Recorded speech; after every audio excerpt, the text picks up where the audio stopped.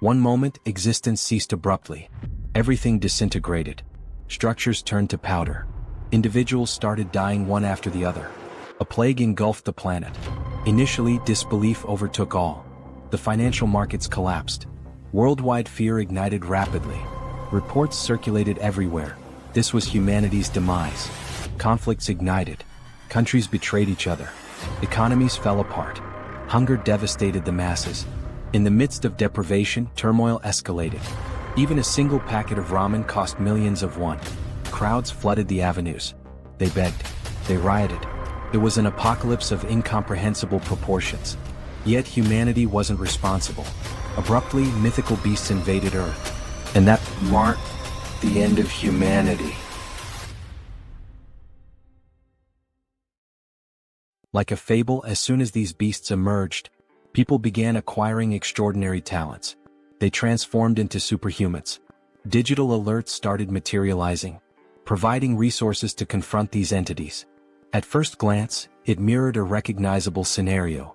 But here was the deviation. Despite newfound skills, the creatures were pure nightmare fuel. The soul-labeled superhuman abilities were nearly ineffectual. The beasts annihilated humans as if they were insignificant. In under 72 hours, the planet was nearly eradicated. 3 days after the beginning of the apocalypse, the scene shifts to the introduction of a building amidst destruction, surrounded by rubble but intact. The building stands out, a solitary structure amid the wasteland, bearing witness to the chaos that has unfolded. Inside this building there is a man, the protagonist, who is eating some snacks. He reflects while eating that the world has not completely ended, and that is the reason he is still living normally. The taste of the snacks is a small comfort, a semblance of the mundane in a world turned upside down. However, he also reflects that, despite being alive, he is alone in his apartment, without the company of any other survivor, locked in an environment of 100 square meters. The silence of the apartment is deafening, reminding him constantly of his isolation. His mother, father, grandfather, and grandmother are all outside, somewhere in the vast expanse of the destroyed world. He also thinks about the high cost of acquiring the building he is in, stating that it cost 200 million wons, arising from the bank account, and another family belongings totaling 200 million wons. The memories of the sacrifices made to secure this refuge weigh heavily on his mind. The reason he is in this apartment now and alone is explained as being the need for someone to live in the apartment for 2 years to benefit from the purchase taxes. This seemingly trivial bureaucratic requirement now feels like a cruel twist of fate. This is the reason he is living there and ended up being suddenly locked inside due to the apocalypse. While lamenting, he also realizes, to his greater sadness, that his internet connection is very weak. The weak connection is a frustrating barrier, cutting him off from what little interaction he could have had with the outside world. He takes a deep breath, trying to relax, but a strange noise catches his attention. The sudden sound is jarring, pulling him out of his thoughts and back into the harsh reality of his situation. When he looks, he sees a creature flying towards the building and making noises. The sight of the creature fills him with a mix of fear and curiosity. Then, as soon as it gets close to his apartment, the creature violently crashes into the window with enough force to knock down the protagonist even without hitting him. The impact shakes the building and he feels the vibrations through the floor. The creature soon attempts another strike against the structure, and the protagonist protects himself. He braces for impact, his heart pounding in his chest. While he tries to defend himself against a possible monster invasion, the system informs him that it has denied the entry of the creature trying to penetrate the demarcated area. The cold, mechanical sound of the system is a stark contrast to the chaos outside. Thus, the ultimate shut-in system is presented, showing the declaration of the house, stating that no one can enter without the permission of the owner and set perimeter rules. The protagonist, then relieved, remembers that this condition is not new to him. As he gets up, he recalls that this is the reason he is alive and safe. The ability protects him from any creature invasion. The sense of security, however, is fleeting. However, he also remembers, while trying to unlock the door, that not only is the entry blocked but also the exit of anyone within the perimeter of the apartment. The realization hits him like a ton of bricks. Enraged, he tries to open it with brute force, kicking the door. Each kick echoes in the empty apartment, a futile attempt to break free. On this third day, where the world succumbs to destruction, he is grateful for the ability protecting him but also laments being completely trapped inside the apartment. Sometime later, sitting and watching the system window, he continues to reflect on this condition of being trapped. The cold glow of the screen is his only company. Irritated, he laments not having the power to do anything about it. The feeling of helplessness is overwhelming. As he looks to the side, he notices that all his supplies are running out and that his refrigerator has lost power since the previous day. The ticking clock of his survival is a constant reminder of his predicament. His only source of energy is some food cooked in pans, which will not last much longer. The realization sets in, deepening his sense of urgency. Suddenly, the system shows a new notification. The unexpected beep of the notification is a jarring interruption. He has hunted a Calican, level 23, and gained a significant amount of XP and some new skills have been added. The notification is a glimmer of hope in the darkness. His attention is entirely focused on the system as he analyzes the reason for this unexpected notification. The details on the screen are a puzzle he needs to solve. Looking out the window, he sees the ground floor, where the bird that had hit his window is lying on the ground lifeless and being attacked by goblins. This makes him realize that the death, even not caused by the animal's impact on the window, made him gain experience after the monster's life ended. The macabre scene outside is a grim reminder of the new rules of this world. The system continues to notify him, saying that a new skill has been unlocked, and resources have been acquired from the surroundings, and these resources are being calculated.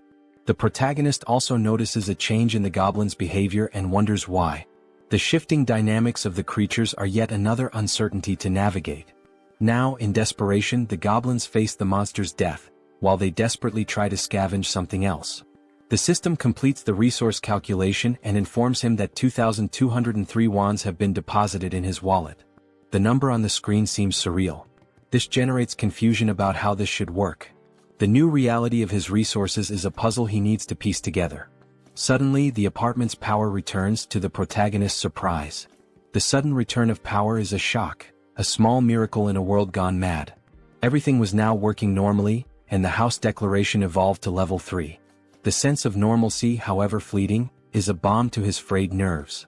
With the XP gain, the dignity preservation ability was also unlocked, and this is the reason why all the basic resources of the house have been restored. The acquired money is now in his wallet, and the protagonist reflects on the return of the house functions with joy. Running to the refrigerator, opening it with great happiness, and also going directly to the sink to check the water supply, finally going to the electric stove to test its functionality, the protagonist kneels and cries with much joy, saying that everything is normal, just as it was before the beginning of the end of the world. The sense of relief washes over him, a precious moment of victory in the midst of chaos. However, when he picks up his cell phone and tests his internet connection, he notices that the phone is not working. The broken connection is a bitter reminder of his isolation. In frustration, analyzing the place, he notices a flash drive lying on the floor. The small object is a spark of curiosity in his otherwise dreary existence. Quickly, he goes to the computer and analyzes its content. There were photos of his mother holding him as a baby, taking him to school, and also photos of the united family. The images are a bittersweet trip down memory lane. In parks, at birthdays, making him reflective and planting in his head the idea of having to bring his family back no matter the cost. The determination hardens in his heart. Determined, he gets up and goes to the window when he is surprised by another notification. The persistent system, always ready with another twist in his journey. The system informs him that he now has a warehouse, where he can buy items listed at original prices. Intrigued by this new development, he decides to investigate further. Going to check what this store is about, he sees the acquired values being made available and concludes that the confined wallet is directly linked to the values available for use in this store. This realization brings a glimmer of hope. Perhaps this store could offer a way out or at least provide better tools for survival. Thinking about some change in his condition, he goes to the window and laments that he is still confined within the apartment. The view outside, a constant reminder of his isolation, deepens his frustration. Nothing has changed regarding the permission to leave the perimeter, even though his skills and levels have increased. The invisible barrier remains as imposing as ever, a prison wall he cannot breach. However, one thing is certain, increasing levels can unlock skills that may help him get out of this condition. This thought fuels his determination. For that, he needs to hunt monsters. But then the question arises, how will he hunt these monsters?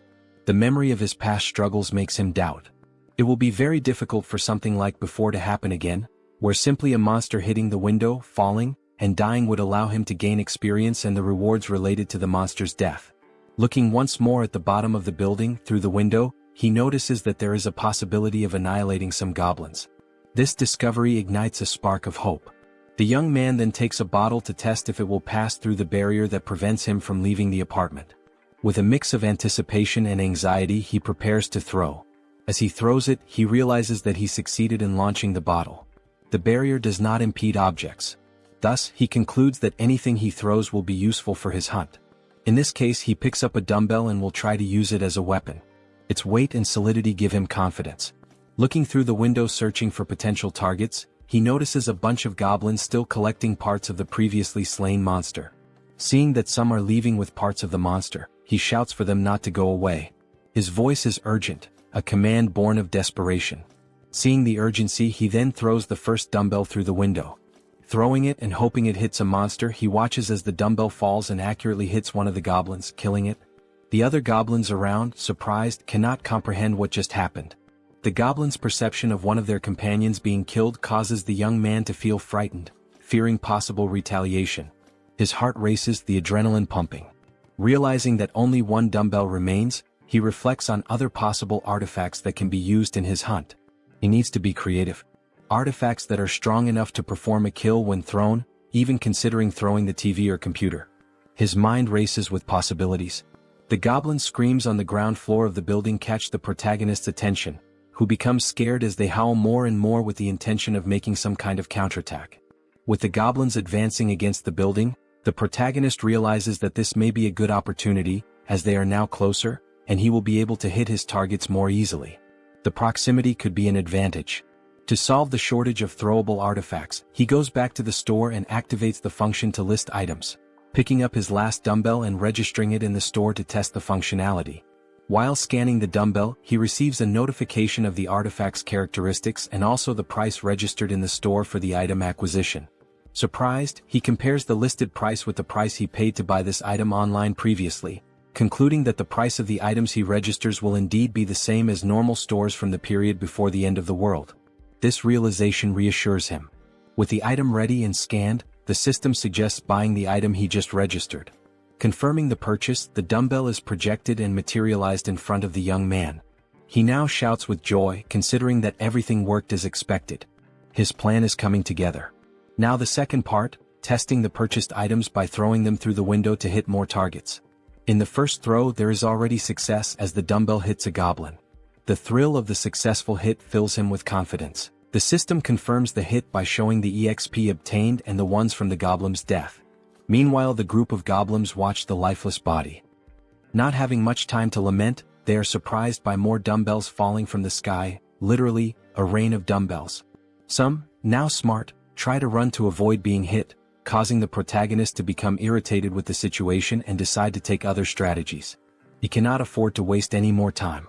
Buying now 3 dumbbells at once, he quickly uses them, generating more hits and gaining more XP and more one. Now happy, the protagonist is surprised by another notification from the system. The messages keep coming. Now the store would also function as a warehouse, where he can store items for later use. While opening his warehouse, he activates the function to store one of his acquired dumbbells. The ability to store items opens new tactical options. Realizing the perfect functioning of the tool, he rejoices and then thinks of a new strategy to make kills in a more optimized way. His mind races with new ideas. He can now summon items from his warehouse and place them anywhere he wants. Soon, a brilliant idea comes to mind. He will summon the dumbbells outside to fall directly on the goblins. The precision and efficiency of this method are compelling. Opening the warehouse with a large quantity of dumbbells, he watches as all the dumbbells fall towards the goblins, performing an absurd sequence of hits and a flood of system messages with all the kills and ones acquired. The system notifications are a testament to his success. Shortly after finishing his hunt, the protagonist had already acquired and allocated various items in his warehouse. Several of them are food and drinks so that he can stay healthy for as long as needed. Ensuring his survival is paramount. Additionally, he managed to acquire more one by selling the items he used to hit the goblins. The influx of resources is a welcome relief. Suddenly, he realizes that there was a reduction of 1 unit of one. Thus, he begins to reflect on the preservation of dignity ability, questioning if it is responsible for the reduction of someone. He then starts to scan his apartment, meticulously observing the electricity, gas and water expenses. He realizes, with a growing sense of frustration, that the only active thing at the moment is his refrigerator. The thought nags at him, why just the refrigerator? Could it be this is what's consuming the precious resources he so desperately needs? In frustration, he recalls his hunt against the goblins, a memory that brings a fresh wave of irritation. He reflects on how, later, several goblins fled, abandoning their former home, and since then he had managed to hit only 2. His efforts had yielded such meager results, leaving him to wonder if all this exertion was worth it. His mind races as he then wonders if there are other creatures he can hunt out there. Remembering the previous flying monster, a formidable foe that had tested his mettle, he recalls that no similar creature appeared near the apartment since then. This reflection leads him to ponder seeking other methods for his hunt, different strategies that could yield better results. He also wishes to be lucky enough for another flying monster, whose name is Calican, to fly nearby. A beast that had once promised a bounty of rewards if only he could master the tactics to bring it down. Then, almost like a miracle, he notices a Calican flying around the area. His heart races with a mixture of fear and excitement. This could be the opportunity he has been waiting for. Seeing the monster's presence, he then begins to act quickly, thanking God for not abandoning him in this dire time of need. With a metal structure and a mirror attached to it, he uses this makeshift tool he created to attract the Calican's attention. He focuses, aiming carefully, hitting the monster's vision with a precise beam of light. His strategy works, drawing the monster's attention, which advances toward him fiercely. The beast's sudden violent approach, hitting the barrier and knocking him down with a gust of wind, reminds him all too clearly of the previous attack. Happy with the success of his plan to attract the monster's attention, he contemplates the gain of another level with the Calican's kill. The monster, undeterred, then launches an attack with its powerful wings, hitting the protagonist with another gust of wind. With some effort, he manages to remain standing, his resolve unwavering. At the end of the attack, the protagonist looks to where the monster was and realizes with a sinking feeling that it is no longer there. Quickly, the monster reveals its position as if playing a cruel game of hide and seek. It was attacking the building structure, seeking an opportunity to strike the protagonist once more. While the system alerts that an unauthorized entity is trying to enter the zone, the protagonist observes, his mind racing. He wonders if the creature will be strong enough to break the ability's barrier. Opening his storage, he knows the urgency of taking some action. Each second feels like an eternity as he methodically scans his list, reflecting on the calculation of the spoils. He understands that if the spoils are not close enough, they will not be counted. This critical understanding dawns on him, as he recalls how several of the spoils that would come from goblins were not counted. The surviving goblins had removed the bodies of the slain ones to an area beyond where the system could make an accurate count. Leaving the young man extremely frustrated with the thought that this cannot happen again, he makes a determined decision. Reflecting on the possibility of killing the monster with just one strike, he scrutinizes his list of available items and storage. His attention turns to the canola oil, an unconventional choice but one that sparks a cunning plan. He immediately acquires 10 bottles, thinking through each step meticulously. After the system delivers the bottles, he quickly grabs them and heads to the kitchen, his pace quickening with purpose. He picks up a pan and fills it with the liquid from the bottles, setting it to heat. His goal is to heat this oil sufficiently. While that happens, he ties a cloth to a stick, improvising a tool that will serve as part of his plan. Bathing the stick with the cloth in the boiling oil, he then stores the pan with enough heated liquid in the storage. He knows that timing and preparation are crucial.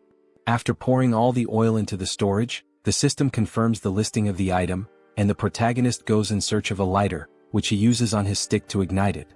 His weapon is ready. Now at the window, observing the Calican, the protagonist waits for a good opportunity to invoke the canola oil on the bird. He watches, his pulse quickening as the bird starts flapping its wings against the hot oil. Once it begins to descend, the protagonist sets the monster on fire. The flames engulf the creature almost immediately, a sight that fills the protagonist with a sense of grim satisfaction.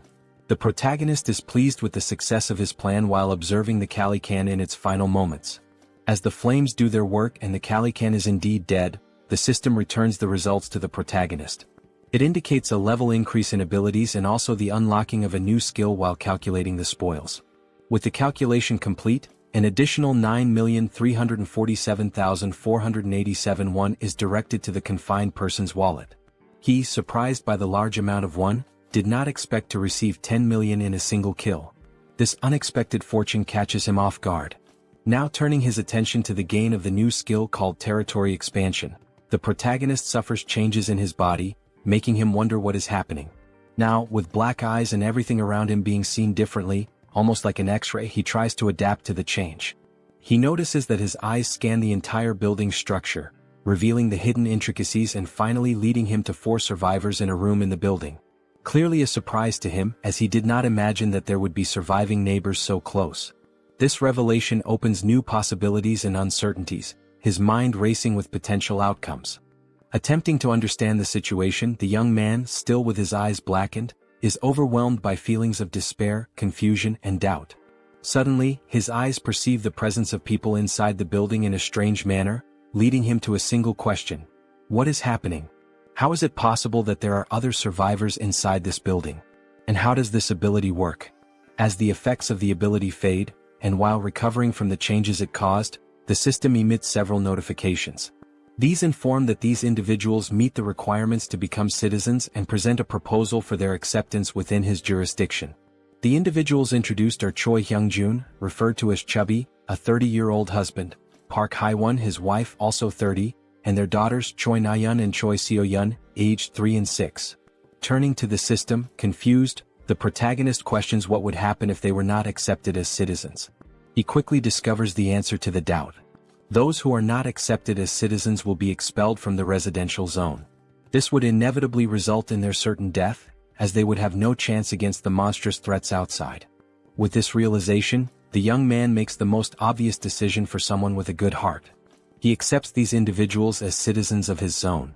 The system then confirms the addition of each inhabitant one by one, and the protagonist speculates about the possibility of unlocking new abilities related to managing these people. Consulting the system, more details are gathered, not only regarding these speculations but also about the ability that allowed the detection of the presence of these other beings. The ability is called Ultimate Eyes, and at level 1, it ensures that nothing within his home escapes detection. Learning about this ability, he explores skills related to citizens and finds an option within the system for citizen management. There, a list of all their names is displayed, alongside their current levels and trust scores. Below the list, a population counter shows 4 out of 600. The number is surprising. 600 people is a lot. Diving into the details about Chubby, information is found about awakened skills.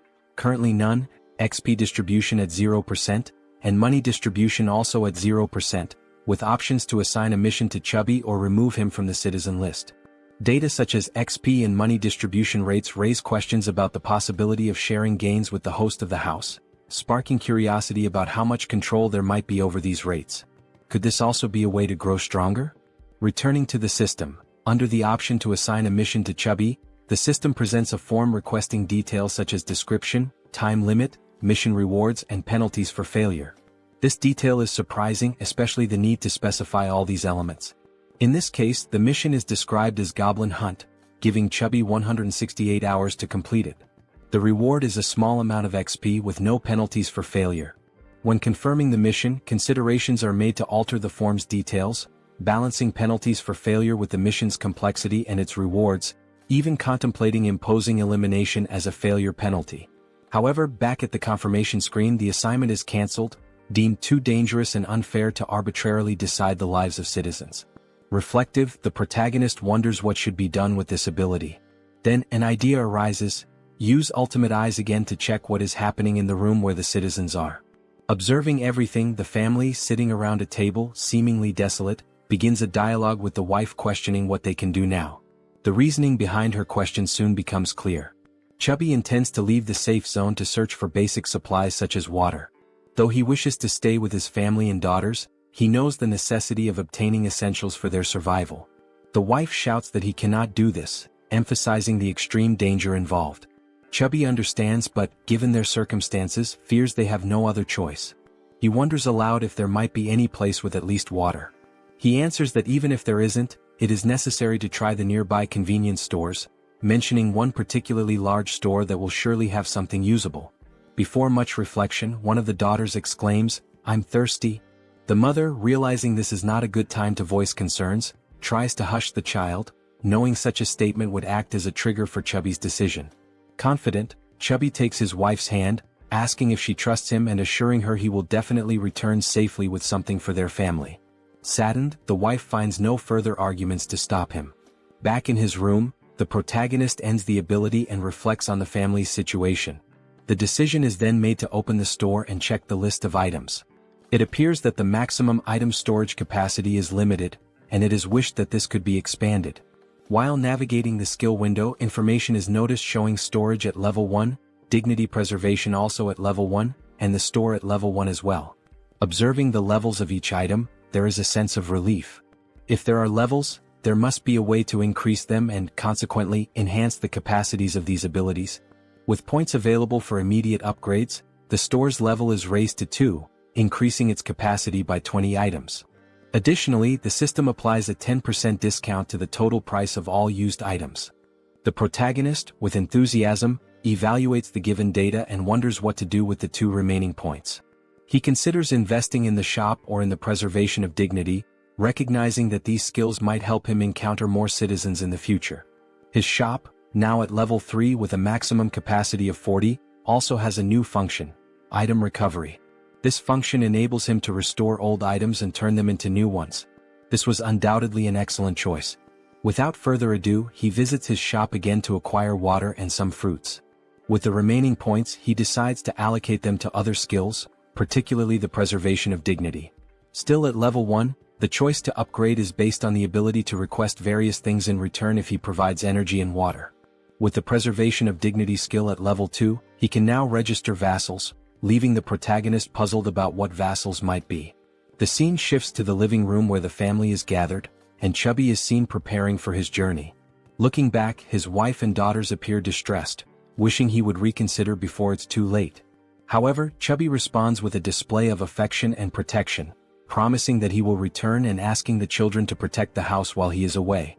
The children ask if he really plans to go, and he responds as if it's a simple task, saying he is merely going to fetch some food and water. He also requests that they obey their mother in the meantime. The eldest daughter, however, knows it won't be that simple. She cries and screams about the monsters outside. Her memories take over, revealing details of day 1 of the apocalypse. The children had been playing in a sandbox in a park when monstrous creatures suddenly appeared, catching their attention. Terrified, the children stood up and started running in panic. While running, their father grabbed the youngest in one arm, desperate to survive, while their mother carried the other child so they could all reach safety faster, pursued by goblins. Now determined, the father swallowed his apprehensions, resolute in his decision. The mother tried to comfort the children to stop them from crying, making the father's decision even harder. He reflected on the possibility that this might be the last time he would see his daughters, trying to remain strong in front of his family. Suddenly, the doorbell rang, startling everyone and preparing them for a potential confrontation with monsters. Gathering his courage, the father cautiously checked the situation while hearing someone on the other side of the door asking to be let in. The voice from the other side caused surprise and doubt. Could it really be a person? Chubby wondered, but he didn't rule out the possibility of a cunning monster. As the voice continued from the other side, he prepared for a potential confrontation, noticing a sudden silence. Pondering whether the monster had left, he was startled when the door suddenly opened. Quickly, he turned to his family, holding them in hopes of protecting them from a possible threat. Everyone screamed, and the father begged for mercy for his wife and daughters. Amid the cries, a calm voice asked for permission, completely breaking the tension and prompting everyone to finally look at the one who had knocked. It was the protagonist, holding a bag of items, creating a pleasantly surprising moment for everyone. The question, "Who are you?" arose naturally. Then the protagonist's real name, Kim Jaehyeon, was revealed, although he would henceforth be known as June. After introducing himself, he explained that he lived nearby. Handing over the bag of items, he informed them it contained water and fruits, requesting a small conversation once everyone was settled.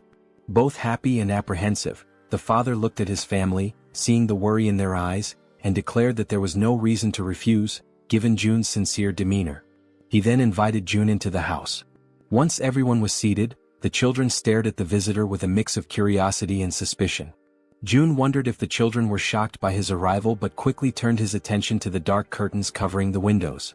He considered this an intelligent choice, as it significantly reduced the risk of monster attacks. However, the darkness necessitated light. To address this, June activated his skill, restoring power to the room where they were conversing. While organizing items in his bag, the family, still in shock, was astonished by the return of power to their apartment. June then decided to interact with the family by offering water to everyone, starting with the children. Chubby expressed gratitude and distributed the water bottles to his daughters, who eagerly quenched their thirst. Shaun, the youngest, drank her bottle so quickly that she choked, briefly worrying her mother. June observed and promptly offered the little one a tangerine, which she accepted with slight hesitation. The mother stepped in, requesting that Shaun hand over the tangerine so she could peel it. Taking a piece of the fruit, the mother returned it to her daughter, who quickly devoured it, expressing immense joy as she savored it. The mother asked if it was good, and Shaun enthusiastically confirmed. The elder sister then asked the mother for a piece as well, which she also enjoyed, showing similar delight. For June, the system notified him that the citizens' trust levels had increased. It reported that Shaun's trust score had reached 50 points and her loyalty level had exceeded 30 points, meeting the requirements for her to become a vassal. Now at level 2, Shaun, with 57 trust points, no skills and no XP or money allocated, had new options available for missions to be assigned by June. He then reflects that this little girl has met the requirements. However, she is still too young to receive missions. Another thought that crosses June's mind is that the number of registrable vassals is highly limited compared to the number of citizens. Therefore, he needs to be very cautious in selecting vassals to avoid filling these slots carelessly. Looking at Chubby, whose trust level is at 31, June realizes that this score must be raised further. While contemplating, he is interrupted by Chubby, who asks if there is a way to repay June for his actions toward the family. June invites Chubby to talk in the hallway. Surprised, Chubby agrees and both move outside the room. Once outside, June asks Chubby if he received the invitation to become a citizen. Chubby checks his notification window and confirms that the entire family received this notification about 30 minutes ago. June then inquires if anything strange or unusual occurred during that time. Chubby confirms, explaining that they were immobilized for a short period. June understands the situation and assures Chubby that soon his life will return to normal. Shocked by this statement, Chubby questions whether such a thing is possible. June confidently replies that it is entirely possible, thanks to his ability. Chubby processes this information and then remarks that he knows such actions would never come without a cost. He asks what he should do. June explains the possibility that while on the mission given to him, Chubby might lose his life, and he asks if Chubby is truly willing to proceed with what is being asked. After a brief moment of reflection, Chubby firmly confirms his readiness to do whatever is necessary, stating that he had already been considering stepping out of his comfort zone to seek food and water before June's arrival. Chubby declares that he was already prepared to risk his life. Suddenly, June interrupts to ask about the golf club Chubby is carrying, curious about its cost. Confused, Chubby replies that the club cost around 400,000 to 500,000 won. Reflecting on this price, June considers it expensive and realizes the importance of saving money for future acquisitions. Chubby, still puzzled, questions the abrupt inquiry. June dismisses it as unimportant and shifts the conversation, asking if Chubby remembers the day the monsters first appeared. Chubby recalls the weekend when the monsters emerged, chasing them, and recounts the horror of that moment. June reflects that those who stayed inside their homes might have survived the attack. Considering that goblins are not very strong and their conditions are unfavorable compared to those of an adult man, June notes their primary advantage lies in their strategy of always attacking in groups. However, humans also have the strategic capacity to form armies, and an army is precisely what June intends to build from this point forward. Starting with Chubby, who will be the first member and will join June in finding other survivors. Sometime later, back in his apartment, June analyzes the system, which notifies him that his trust level with Chubby has risen further. Checking his list of citizens, the system displays Chubby's trust level at 40 points. Reflecting on having an entire family as citizens, June considers the possibility of his own family being added to this list as he continues to develop the system. Suddenly, a goblin screech catches June's attention. He gets up and goes to the window to investigate the commotion. Looking down, he is surprised to see other people fighting against a large number of goblins. Contemplating how he could assist and how challenging it would be, June formulates a plan while observing the goblins' assault on the group of humans. One individual, armed with a baseball, prepares a powerful throw at one of the attacking goblins. The ball strikes the goblin's face, knocking it out instantly. The attack's force sends the goblin flying, its skull bursting into a fountain of kaiju-like blood. The sheer power of the blow leaves June, watching from above, utterly astonished. Meanwhile, another member of the human group, a young woman, fires 2 arrows simultaneously from her bow, each striking the chest of a different goblin. Beside her, another man wields a baseball bat, targeting the goblin standing between the 2 struck by the young woman. The man leaps and smashes the goblin, reducing its body to a green pulp. The remaining goblins, fearing for their safety, decide to flee, realizing the group's overwhelming strength. The archer, still on alert after the battle, notices something strange moving and quickly aims her bow at the object. She soon realizes it is a food package, causing her confusion. June, shouting from the building's top floor, finally catches her attention. She looks up, noticing the man frantically gesturing and yelling to attract the group's notice. Suddenly, someone knocks on June's door. Looking through the peephole, he sees that it is Chubby carrying a box. June invites Chubby to enter the apartment with the box. Following June's instructions, Chubby approaches the entrance but discovers that the system's barrier prevents him from entering. The system makes it clear that Chubby is not qualified and therefore cannot access the apartment. Chubby questioned what it meant to be not qualified. June wondered if the system would prevent anyone from entering his apartment at that moment. He also speculated whether registering Chubby as a vassal might resolve the issue. However, he decided to postpone addressing the matter of entry and instead focused on receiving the box, which contained items that could be used as weapons. Upon receiving the box, June placed it on the floor, opened it and examined its contents. Inside there was a toolbox and several knives. June activated the system, accessed the store, and ordered 5 bottles of water and 5 packs of instant noodles. As the store projected June's order, Chubby watched in disbelief, amazed at how such a thing was even possible. Without dwelling too much on the situation, June packed all the requested items into the box and handed it back to Chubby, instructing him to take the box to the building's entrance on the 1st floor. Chubby accepted the box but questioned whether this task might be too dangerous. June replied that, based on his brief observations, the goblin's behavior became more active during daylight hours. He also thought to himself that the people fighting downstairs could be vital additions to his group of citizens.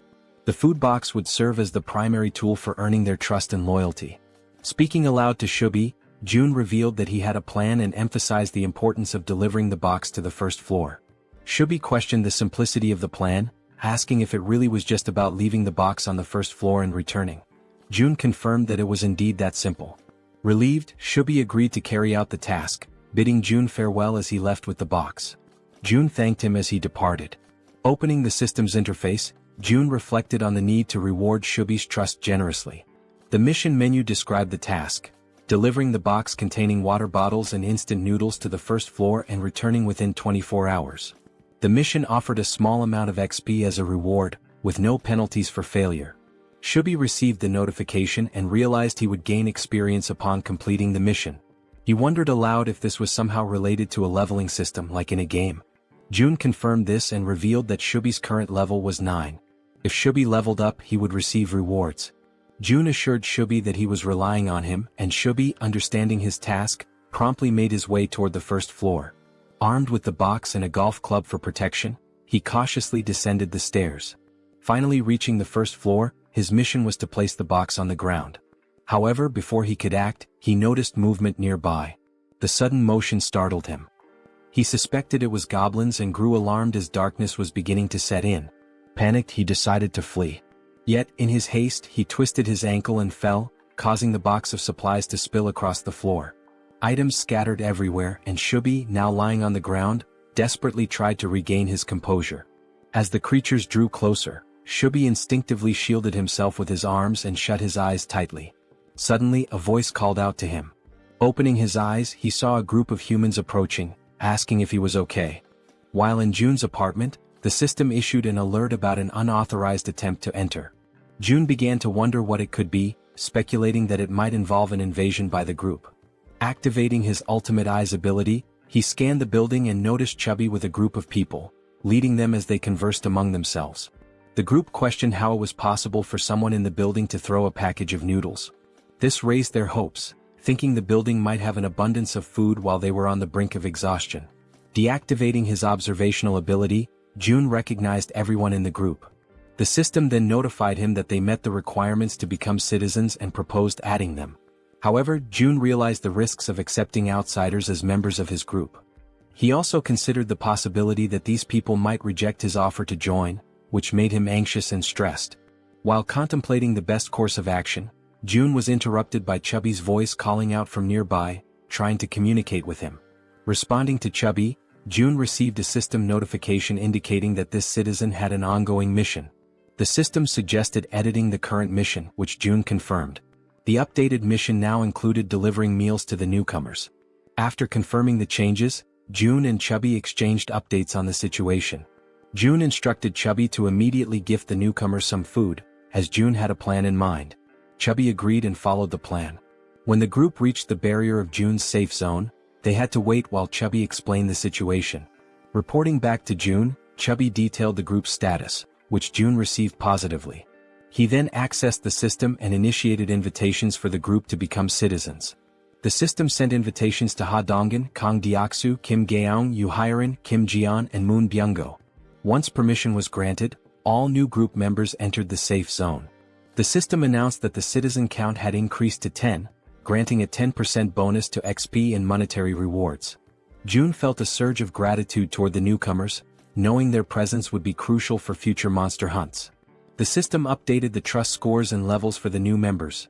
Dong with 19 trust and level 23, Kang with 28 trust and level 13, Young with 17 trust and level 17, Yu with 30 trust and level 10, Kim with 15 trust and level 15, and Moon with 11 trust and level 10. June noticed Dong's higher level and speculated that he might be stronger than Calican, a foe June had recently defeated. Examining Dong's stats further, the system highlighted a skill called Baseball Throw, ranked at D. This ability consumes stamina to triple the power of thrown objects like baseballs.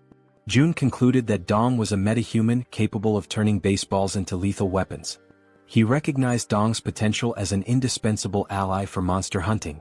To strengthen their bond, June planned to gradually build Dong's trust. June instructed the system to set the group's XP sharing to 70%, which the system confirmed. He then began assigning hunting missions to help the newcomers gain XP and resources. June likened his strategy to an auto-hunting system in games. Beyond logistics, June acknowledged the importance of establishing personal relationships with the group. He believed a good rapport was essential to eventually locating and reuniting with his family. Unexpectedly, the system notified him that the trust scores of Dong, Young, and Yu had increased, leaving June surprised and curious about the cause. The scene shifted to Chubby's apartment, where he invited the group inside. The archer, Gaeong, expressed her gratitude. Chubby's wife, confused by the situation, questioned what was happening. Chubby reassured her to stay calm and promised to explain soon. He also requested that she prepare food for everyone. Initially startled, Chubby's wife pointed out that there was no food ready and that everything would need to be made from scratch. Chubby urged her to proceed, explaining it was part of June's plan. After some hesitation, she agreed and began cooking. Han, previously referred to as Dong, expressed his gratitude and shifted his focus to Chubby, asking about June. Chubby admitted he didn't know much about June, except that he was their neighbor. Surprised, Han listened as Chubby described June as someone mysterious yet immensely resourceful, providing them with everything they needed. Han concluded that June must be a metahuman, possessing the extraordinary ability to solve everyone's problems with essentials like food and water. Determined to make a good impression on June, Han believed that June's abilities were almost miraculous. Chubby informed the group that they could take a shower while waiting for the food. The female members were stunned by the idea of taking a shower amidst the chaos. Han observed that, given the building's functional resources, such luxuries were indeed possible. Chubby elaborated, mentioning the availability of hot showers, leaving the women speechless. Chubby added that there were 2 showers available for simultaneous use. Another group member, who bore a resemblance to Toji, jokingly suggested challenging June to a fight. Han immediately dismissed the idea, calling it absurd and emphasizing the importance of impressing June instead. The group agreed on the need to prioritize securing food, recognizing this as a rare opportunity that couldn't be wasted. They turned their attention to Moon, who appeared lost in thought. Han gently touched Moon's shoulder, snapping him back to reality. When Han apologized for potentially upsetting him, Moon reassured him that nothing was wrong. Han began expressing regret over a past decision, but Moon interrupted, affirming that every choice had been consensual and there was no need for remorse. The group collectively strategized about obtaining supplies for Moon's grandmother. However, Moon internally lamented that it might already be too late for her. As Han discussed their plan further, the sound of the door opening startled everyone. Han readied a baseball in his hand, prepared for confrontation, but quickly realized it was June. June's presence radiated warmth and reassurance, instilling hope in the group. They felt certain that June was the key to lifting them out of their despair. A few minutes went by and they sat in silence around the table. The atmosphere was tense until Haiwan, a fatty's wife, feeling the strain, finally spoke. She apologized for how cramped the room was. Han, striving to be courteous, replied that it was fine. Since they had arrived unannounced, it didn't bother them. Just then, Fatty entered the room and announced that the food was ready. One by one, Fatty placed bowls of rice before them. They could hardly believe they were about to enjoy a real meal and began to wonder when they had last eaten something proper. Haiwan, feeling slightly awkward, hesitated before admitting she wasn't sure if the food she had prepared would match their tastes. What seemed like a simple meal to Haiwan left the group's archers stunned with admiration. As she stared at the dishes laid out before her, she couldn't contain her amazement. She told Haiwan that the food was incredible, confessing it had been a long time since she had eaten something so delicious. Haiwan, shyly brushing off the compliments, explained that it was all thanks to the ingredients Seo Jun had provided. She admitted that, without Seo Jun's help, she would have only been able to serve rice and tangerines. Meanwhile, Seo Jun noticed that Haiwan's trust level had reached 50. He smiled quietly to himself, reminded of his mother, who always beamed with joy when guests praised her cooking. But as the thought lingered, he realized with some surprise that Haiwan's trust had surpassed Jun's. Later on, they all started eating, expressing their gratitude to Haiwan for the meal. Haiwan and Fatty watched as their guests eagerly enjoyed the food, eating as though they hadn't had a proper meal in ages. The archer couldn't stop complimenting the egg roll, while another girl remarked to Haiwan that the style of the egg seemed Japanese. Haiwan smiled warmly, agreeing and politely encouraging her to enjoy the meal. At that moment, Haiwan's youngest daughter called out to her, capturing her attention. The little girl wanted to eat the egg rolls too, but Haiwan gently explained that she would make more for her after the guests left. This made her daughter a bit sad. Noticing this, the archer asked Haiwan's daughter if she'd like to share the egg rolls with her. The child's face lit up immediately, her excitement brightening the room. She quickly ran over and climbed onto the archer's lap, her happiness obvious.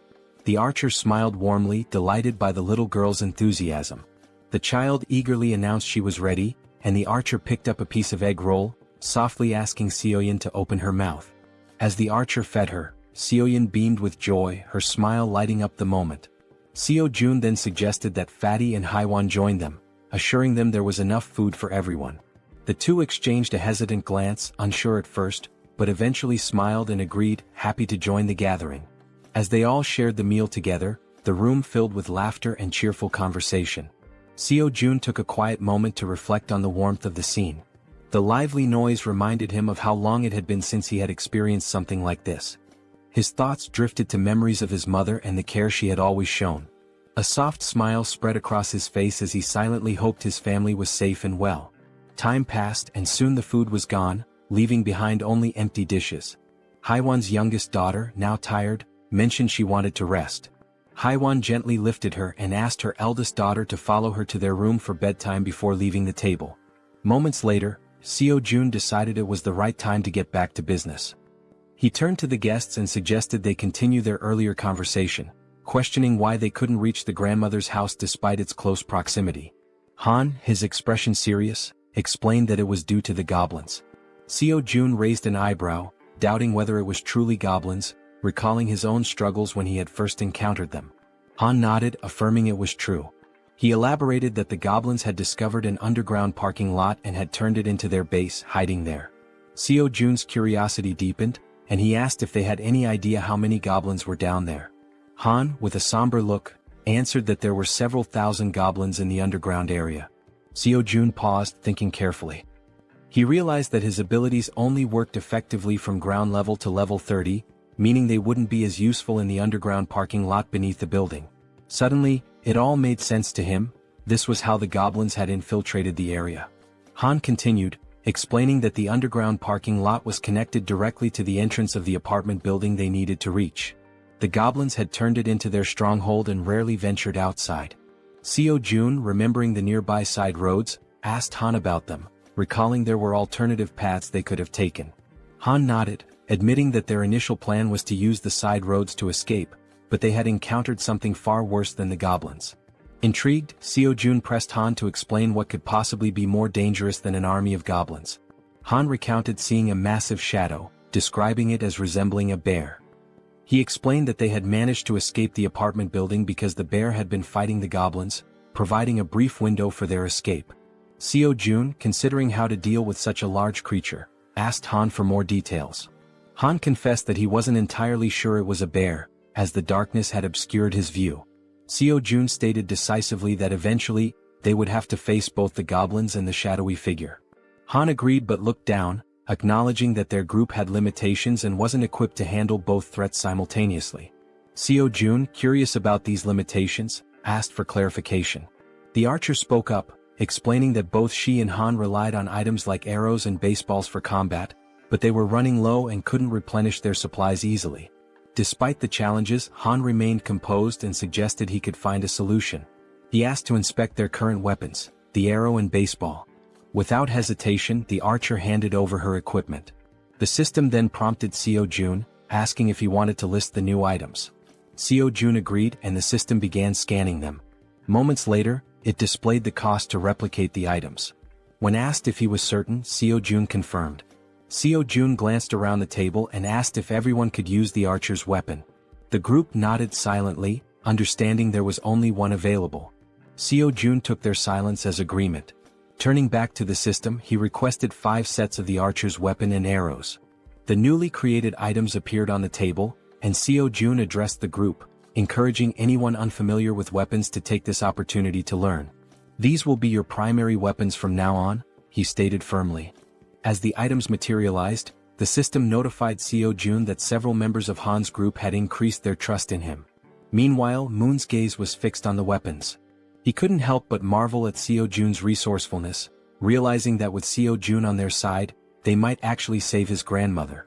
The system confirmed that Moon's trust in Seo-jun had grown significantly. Han broke the silence, commenting that with Seo-jun's support, their hunting speed would improve dramatically. Another girl chimed in, noting that Seo-jun's assistance would make their tasks safer, as they wouldn't have to risk themselves to collect arrows anymore. Seo-jun then gathered everyone's attention and announced that before they could move forward, they needed to reduce the number of goblins in the area. Han agreed and asked when they would begin hunting. Seo-jun replied decisively, "Tomorrow?" Han seemed hesitant, questioning the urgency, but Seo-jun explained that the sooner they acted, the better their chances of success. Han eventually nodded, though he still appeared uncertain. Seo-jun turned to Moon and assured him, "Tomorrow we're going to rescue your grandmother." Moon's face lit up with hope and excitement at the thought of seeing his grandmother again. Han, still wary, voiced his concerns about how they would manage with so many obstacles in their way. Seo-jun smiled confidently and revealed his plan. "We'll use a bait strategy to lure the goblins out." After Seo-jun spoke, everyone at the table turned their attention to him, waiting for more details about his plan. Han and the archer girl remained pensive, wondering if the idea could truly work. The boy with glasses voiced his concern, saying the plan would only succeed if everything went exactly as planned. As they deliberated, the system notified Seo-jun, revealing that the mission previously assigned to Fatty had been completed. Along with the notification came a reward of 30,000 won. Reading the message, Seo-jun was surprised. He hadn't realized that payment was given for every completed mission. To be certain, he read the notification again and it was confirmed. Seo-jun quickly realized that, with money, he could assign missions to his citizens, allowing them to level up. In other words, the more money he had, the more power he could accumulate. Closing his eyes, he thought about how, while this seemed like a strong long-term strategy, he hoped not to rely on it too heavily for now. The system also informed Seo-jun that Jun's trust had increased to a total of 50 points, unlocking a new status, loyalty, which surpassed 30 points. Meeting the minimum requirements, Fatty transitioned from being a simple resident to becoming a vassal. The system displayed Jun's updated stats and attributes. He was now at level 9 with a trust level of 51 points and loyalty at 62. However, he had no awakened skills and 0% shared XP or money. After carefully analyzing the information, Seo-jun decided to register Fatty as his first vassal. As a result, a blue aura began to emanate from Jun, who started feeling sudden changes in his body and broke into a sweat. The system notified that the first vassal registration was successful, unlocking a new skill for Seo-jun called Summon Vassal. This skill allowed Seo-jun to summon the vassal within his house, although it came with a cooldown of 2 hours after use. The system updated Jun's stats again, revealing that he had reached level 20 and gained the title of First Servant. Additionally, he awakened his first skill, Gorilla Strength, a Tier C passive ability that granted him superhuman strength. The system further explained that, thanks to the First Servant title, all XP and gold earned by Fatty through hunting would be shared. Lastly, the system revealed that Seo-jun could use the Ultimate Eyes skill to summon the vassal within a 5-meter radius of his house. Seo-jun noticed a plus symbol beside Jun's level and wondered what it did.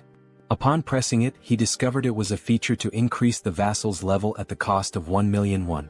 Shocked by the exorbitant cost, Seo-jun exclaimed that it was far too expensive for a single vassal skill. Seeing his expression, the woman at the table asked what was wrong. Seo-jun brushed it off, saying it was nothing, and turned his attention back to Jun, asking how he was feeling. The focus shifted to Jun, who stated that his strength was overflowing, with his veins visibly pulsing. He asked if this transformation was Seo-jun's doing. Seo-jun confirmed with a nod. Jun, looking at his hands, remarked that it felt as though his body had become 10 years younger.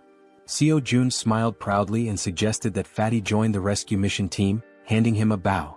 Fatty looked confused by the gesture.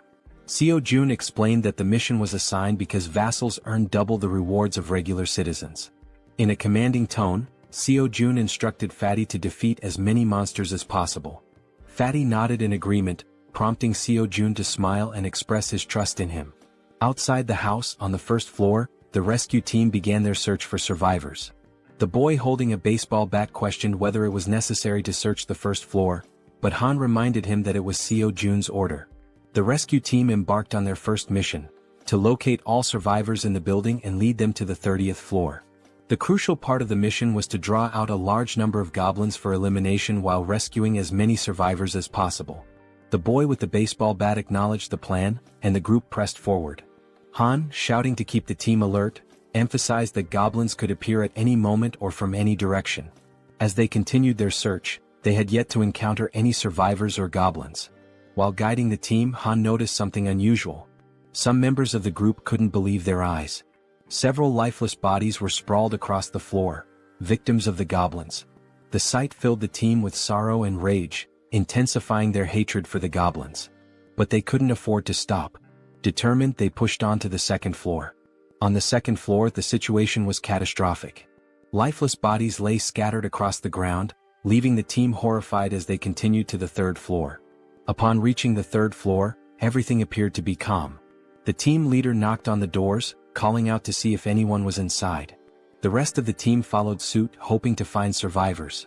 After several unsuccessful attempts, the team lowered their heads, burdened by a sense of sadness. However, the boy with the baseball bat refused to give up, encouraging the team to press on to the next floor. On the fourth floor, they resumed knocking on doors, announcing themselves as the rescue team. Suddenly, a door creaked open, revealing a man with a tired expression. He asked if they were truly part of the rescue team, mentioning that he was extremely thirsty and begging for water. Han quickly pulled out a bottle and handed it to him. The man, still skeptical, asked again if they were really from the rescue team.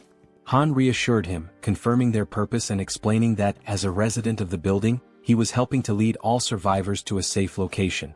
The man seemed surprised to hear this. He closed the door momentarily but reopened it shortly after, revealing 2 others inside the apartment. Introducing himself as Hong Young-soo, he stated that he would rely on the team. Han introduced himself as well, expressing his hope for good cooperation between them. Han then introduced the girls on the team and instructed them to escort Hong Young-soo and his group to the 30th floor before returning to continue the mission. Hong Young-soo hesitated, questioning the safety of the 30th floor and expressing his reluctance to leave. His son, however, admitted he had been hoping for a rescue and suggested there might even be a helicopter waiting for them. The girl clarified there wasn't a helicopter but assured them there was hot food and the chance to take a bath. Hearing this, Hong Jung-soo's daughter became excited, marveling at the idea of taking a bath even in the midst of the apocalypse. The girl chuckled and confirmed it would be a warm bath. The daughter eagerly turned to her father, urging him to stop hesitating and go with them. Reluctantly, the man gave in to his children's wishes. Shortly afterward, the system notified Jun that the total number of citizens had increased to 40. Along with this, their XP and gold had increased to 90%. Sometime later, it is shown that the mission was a success, and they managed to rescue several people. The elderly and children were taken to Fatty's house, where everyone seemed happy. The younger members stayed in the hallways. Han confidently confirmed that there were now a total of 40 people, with no one missing from the search. Jun thanked everyone for their excellent work. Jun then activated his skill, Absolute Eye, causing his eyes to turn black as he carefully observed every movement his citizens were making. He saw them carrying chairs, working with cables on the stairs, hauling ropes, and even climbing the stairs with a very heavy object. After ending the skill, his eyes returned to normal, and smiling he told Han it was time to begin phase 2 of the goblin hunting operation. Now in the hallway, Han, alongside the other members, called for focus and explained the plan and how it would work. Everyone listened patiently as Han detailed how they would lure out all the goblins hiding in the basement. Initially, they would start on the first underground floor, B1. The group would divide into 2 teams with the goal of attracting and clearing out the goblins on B1. Afterward, they would proceed to B2 to eliminate all the goblins there as well. A boy with glasses raised his hand and voiced a question. He asked what they would do if more goblins appeared than anticipated. He also mentioned that if the goblins counterattacked, the bodies on the floor might obstruct their escape. The archer and Han, confident, assured him they could handle all the goblins on their own since they now had plenty of arrows, unlike before. The boy with glasses nodded in agreement and said he trusted them. Suddenly they heard a strange noise. Turning toward the source of the sound, they noticed a small group of 3 goblins ready to attack. Without giving the goblins a chance to make the first move, the archer drew her bow and with 2 quick shots hit the heads of 2 goblins, leaving only one alive. Without hesitation, the man with the bat charged forward and with a single blow, smashed the remaining goblin's head. The 3 goblins now lay lifeless on the ground. The boy with glasses questioned the man with the bat, asking why he was using the bat when he had previously said he would need a bow to defeat goblins. The senior admitted they were right. Meanwhile, the archer pointed to the goblin bodies, noting that they were disappearing shortly after being defeated. The newcomer wondered if this phenomenon was also a skill of Jun. Han declared the mission on that floor complete and announced they would now proceed to B1. The newcomer, still lost in thought, remarked that he had expected Jun to have a solution for dealing with the goblin bodies. The system then alerted the group that the citizens' trust was increasing. The scene shifted to Jun, sitting calmly and opening a bottle while a series of system windows appeared in front of him. He found the moment quite enjoyable. He remarked that it wasn't intentional but reassured himself that he was still keeping an eye on everyone. The system sent another notification showing that Moon's trust had reached 50, unlocking loyalty. The loyalty stat had surpassed 30, meeting the conditions for registration. Jun was surprised by how quickly he had achieved these stats. However, he noted that the faster this happened, the better it would be in the long run. Sitting on the floor and staring thoughtfully at the system window, Jun reviewed Moon's stats, 55 in trust and an impressive 88 in loyalty, along with other attributes. Jun was surprised by the 88 loyalty but remained calm, considering it a positive outcome. With an ironic smile, he pressed a button on the system window, declaring that the time for retention registration was complete. Back in the basement on B1, the entire group was fighting fiercely against the goblins. Suddenly, the newcomer began to emit a blue light, similar to what Fatty had done before. Holding his bow, Moon, the newcomer, was stunned as lightning surrounded him. The other group members were equally shocked, questioning what was happening. Even the goblins were confused, unable to see due to the intense glow radiating from Moon. After revealing his red eyes in the darkness, it was also shown that the goblins couldn't withstand the brightness emitted by the newcomer, leaving them momentarily blinded. Han shouted that he didn't know what was happening, but it was an opportunity they couldn't afford to miss. Part of the group quickly ran to create distance, while others stayed behind to eliminate the goblins using their bows from a long distance. Both archers had deadly accuracy, aiming only for the goblins' heads. The archer, visibly furious, performed a swift maneuver that took down several more goblins. Seeing what had just unfolded before them, the goblins became enraged and charged forward to attack. Despite the number of goblins they had already killed, their numbers only seemed to increase. While running, the group realized the sheer aggressiveness of their opponents and remarked how they hadn't expected them to be so relentless. The archer shouted, ordering everyone to retreat to the emergency stairwell, while the man with the baseball bat speculated that all the goblins from the B2 floor had likely converged on their current location. Reaching the emergency stairs, the group ascended frantically without daring to look back. To slow the goblins' advance, Han held the door shut. One of the goblins managed to wedge its hand through the gap and sarcastically asked if Han was holding the door by himself. Hearing this, the boy with glasses and the man with the bat joined Han to push the door shut. The goblins, however, were slowly forcing the door open. While the group struggled, they admitted it was getting increasingly difficult to hold it shut due to the overwhelming number of goblins. Suddenly, a voice from behind reassured them of help. It was Fatty, using the gorilla strength ability Jaehyeon had granted him earlier.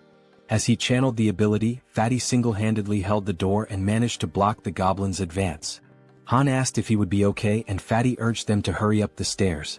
Despite his superhuman strength, Fatty was sweating and straining to hold the door with all his might. He focused and declared that it was his duty, one he had to fulfill. Finally, Han called out to him, letting him know everyone was safe and telling him to come up the stairs as well. Without hesitation, Fatty turned his back to the door and began running up the stairs. However, midway up, he tripped on a step and fell to the ground, just as the goblins were about to catch up to him. Lying on the ground and almost within the goblins' reach, Fatty shouted at his friends to leave him behind and continue the evacuation. While Han hesitated, trying to decide what to do, someone suddenly and without hesitation rushed down the stairs to help. It was the boy with the baseball bat who, with a single powerful swing, smashed the goblin threatening Fatty. He called out to June, urging him to hurry, and extended a hand to help. Still on the ground, Fatty tried to crawl closer to his rescuer, but one of the goblins managed to grab his leg. Before he could even react, Fatty vanished without a trace, leaving his savior stunned and speechless, unable to comprehend what had just happened. Looking ahead, however, the goblins continued advancing in an unrelenting horde. Suddenly, one of them leaped toward the boy with the bat, but he swung his weapon and struck it down mid-air. Meanwhile, the other group members provided support with their bows, urging Deok-su, the boy with the bat, to move faster. Running in desperation as the goblins closed in, Han and the archer shouted frantically, pleading with him to hurry. Clutching his bat and without looking back, Deok-su pushed forward, racing up the stairs. Meanwhile, outside, under a full moon, the scene unfolds. A monstrous bear-like creature with glowing red eyes effortlessly devours a goblin, whose agonized screams pierce the night. With every passing second, the creature exudes a sinister aura, finishing its gruesome meal of the small goblin. Its sharp fangs and blazing eyes make it clear that its hunger is far from sated. It growls, declaring it wants more. From behind the beast, eerie screams echo, a sound that should not exist in the stillness of the night. Turning around, the creature notices the noise is coming from a massive building behind it. Coincidentally, the top floor of the building is still illuminated. The creature's bloodlust intensifies as it snarls, proclaiming that it will devour everyone in that building. In a sudden twist, Fatty is seen falling from a swirling purple portal. Don't worry, our Fatty didn't die. Instead, he was teleported to safety using Jaehyeon's ability. Jaehyeon, who had been observing from afar, pulled Fatty out of danger just in time. Fatty lands on the ground in a clumsy hero's pose, feeling relief despite his confusion about what just happened. Jaehyeon, standing nearby, remarks, "That was close." Fatty rubs his eyes to make sure he's not imagining things and sees Jaehyeon offering his hand to help him up. Jaehyeon explains that, just in case, he kept an eye on the situation using his absolute eye ability. He's glad to see that the vassal summoning ability worked perfectly. As Fatty tries to stand, he notices a sharp pain in his leg. It's then that he realizes the goblin had managed to cut him when it grabbed hold of him earlier. He hadn't even noticed how fast it happened, given the brief struggle. Jaehyeon immediately asks if Fatty is okay, but Fatty brushes off his concern, insisting that the wound will heal faster than he thinks. Jaehyeon, however, notices a shortage of medical supplies in his inventory and mentions that he should register some medicine to the system as well. He asks Fatty not to overexert himself and to wait for a moment. Though confused, Fatty agrees.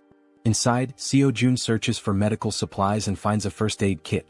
Looking at it, he recalls how essential medicine is in situations like this. The sight brings back memories of his childhood with his mother, leaving him momentarily deep in thought. Opening the kit, he discovers it contains far more than he expected. Sitting on the floor, he examines the items and mutters that his inventory has only 40 slots left, but there's still so much to register. After a brief moment, he has an idea. he decides to register the entire kit instead of the individual medicines. The system initiates the registration process, scanning the kit. A system notification pops up, confirming that it's a standard first aid kit valued at 77,331. Without hesitation, Seo-jun accepts. Back in the corridor, Seo-jun brings the first aid kit to Fatty, who notices Seo-jun's genuine concern for someone he barely knows. Kneeling down, Seo-jun asks to examine the goblin-inflicted wound. Fatty rolls up his pant leg, revealing a cut near his calf. With a pair of tweezers and a cotton ball in hand, Seo-jun warns that he's going to disinfect the wound first. Carefully dabbing the cotton onto the cut, Seo-jun works meticulously, though Fatty winces in pain. Despite this, Fatty reassures Seo-jun that he can endure it. The system promptly notifies Seo-jun that Choi Hyung-jun's, Fatty's, trust level has increased, along with his loyalty. After partially cleaning the wound, Fatty thanks Seo-jun for his care. Seo-jun, while packing the first aid supplies back into the kit, expresses his concern for the others. He stands and instructs Fatty to rest, explaining that he has something important to attend to. Fatty nods and agrees to follow his boss's orders. Seo-jun closes his eyes, focuses, and activates his ultimate eyes ability. His eyes darken as he scans the building, allowing him to see everything happening within. Back at the emergency stairs, Deoksu, also known as Toji the baseball bat wielder, is desperately fleeing from the relentless goblins. The archer, with her impeccable aim, provides support, taking out goblins with perfect headshots that would make anyone envious. Han and the guy with glasses try to help Deoksu create distance from the goblins but shout in frustration that they can only handle one goblin at a time, urging Deoksu to run faster. Toji sprints as fast as he can, but the goblins remain undeterred, chasing him with tireless persistence. From behind an improvised barricade, the support team fires arrows that was dangerously close to Deoksu, but every shot lands perfectly on the pursuing goblins. Deoksu finally reaches the end of the staircase and, with a leap, crosses the barricade.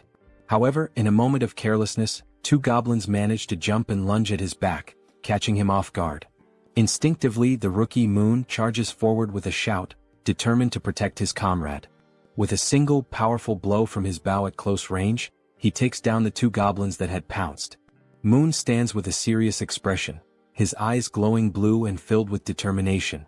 Without hesitation, he leaps back into the stairwell, plunging straight into the swarm of goblins. Han is left speechless. Delivering rapid, precise strikes, Moon significantly thins the goblin horde as Han and Toji watch in awe. The rest of the group, witnessing the scene, asks in disbelief if Byung-go Moon had always been this skilled in combat, remarking that his actions are utterly insane. From afar, Seo-jun observes everything and comments that the rookie is doing exceptionally well. The system screen appears, displaying Moon's status. For reference, his full name is Moon Byung-go, and he holds the title of second vassal. His confidence level is 55, and his loyalty is 88. He possesses a teleportation ability that consumes mental energy to move within his line of sight. The mental energy cost increases with the number of companions and the distance traveled. With a sly smile and darkened eyes, Seo-jun remarks that registering Moon as a vassal was a brilliant decision. Back at the stairwell, goblins are being decimated by Moon, each of his blows striking their heads with deadly accuracy. Han asks Jaehyeon, the guy with glasses, if the extension cord is ready. Jaehyeon, holding it firmly, replies that it is. Han then checks if the water tank is prepared. The archer and the baseball bat wielder confirm its readiness. Moon, realizing he has to retreat, sprints toward the barricade as Han yells at him to hurry up. With a swift jump, Moon lands safely behind the barricade. For a brief moment, the goblins believe the group has simply fled. But moments later, a massive water tank appears above the barricade.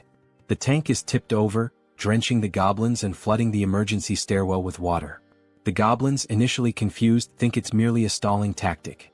Han shouts that this is the perfect opportunity, and Jaehyeon flips the switch. An electrical surge travels down the now-soaked stairwell through the wires they had previously laid, electrocuting all the goblins that had been pursuing them. Seo-jun's system screen notifies him that he has hunted numerous goblins of varying levels, including some at levels 6 and 7. Another notification pops up, showing that Seo-jun has gained significant XP and earned a total of 334,464 won, which has been deposited into his account.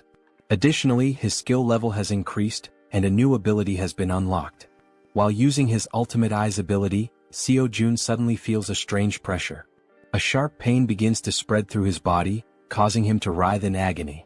Upon closer inspection, a purple wave expands outward from him, covering an increasingly large area. The purple energy travels through the building, the stairwell, the parking lot, and even the goblins chasing his friends. The purple wave appears to function as a scanning mechanism because Seo Jun's ability screen indicates that hostile entities have been detected. After the scan, the system declares that the hostiles will be eliminated. As the energy wave dissipates, the goblins begin to deform, screaming in agony. In an instant, their bodies explode, vanishing in the blink of an eye. The system notifies Seo Jun once again, confirming that he has defeated numerous goblins, including several at levels 6 and 7. Not long ago, some goblins still hadn't given up chasing the group and continued climbing the emergency staircase. One of the goblins sensed something was amiss. A chill ran down its spine as it realized something was following them as well. Turning around slowly, it was greeted by an enormous shadow, its reaction one of pure shock. As it focused, it saw the silhouette of a massive bear approaching from behind. Before the goblin could even think, the bear, with sharp fangs and glowing red eyes, let out a deafening roar. In the blink of an eye, before the goblin could react, the bear attacked, biting near its neck. The goblin screamed in pain, drawing the attention of all the other goblins, who stopped and turned to see what was happening to their comrade. By then, the bear had already eliminated the first goblin and had begun attacking the others with its enormous claws. The first goblin was struck down, followed by another and then 2 more.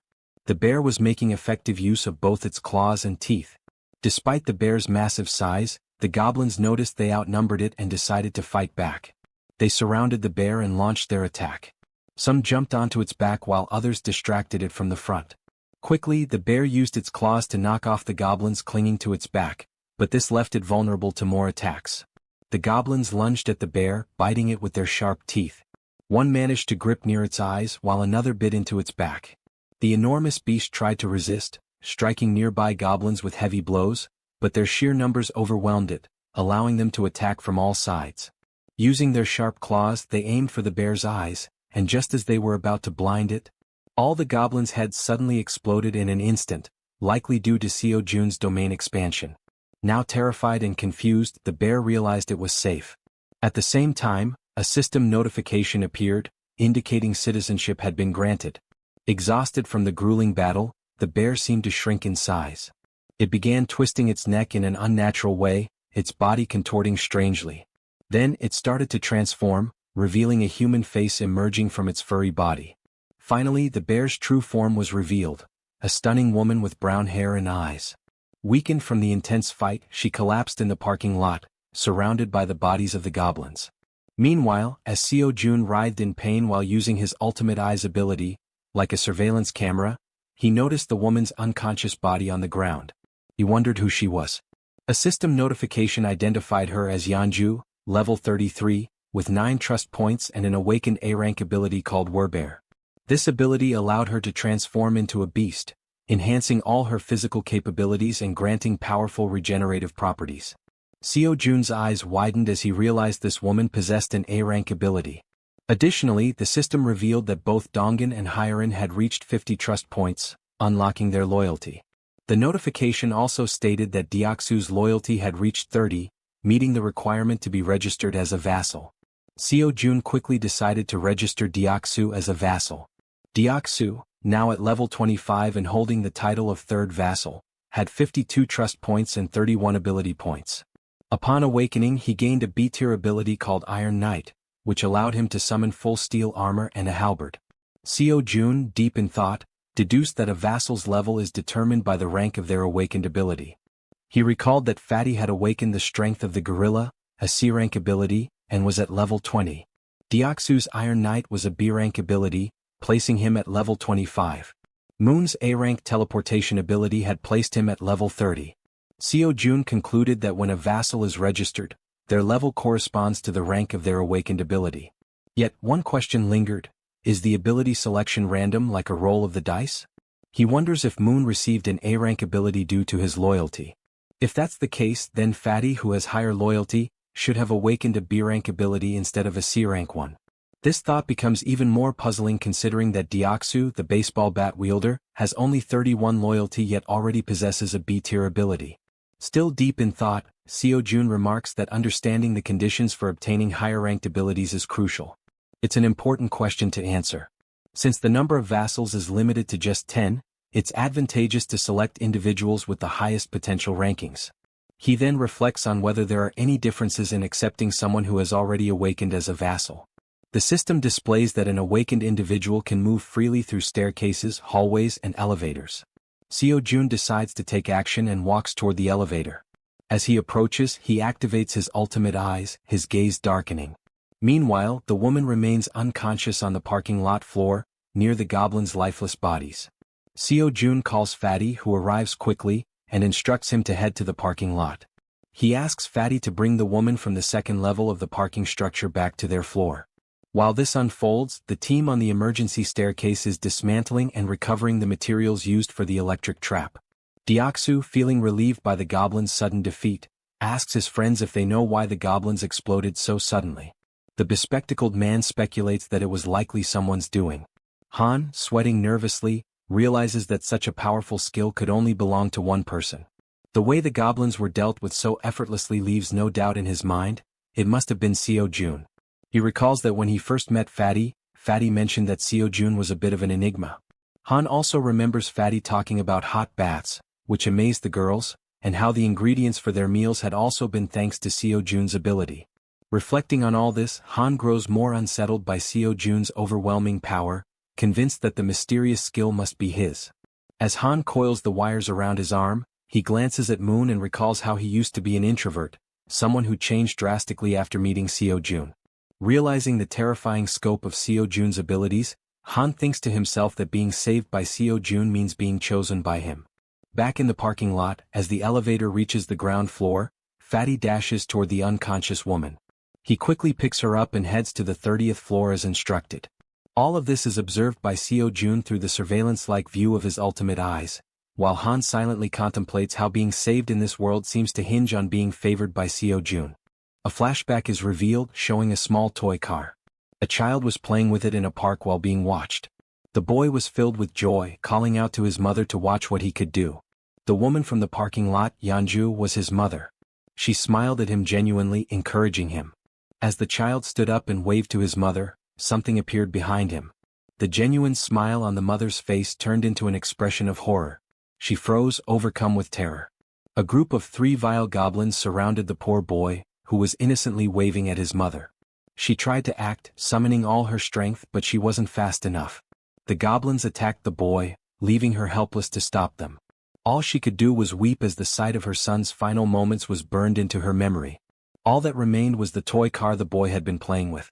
Trapped in a nightmare, Yeonju suddenly woke up, startled by the painful memories. She looked to her side and saw Seo-jun, who called her by name. He watched her lying down and she sat up on the bed, her head throbbing. Seo-jun extended his hand and introduced himself, saying it was a pleasure to meet her. Ignoring his introduction, she asked him if he was the one who did it. Surprised, Seo-jun hesitated, unsure what she was referring to. Quickly she clarified, saying he knew exactly what she meant, the thing that made the goblins' heads explode. Seo-jun froze in a moment of hesitation, and his hand began to tremble. Gripping his hand to steady himself, he admitted that, yes, he was the one who had done it. Yeonju started thinking, realizing how immensely powerful he must be. Someone with such a neutral expression could wipe out an entire horde of goblins in an instant. Fearful but hopeful, she thought that if he could do something so incredible, then maybe. She began trembling, her thoughts racing. Finally, she begged him, pleading for him to save her child. Through her tears, she cried out, asking him for just one day to bring her son back. As she finished her plea, Seo-jun looked at her, seeing her face soaked with tears, an expression of unbearable pain. It was the face of someone who had their child ripped away. Still crying, she said she missed her beloved son terribly. Seo-jun clenched his teeth, anger boiling within him as he realized she had lost her son to those wretched goblins. Yeonju sobbed so hard, trembling and unable to speak coherently through her hiccups. Seo-jun stood there, frozen, wondering if there was truly nothing he could do. He decided to try issuing a mission through the system. Hunt down 1,000 goblins with no time limit and no penalty for failure. The reward would be the resurrection of her child.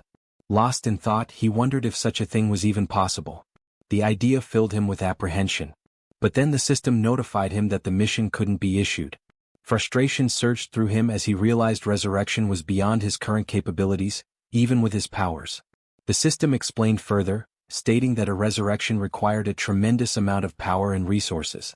Then another notification appeared. There weren't enough funds to cover the resurrection mission's reward. It suggested trying again after increasing his funds. Seo Jun was stunned, his jaw dropping in disbelief as he read the message. Resurrecting someone might actually be possible if he had enough money. Overwhelmed with excitement, Seo Jun shouted at the system, demanding confirmation. Could he truly bring someone back to life if he had the funds? Returning to the room, he saw Yeonju still crying. He realized he had no idea how much it might cost to resurrect someone, nor could he even begin to guess. But knowing the possibility existed, he decided to act. He called out to Yeonju, who quickly looked up, wiping her tear-filled eyes. With a serious expression, Seo Jun told her that he thought he might be able to help her. He explained that there might be a way to bring her son back. Upon hearing this, Yeonju feels a sense of relief. Though not a certainty, the idea that there might still be hope offers her comfort. Still crying, she grips the bedsheet tightly and asks if what he said is truly real or just a cruel joke. Seo Jun reassures her that he would never joke about something so serious. However, he explains that while it is possible, it cannot happen just yet, and she nods in understanding. He adds that he doesn't know exactly how long it will take, but there is definitely a way. Yeonju turns to him, saying she'll do whatever it takes and asks what she should do to make it possible. Seo Jun considers the situation. With Han's group, which now includes Moon, Toji, and Fatty with their awakened abilities, they already have a strong team. Adding Yeonju, a level 33 fighter, would make them capable of handling most monsters. He thinks the best course of action is to transform all 7 of his minions. Changing his expression to a smile, he asks Yeonju to get up, saying he'll introduce her to some people. Shortly after, Han introduces himself, and Yeonju politely returns the greeting. She then asks if he's the one who was throwing baseballs to hunt goblins, which startles Han that she knows about that. Yeonju also turns to the archer, saying she recognizes her too since she was shooting arrows at the goblins, leaving the archer equally surprised. Nervous, the archer asks how Yeonju knows her. Yeonju, growling and mimicking claws with her hands and sharp teeth, asks if they really don't recognize her, saying they've met before. Toji, the archer, and Han look confused about her growling while cute bears appear in the background. Deciding to clarify, Yeonju begins transforming.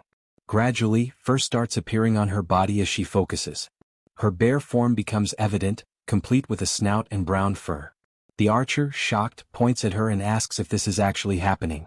Now a massive bear stands in the room before the group. Still pointing, the archer exclaims that it's the beast they saw in the alley earlier.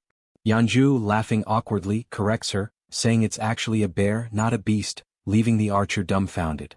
The bear woman explains that she had helped them deal with the goblins a few times before, though they hadn't realized it until now. Looking at the giant bear in front of him, Han remarks that their meeting wasn't a coincidence after all. The bear woman confirms this, saying that anyone who opposes the goblins is a friend of hers. At that moment, Seo Jun arrives and interrupts their conversation, stating that it's good they're already acquainted. With a serious expression, he says he has something important to announce.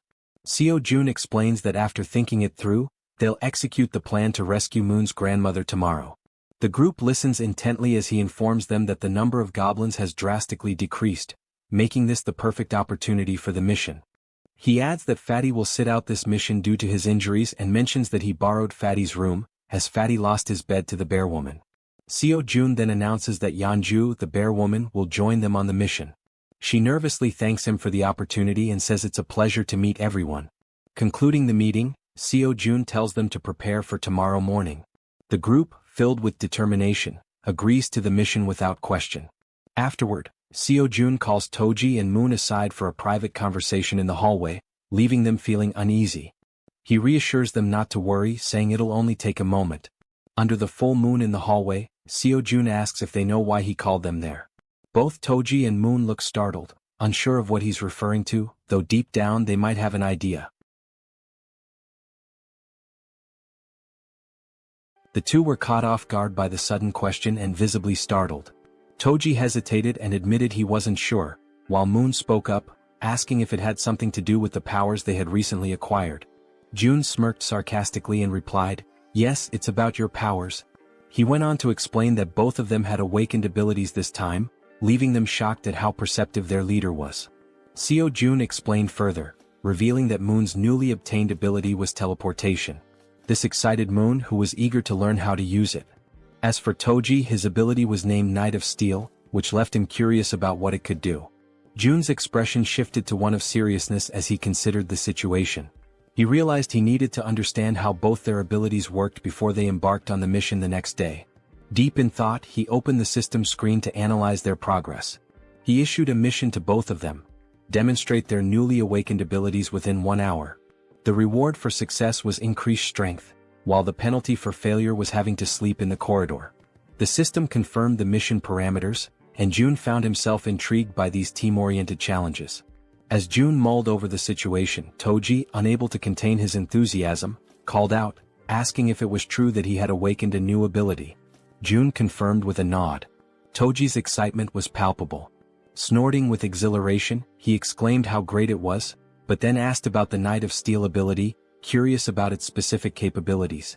Jun explained that it allowed Toji to summon a steel suit of armor and a halberd. Before Toji could ask further questions, since he was used to wielding a baseball bat, a blue light suddenly materialized beside him. The light was Moon's teleportation ability activating. In an instant, Moon vanished, leaving Toji stunned by how quickly he had picked up the skill. For a few seconds, Jun and Toji exchanged wide-eyed, speechless glances, both trying to process what had just happened. Moments later, Moon reappeared in the corridor, slightly wobbly as he landed. Looking down at his hands, Moon's face lit up with excitement as he marveled at the functionality of his power.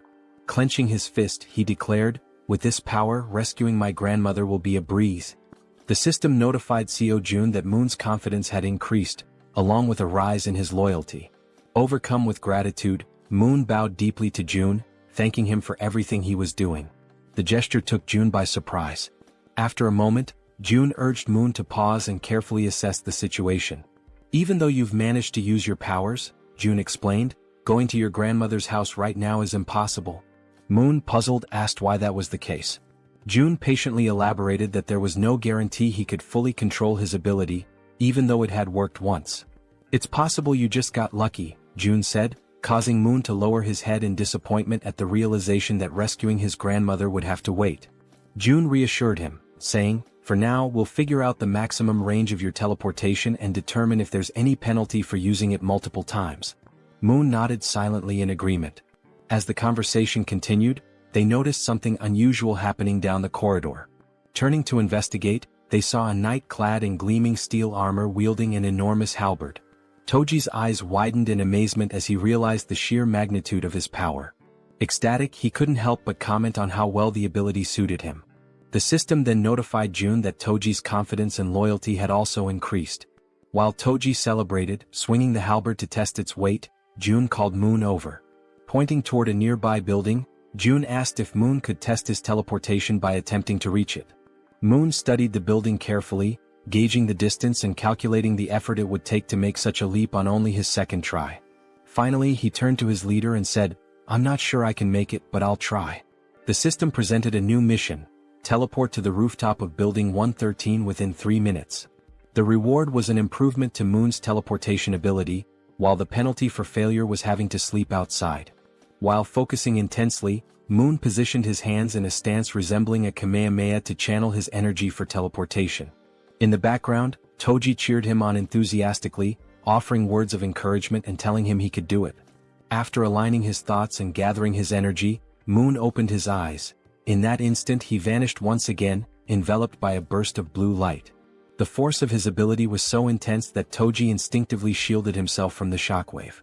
Moon reappeared on the rooftop of the other building, landing in a dramatic superhero pose. However, his face contorted in pain, and his eyes turned completely white. From his new vantage point, Moon felt a wave of relief knowing the teleportation had worked. Looking across at his friends, he waved to ensure they saw him and shouted that everything went as planned. The system notified Jun, confirming that Moon had successfully completed the mission. Seo Jun let out a sigh of relief and smiled, praising Moon for his impressive and quick mastery of the ability. Moon, still waving happily, basked in the moment. But suddenly, without warning, Moon's strength gave out. His eyes rolled back and he collapsed unconscious on the rooftop, leaving him vulnerable. Both June and Toji froze in shock, their previous excitement quickly replaced by concern. Everything had been going so well, until it hadn't. Acting swiftly, June used his ability to summon a servant, bringing Moon's unconscious body back to their corridor. Moments later, they laid Moon down in one of the beds to let him recover. "Is he going to be okay?" Toji asked anxiously. June, studying the system's readout, reassured him, "Yes, he's just unconscious. The teleportation ability took a lot out of him." He explained that with enough rest, Moon would be fine. The system confirmed that Moon was healthy and in a deep sleep. June added, "This probably happened because he's not used to using the ability yet." Relieved, Toji sighed and said he was glad to hear it. June then shifted the focus. "Now it's your turn," he said, surprising Toji with the sudden declaration. "Wait, my turn?" Toji asked, caught off guard. The system displayed Toji's mission: perform 100 push-ups and 100 squats while wearing the steel armor. The time limit was 10 minutes and the reward was increased strength. The penalty for failure? Sleeping outside. Without hesitation, Toji began the exercises, starting with the push-ups. Clad in his heavy steel armor, every movement required an incredible amount of effort. Sweat poured down his face and dripped onto the floor as he pushed himself to the limit. Determined, he moved on to the squats, completing the second half of the mission with gritted teeth and unwavering resolve. When he finished, Toji stood tall, exhausted but triumphant, shouting, "Mission accomplished. I did it." The system confirmed his success, notifying June that Kang Deoksu, Toji, had completed the mission. Breathing heavily, Toji leaned against the wall to catch his breath while June observed him, impressed. With a body like his, so athletic and resilient, it's no wonder he has such endurance, June thought to himself. Suddenly, the system displayed a new message, something June had never seen before. "What's this?" June muttered, his eyes narrowing at the unexpected notification. As he studied the screen, Toji asked, "Is that really all for the mission?" June nodded, smiling warmly. "Yes, great job. You can go rest now." The system finished calculating and displayed a notification. Toji's strength had slightly increased. Turning to June, Toji expressed his gratitude. "Thanks for taking the time to help us. I really appreciate it." June, surprised by the sudden notification and watching Toji feel the changes in his body, noticed a new sense of energy radiating from him. Looking at his own hands, Toji clenched them into fists, feeling the power coursing through his veins. "This reward changes everything," he said with a confident smile. The next day, somewhere in a dark alley in Busan, Han screamed in desperation, urging everyone to run. The group scattered, fleeing for their lives as a ferocious horde of goblins pursued them. Toji, however, stopped running and turned around, his fury evident. Assessing the situation, he decided to act. The goblins, focused on their chase, were suddenly blinded by a brilliant light shining in front of them. As they adjusted their vision, they saw a towering figure clad in a steel suit of armor wielding a massive halberd. Without hesitation, Toji charged forward and struck the nearest goblin, impaling it with his halberd in one swift, powerful motion. Then Toji unleashed a flurry of diagonal strikes in rapid succession, cutting down goblins one after another. But the goblins, fueled by rage, refused to give up and surged forward with a determined attack. Expecting a direct assault, Toji braced himself, but the goblins cunningly outmaneuvered him, slipping past to target the more vulnerable backline. In an instant, arrows struck the goblins' heads in swift succession, ending their rampage permanently. Toji turned to see what had happened and spotted Moon wielding a bow and arrow. "Don't worry," Moon called out confidently. "I'll handle any goblins that get past you. Focus on the ones ahead." Gripping his halberd tightly, Toji turned back to the remaining goblins. A smirk spread across his face as he responded, "Got it?" Seeing Toji's renewed focus, the goblins froze, hesitating in their attack. One by one they began to retreat, turning back to where they came from. Frustrated, Toji yelled at them to come back and face him. As the goblins retreated, terror gripped them when a massive shadow appeared before them. It was the bear girl, her glowing red eyes piercing through the chaos. This was her dramatic first appearance, emerging from an ambush prepared for the retreating goblins. The goblins had no choice but to surrender to their fate, collapsing in despair and lamenting their past misdeeds. The group showed no mercy. Moon's arrows flew with precision, Toji's halberd struck powerfully, and the bear girl slashed through the goblins with her razor-sharp claws. Together they defeated the goblins one by one. Seizing the opportunity, Han shouted to Moon, "Now's your chance. Go." Moon, understanding the urgency, broke into a sprint toward his grandmother's house. "Thank you, Han," he called back as he ran, grateful for the opening created by his comrades.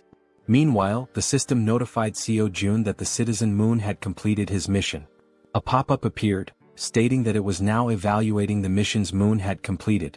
Back in the comfort of his room, Seo Jun sat with his ultimate eyes ability activated, observing the system screen while slurping on cup noodles. The system pinged again, declaring the evaluation complete and awarding him 132,966 won, which was deposited into his Shutin's wallet. Jun paused mid-bite, stunned by the reward. This time it was actual money. Returning to his meal, Jun reflected on the situation. When Toji completed his mission, the reward had been strength, suggesting that additional rewards were now randomized. It makes sense, Jun thought. The missions are getting harder, so the rewards should scale with the difficulty. The system chimed again, confirming that Moon had completed all the missions available to him for the day. It also announced it would begin evaluating the rewards for Moon's completed tasks. The assessment concluded instantly. Still savoring his noodles, Jun grinned and said, "All right, let's see what the reward is." The system congratulated him for hitting the jackpot. For those unfamiliar, it clarified that a jackpot is the maximum prize accumulated in games of chance like slot machines or lotteries. Reading this, Seo Jun froze, momentarily stunned. Paralyzed with anticipation, he stared at the screen, waiting to see what incredible reward the jackpot would bring. Still staring at the system notification, Jun remained frozen in shock, his cup noodles stuck in his throat as he tried to process what the jackpot could possibly be. Then the system displayed the reward, a skill point granted as part of the jackpot. Upon reading this, Seo Jun's lips curled into a satisfied smile. This was perfect. He could choose exactly where to use the point. Back on the streets, Moon sprinted toward his grandmother's house at such an incredible speed that a faint blue aura trailed behind him. As he drew closer, exhaustion crept in, sweat dripping down his forehead. His mind raced with anxious thoughts. What if something had happened to her? Upon arrival, the house came into view, a small, simple home, completely unprotected against monster attacks. There were no barriers, no fortifications, just an ordinary house standing vulnerably amidst the chaos. Moon didn't hesitate. He rushed to the door and pushed it open, but a deep fear clawed at his chest. Frantically, he dashed through the house, checking every room as he called out, "Grandma, where are you?" Then he reached the bedroom. His eyes widened in shock. There she was, lying on a futon mattress, peacefully asleep, far calmer than Moon had ever imagined she would be. Cautiously, he approached, gently placing a hand on her shoulder. "Grandma," he whispered, shaking her lightly, hoping for any sign of response. Slowly, her eyelids fluttered open. Her voice was faint and drowsy as she murmured, "Who is there?" She reached out, her frail fingers brushing against his hand. "Moon, is that you?" And at that moment, ninjas cutting onions must have passed through the room, because Moon's vision blurred as he choked up, his chest tightening with overwhelming relief. Tears streamed down his face. His body trembled as he sobbed uncontrollably, overwhelmed by the sheer relief that she was still alive. Unable to hold back, he threw his arms around her in a warm, desperate embrace, whispering apologies between his sobs. "I'm sorry, Grandma. I'm so sorry it took me so long to come back for you." Despite his tears, the old woman smiled kindly and patted his back. "You're such a brave and kind boy, Moon. I knew you would come for me." At that exact moment, a system notification appeared in front of Seo Jun. Moon's loyalty had reached 100. Moon was now officially registered as a vassal. The number of available vassal slots had increased. Jun squinted at the system window in confusion. What's this? Apparently, reaching a certain level of trust unlocked an additional vassal slot. The system then displayed his current vassals. Choi Hyungjin aka Fatty, level 20, Moon level 30, and Kang Deoksu aka Toji level 25. Scratching his chin, Jun was taken aback. Wait, so I can level them up too? Curious, he decided to check how much it would cost to upgrade Moon's level. He tapped the plus symbol next to Moon's name. A new notification popped up. Insufficient funds to level up. Then another window appeared, showing the required amount. 100 million won is needed to upgrade Vassal Moon to the next level. Jun's jaw nearly hit the floor. His hands clenched into fists. 100 million won? His face twisted in frustration as he rubbed his temples. That's insane. Just for one vassal? With a sigh, he ran a hand through his hair and lightly punched the table. I'm sorry, Moon, he muttered under his breath. I'll make it up to you by assigning you missions every single day. At that moment, a noise snapped June out of his thoughts, his senses going on high alert. The elevator was moving. His brow furrowed. Who the hell could that be? His comrades were still out in the streets, fighting goblins. Narrowing his eyes, he activated Ultimate Eyes. His pupils darkened as his vision extended, scanning the entire building. Two people stood outside one of the apartment doors. A man and a woman. The man carried a box on his shoulder, while the woman knocked on the door, asking if anyone was inside. Something felt off. Their expressions weren't exactly friendly, and their dark under-eye circles hinted at exhaustion or something more sinister.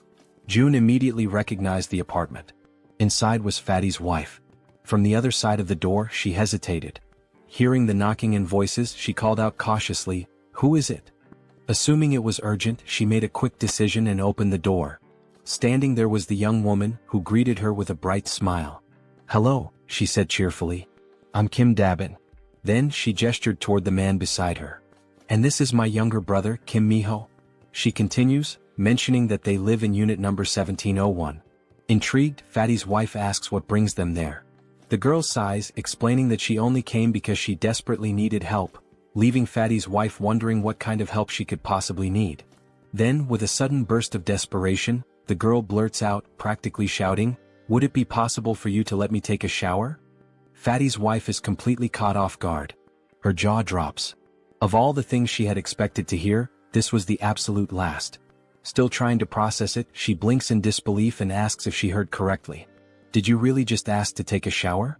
And that's all you need?" The girl nods eagerly. "Yes, that's all. I just want a shower." Relieved that the request wasn't anything too complicated, Fatty's wife lets out a small chuckle and waves them inside. "Well, that's easy enough. Come in." The two enter, expressing their gratitude. The man, still carrying the box on his shoulder, also thanks her before asking where he should put it. Curious, Fatty's wife asks what's inside. As he places it down on the floor, the girl, still grateful, explains that it's just canned food and some miscellaneous supplies. The man opens the box, revealing various types of canned goods, exactly as she had said. Seeing this, Fatty's wife smiles and thanks them, mentioning that they really didn't have to go through all that trouble. The girl waves it off. "It's nothing really. If you think about it, I just walked into a stranger's house and made a pretty weird request." Just as she finishes speaking, something catches her attention from the corner of her eye. She turns her head slightly, her gaze landing on the collection of bows lined up against the wall, alongside Toji's baseball bat. Curious, she can't help but ask, "Do these bows and that bat belong to the owner of this apartment?" Fatty's wife wasn't expecting that question. Still, after a brief pause, she shakes her head. "No, actually. These don't belong to the apartment's owner. The real owners live in another unit, but it's kind of a complicated situation to explain in just a few words." The girl nods in understanding. "I see." Watching everything unfold, Seo Jun deactivates his ability and thinks to himself that so far they don't seem like bad people. He then shifts his gaze toward the window and murmurs to himself, "I'll go check it out later." After a brief moment of thought, he adds, "I also need to talk to them. I want to ask if they'd be willing to help rescue other survivors from the nearby apartments." Before he can dwell on it further, a sudden system notification pops up. June blinks in surprise as the message appears before him. "You have successfully hunted a red tiger." A second notification follows immediately after. "You have gained a large amount of XP." Then another. 39,783,201 has been deposited into the Ultimate Shutin's wallet. And finally, one last message. "Your skill level has increased and you have acquired a new ability." June stares at the notifications, his eyes widening in shock. What just happened out there? He hadn't even been paying attention for that long. How could so much have changed in such a short time?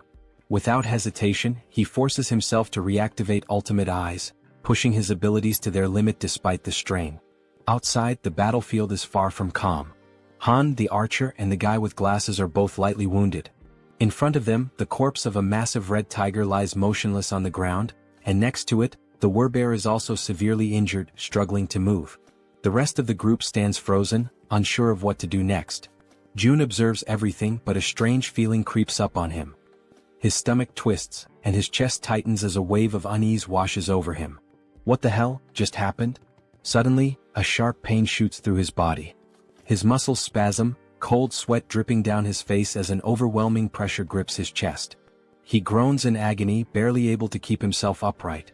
Then the system sends another notification. You have discovered individuals who are eligible to receive citizenship. Through the pain, June barely manages to process the message. There are still people who aren't citizens yet? His breathing is ragged, but he forces himself to speak. System, grant them citizenship. A new notification appears instantly. A list of names flashes across the screen.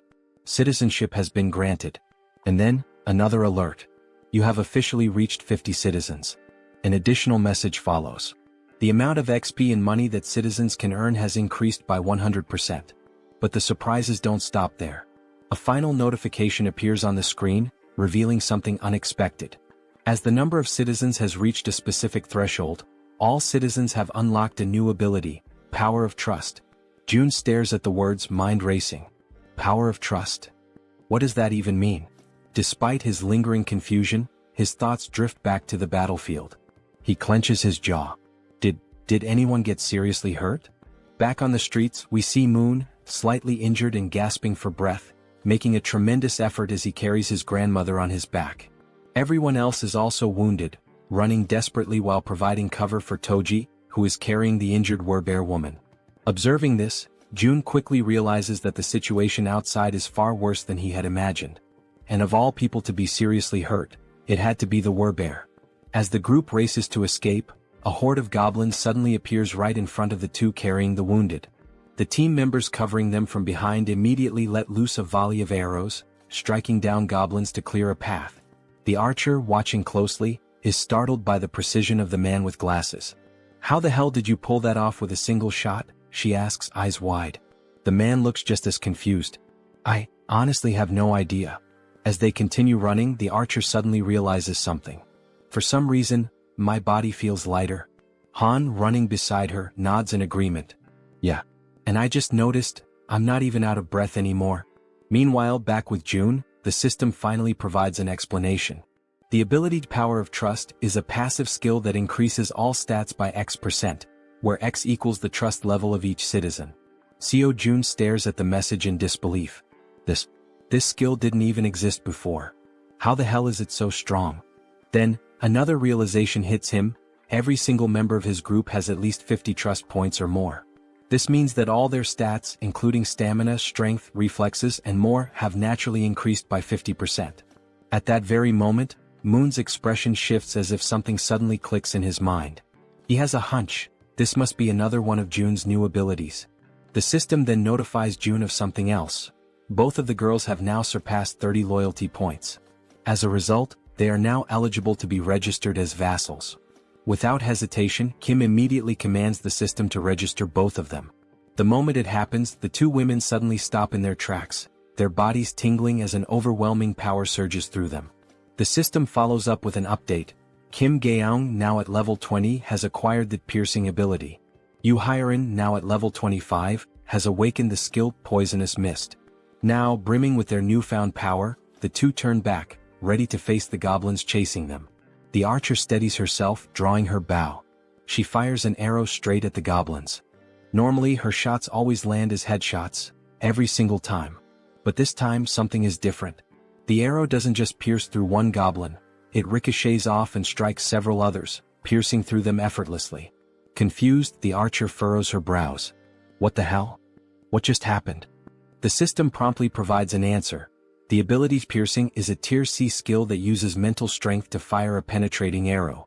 June, standing with his arms crossed, watches as the information unfolds before him. Now that he knows what the ability is, he immediately issues a command to the system. Create a mission. A new quest pops up. The archer must use Piercing to hunt 10 goblins within a 10-minute time limit. Reward: increased piercing proficiency. Penalty for failure: fatigue. As he processes this, June shifts his attention to the other ability. Unlike piercing, this one seems far trickier. Poisonous Mist is a deadly attack, and while it's classified as a B-rank skill, using it incorrectly could endanger the entire team. June exhales sharply, deciding to deal with it later.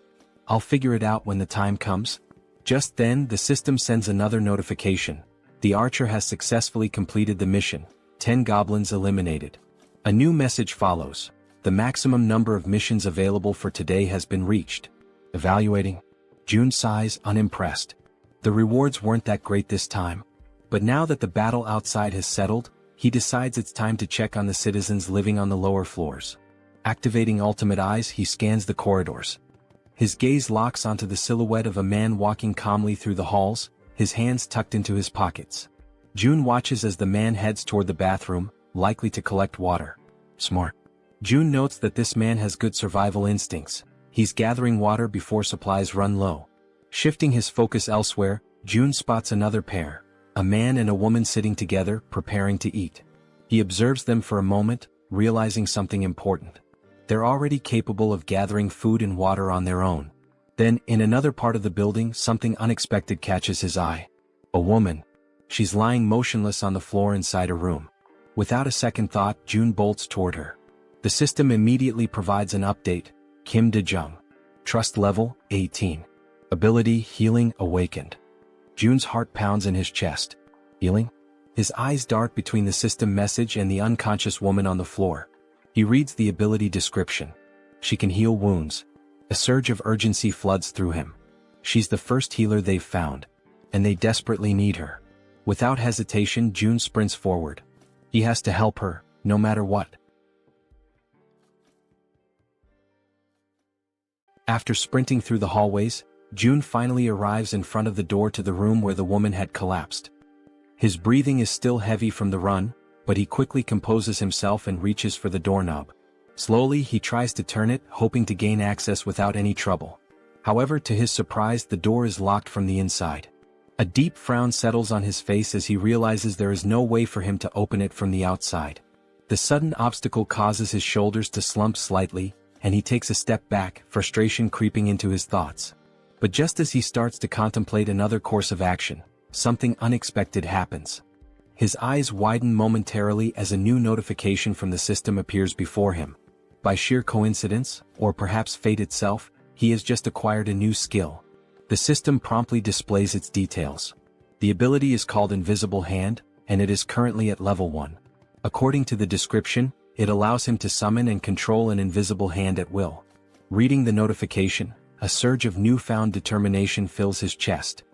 His grip tightens into fists as he mentally acknowledges the absurd but undeniable reality of his newfound power. Silently, he expresses his gratitude for this sudden stroke of fortune. Closing his eyes for a brief moment, June focuses his thoughts entirely on the locked door before him. He visualizes himself breaking the lock, willing it to yield under his command. When he finally opens his eyes, he is met with an unexpected yet welcome sight. Right before him, materialized out of shut-in energy, is a lock-breaking tool, a sturdy bolt cutter formed entirely of the same strange energy he has come to rely on. Without hesitation, he reaches forward, taking hold of the newly formed tool. The cold sensation of the manifested object in his grip confirms its existence. Without wasting another second, he positions it against the lock and applies pressure. A sharp snap echoes through the quiet hallway as the lock gives way effortlessly. With a swift motion, he pushes the door open and rushes inside. The moment he steps into the dimly lit room, his gaze immediately lands on the unmoving woman lying on the floor. Now that he is seeing her up close, the eerie stillness of her body makes the entire scene feel unsettling. June quickly kneels beside her, concern evident in his expression. Reaching out, he gently nudges her shoulder, his voice calm yet firm as he speaks. He asks if she can hear him, if she is all right, urging her to wake up. There is no response. A deep sense of unease washes over him. He carefully observes her condition, scanning for any visible injuries.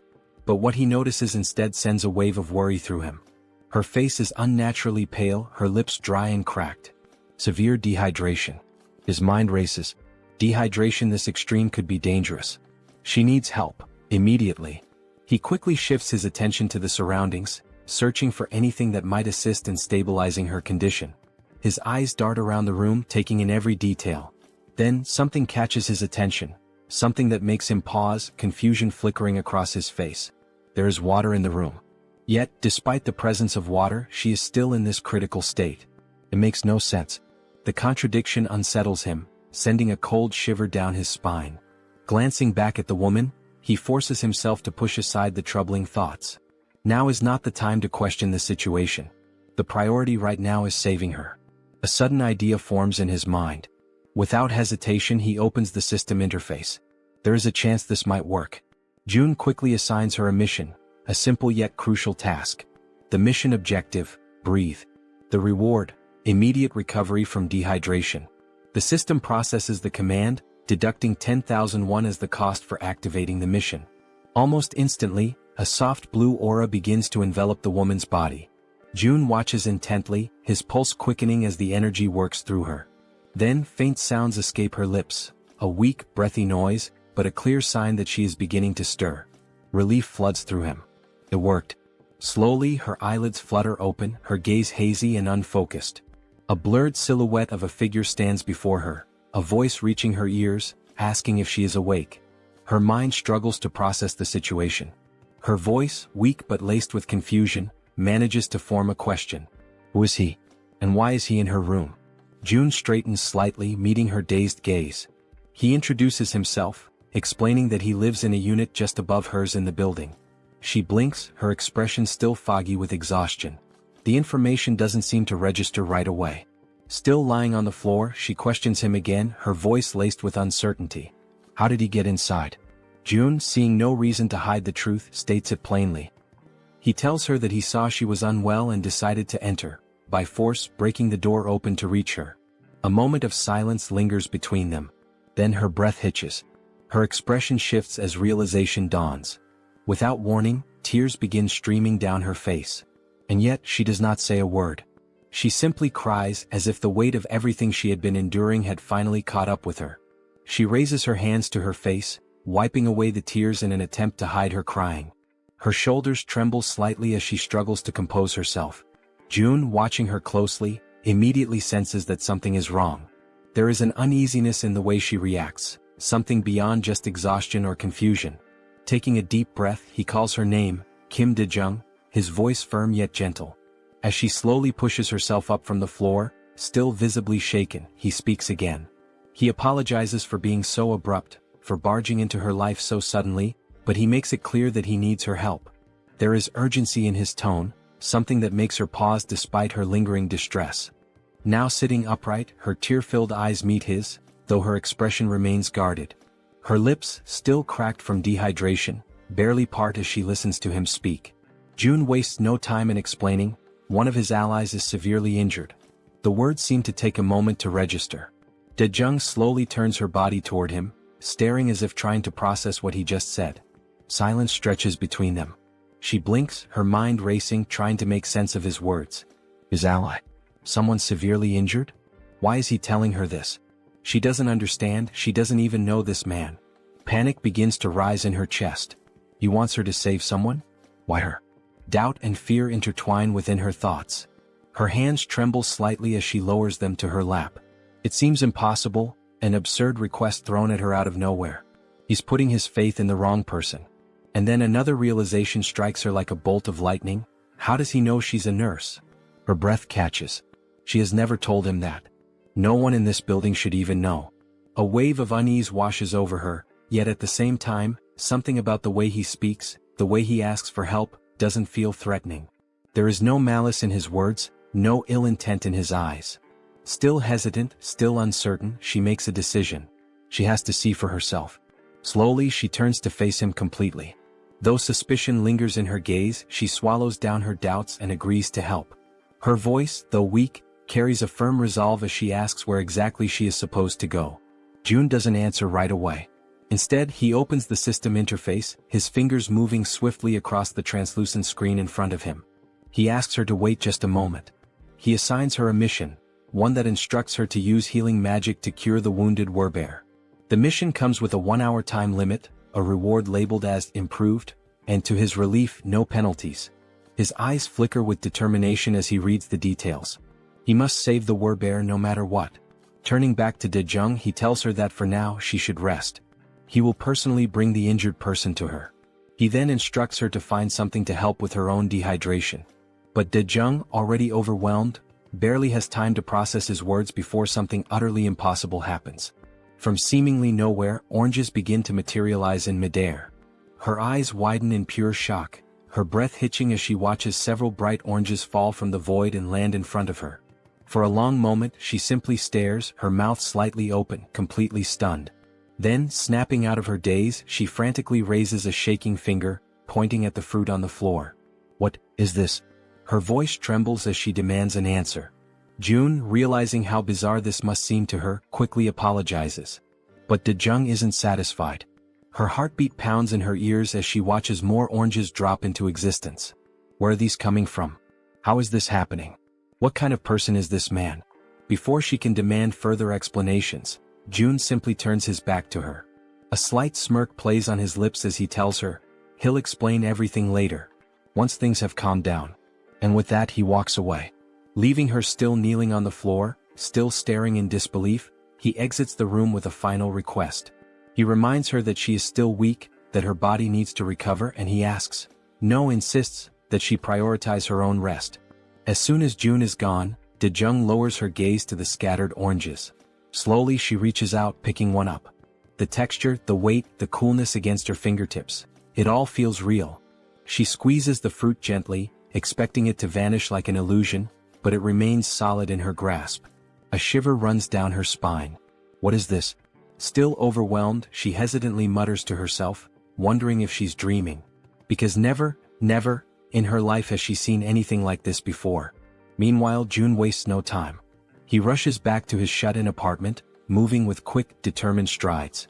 His mind is already focused on helping his allies outside as fast as possible. The system chimes with a notification. The healer's trust level has increased. He stops for a brief moment, narrowing his eyes at the message. She hadn't trusted him before. That much was obvious. But now, it seems like her perception of him has changed, even if only slightly. Still, it isn't enough for him to let his guard down. Trust takes time. And honestly, he can't blame her. If someone broke into his home out of nowhere, he wouldn't trust them either. Shaking his head, he steps onto the balcony, his gaze drifting downward. His thoughts remain heavy, but as he looks out toward the streets below, something makes his entire body freeze. His blood runs cold. A massive, ferocious red tiger is charging through the streets, its powerful limbs propelling it forward with terrifying speed. And it's chasing his allies. June's breath catches as he sees his companions below, running for their lives. Desperation is evident in the way they scramble to escape, but the monstrous beast closes in on them, its deadly fangs gleaming under the dim light.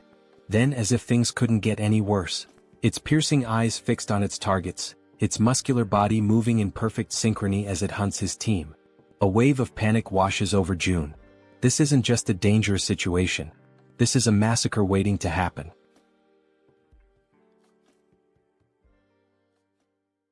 June stood frozen in shock as he took in the sight before him. There wasn't just one red tiger.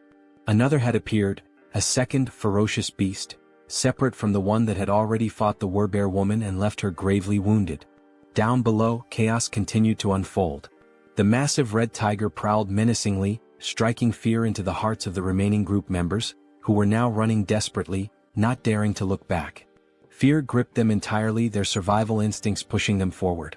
Amidst the frantic escape, Harem, the girl who had received the power of poison, misstepped. Her foot twisted unnaturally, and pain exploded through her leg as she collapsed onto the hard ground. A sharp, involuntary cry of agony tore from her throat. Both the archer woman and Han immediately stopped in their tracks, their faces contorted with panic. Their eyes darted back to her, calling out her name with pure desperation. Gritting her teeth, Harem struggled to push herself up, trying to fight through the pain. But her body was already beyond exhaustion, her limbs heavy, refusing to obey her will. No matter how much she willed herself to move, she couldn't. The archer's voice rang out through the air, a raw scream of distress. Because the enormous red tiger was already preparing to strike. Its muscles coiled, eyes locked onto Harem like a predator savoring its helpless prey. It was ready to devour her, its powerful body lunging forward just as she finally managed to stagger back onto her feet. But she had yet to realize how dangerously close the beast truly was. Her mind was occupied by something else, perhaps a last-ditch plan or sheer disbelief at her predicament. Then at last she turned her head.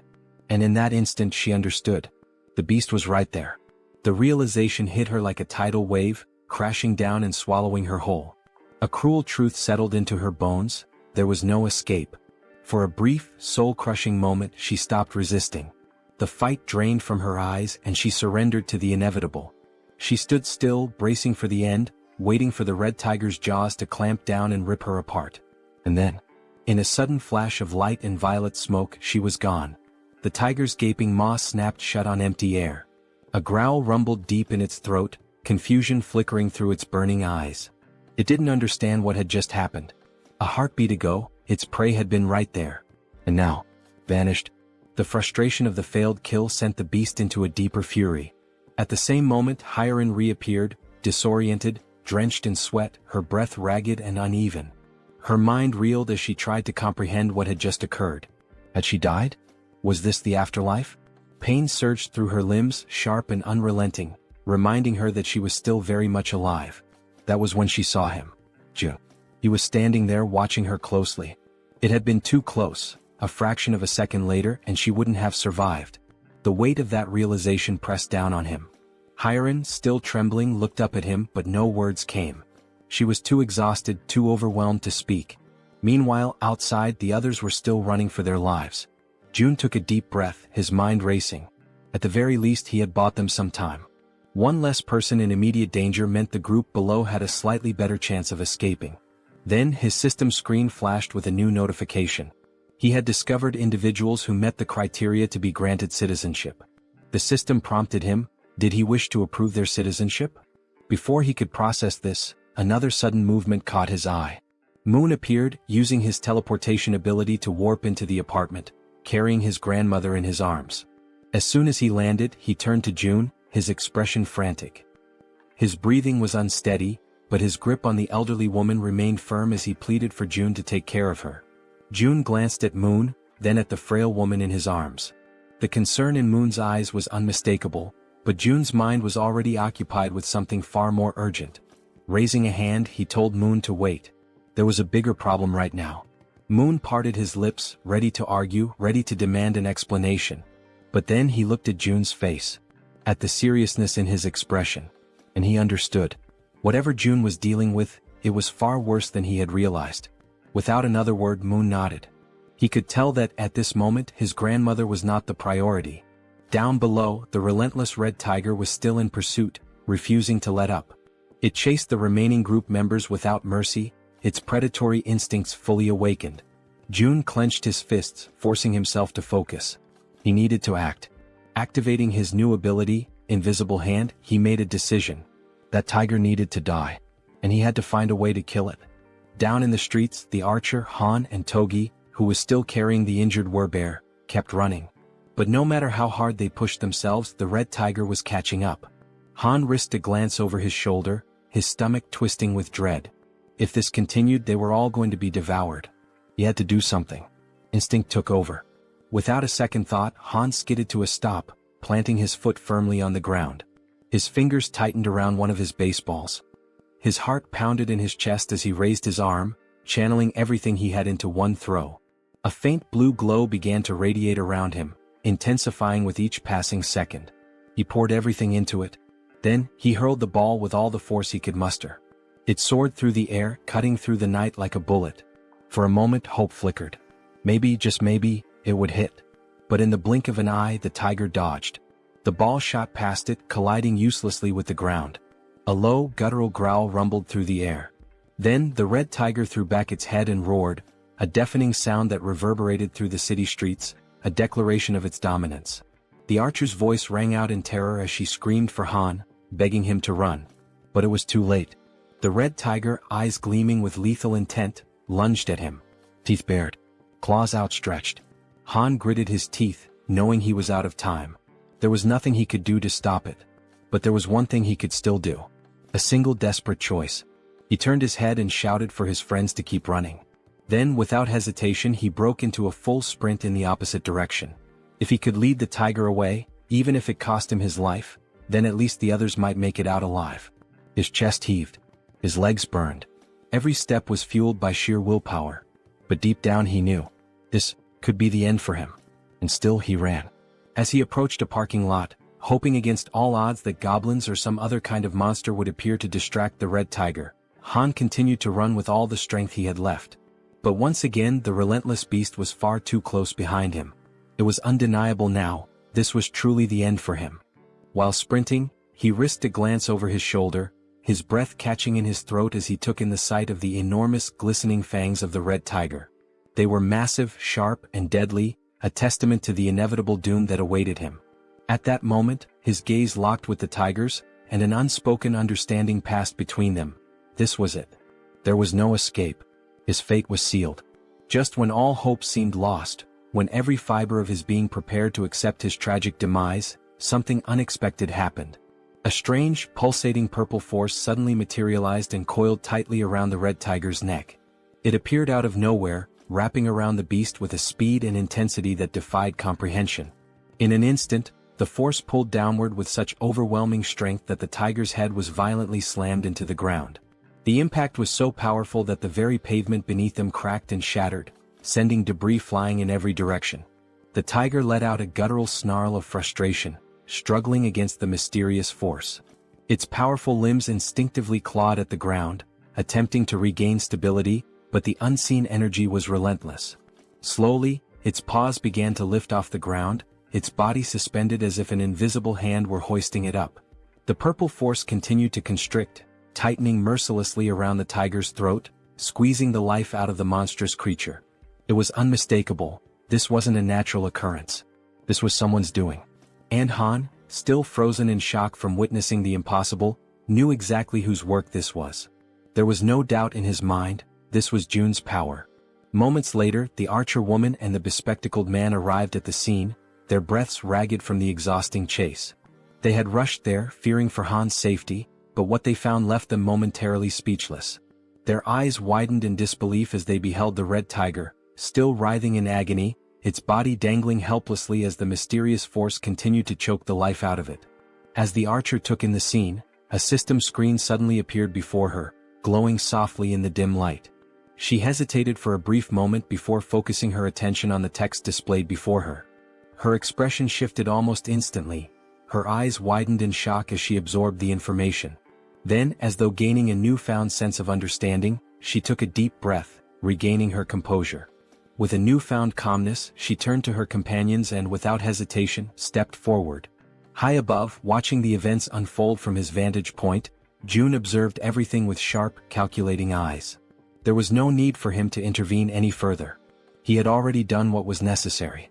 Now, as long as Jaehyeon, the archer, landed the final blow, he would receive 4 times the loot.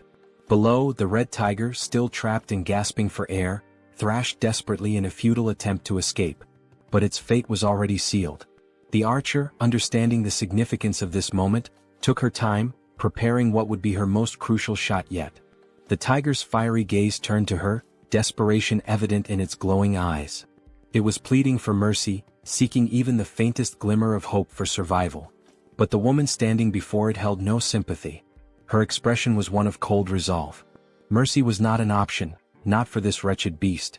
She pulled back the string of her bow, channeling an intense blue aura into her arrow.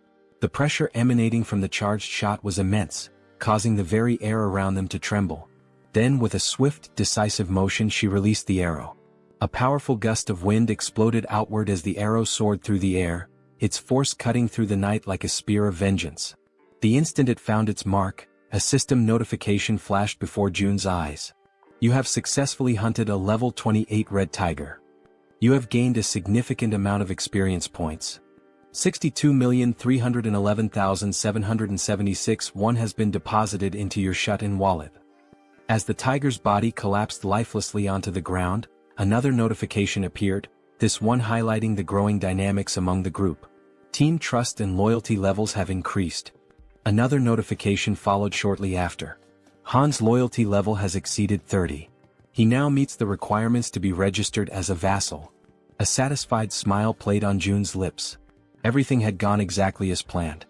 He nodded to himself before selecting the prompt to accept Han's registration as his vassal. A few moments later, the scene shifted to another part of the building where someone was being healed.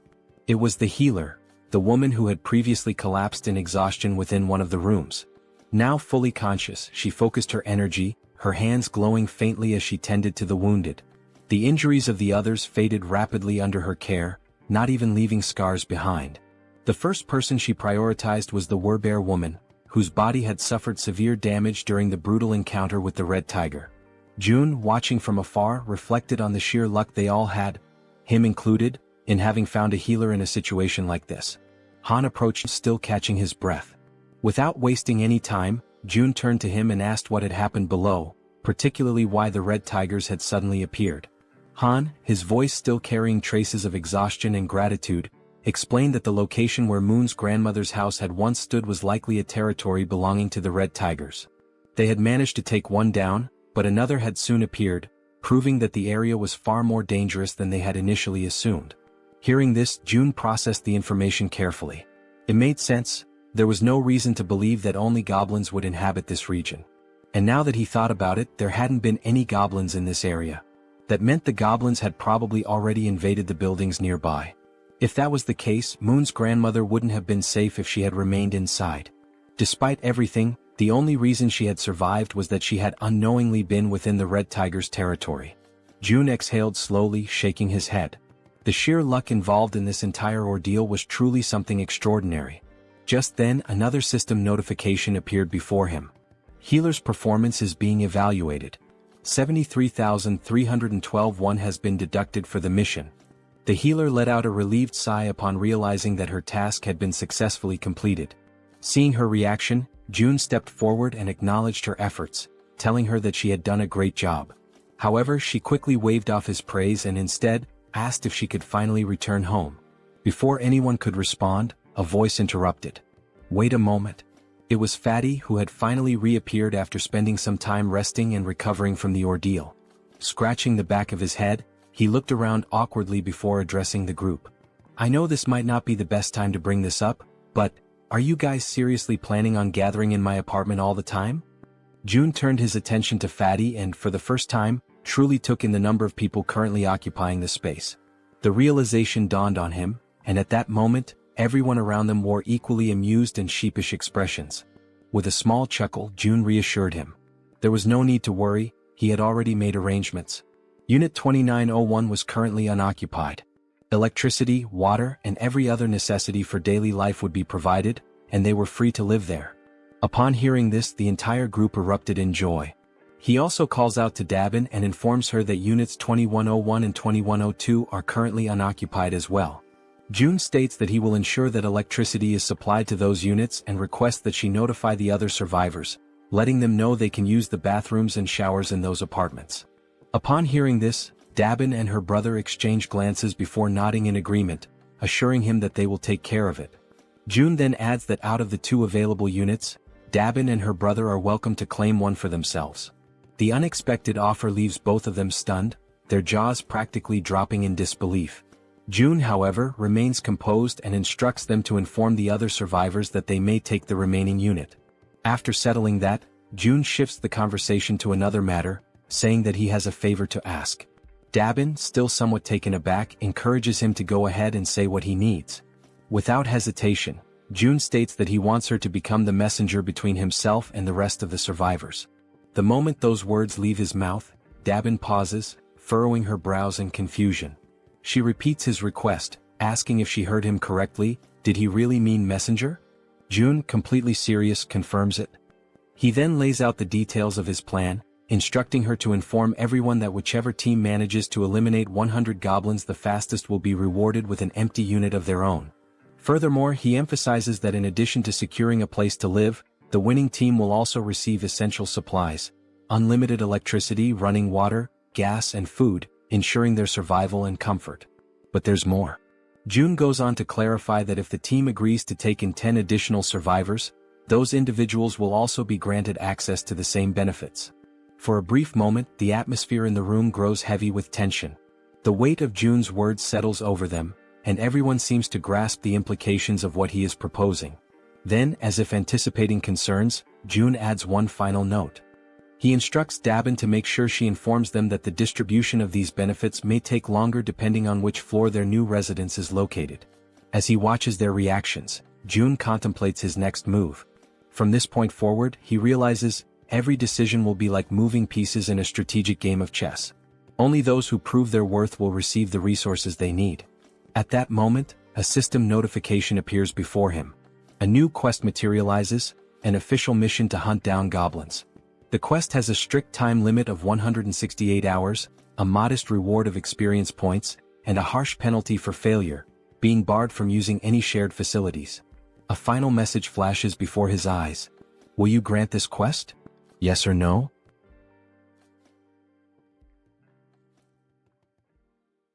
After that, all the residents that June had helped began hunting the goblins. Outside, one of them was desperately running for his life, being chased by an enormous horde of goblins. His breath was ragged and his legs burned with exhaustion, but he had no choice but to keep moving forward. The goblins were enraged, shrieking as they pursued him, their eyes glowing with a savage hunger. The young man in the red jacket was already drained from all the running, and regret started creeping in. He cursed himself for getting into this situation but kept repeating in his mind that he just needed to endure a little longer. As he continued sprinting, his eyes locked onto a door ahead, leading into the parking lot. His last hope of survival. Behind him, the goblins, with their sharp claws outstretched, were closing in rapidly, almost managing to grasp him. But at the last second, the young man threw himself forward, sliding across the ground as if making a desperate soccer tackle. His body barely squeezed through the doorway just before the goblins could reach him. With whatever breath he had left, he screamed in desperation, urging the others to attack immediately. His voice rang with panic as he warned them that the whole thing had been a trap. 3 other members of the group, armed with spears, stepped forward, assessing the situation with calm determination. They acknowledged the red-jacketed man's efforts, commending him for doing a great job in luring in even more goblins than they had initially expected. Without wasting a second, the spear-wielding men began their assault. Their weapons thrust forward in swift, practiced movements, piercing through the goblins before they could force their way through the door. Some of the goblins, already wounded, stumbled back, while others still fought desperately, pushing forward with wild fury. One by one, the goblins were cut down, their bodies being flung backward with every powerful strike. Realizing the overwhelming disadvantage, one of the goblins, seemingly higher in rank, let out a sharp, commanding screech, a call for retreat. Upon hearing it, several goblins turned tail and began fleeing without even looking back. Noticing their retreat, the spear-wielding men shouted for everyone to attack faster before they could escape. One of the men suddenly grinned, a glint of mischief in his eyes, as if he had just come up with something interesting. He turned to the others and asked if they wanted to see something cool. His teammates, unsure of what he was planning but intrigued nonetheless, nodded in agreement. The red-haired man took a deep breath, steadying himself, his focus entirely on his target. Holding his spear tightly, he aimed at the fleeing goblins and, with a force that almost seemed superhuman, hurled it forward. The sheer speed and strength behind the throw made it seem as if he possessed some hidden power. But in reality it was pure brute strength. The spear flew past the twin brothers, slicing through the air at an incredible speed, heading straight for the escaping goblins. One of the goblins, foolishly thinking it had made it to safety, was struck squarely in the back. Its body convulsed for a brief moment before falling lifelessly to the ground. The red-haired man turned back to the twins, a triumphant grin spreading across his face as he asked if they thought that was amazing. The twins, eyes wide in awe, immediately agreed, saying it was absolutely badass. Stretching his arms as if shaking off the tension, the red-haired man then casually asked how many goblins each of them had managed to kill. The twin on the left proudly declared that he had taken down 22. The twin on the right smirked and smugly announced that he had won, having slain 23. Hearing this, the red-haired man grinned even wider and stated that they had officially completed their mission of defeating 100 goblins. After all, between just the 3 of them they had already slain over 100. The twins exchanged glances, surprised at how quickly they had achieved their goal. They had initially thought it would take an eternity to eliminate that many goblins. Just then Min, the man in the red jacket, stormed up to them, clearly irritated. He wasted no time in complaining, reminding the red-haired man that he had said there would be only about 10 goblins. Yet Min had barely escaped with his life. The red-haired man immediately bristled, veins bulging on his forehead in frustration. He snapped back, demanding to know what Min was whining about this time. Min, still seething, shot back that there was no way anyone could have mistaken that many goblins for just 10, and he had nearly died because of it. Rolling his eyes, the red-haired man brushed off his complaints, saying that the results had turned out well. Thanks to their success, they were about to get a brand new place to live, so Min should quit complaining. Irritated, he then told Min to pay attention and called him bro, which suggested they might actually be siblings. Then, with the veins on his face bulging even more, he reminded Min that he had come up with this hunting strategy himself, so there was never any chance of failure. He also pointed out that it was his idea to use the spears, which had been crafted by the twins. All Min had to do was run, something he was already confident in doing. With an exasperated sigh, the red-haired man then offered Min a way out. If he was that dissatisfied, he could simply leave the team. At this point, his presence wasn't even making much of a difference anymore. Sensing the tension between the two brothers, the twins quickly intervened to prevent the argument from escalating into an actual fight. One of the twins calmly asked the red-haired man to relax, reminding him that Min had put in effort as well. The other twin turned to Min and, with a playful grin, told him that he had done an excellent job acting as bait, pointing out that he had been running incredibly fast. The red-haired man clicked his tongue in irritation, saying that Min always managed to find a way to get on his nerves. He then demanded to know how Min dared to talk back to him like that. One of the twins, still grinning, urged Min to just apologize and get it over with. Realizing that arguing would get him nowhere, Min let out a sigh and begrudgingly muttered an apology. The red-haired man huffed in response, then turned his back on him. Dismissing the whole ordeal, he stated that it was time to move on, as they needed to head to the 21st floor to claim their new home. However, upon arriving at the 21st floor, ready to receive their reward, they were met with unexpected news. Dabin, looking somewhat apologetic, informed them that another team had already beaten them to it and claimed the reward first. The entire group froze in disbelief, their excitement immediately turning into shock.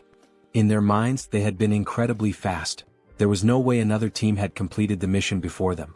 The red-haired man's face darkened, his irritation flaring up again.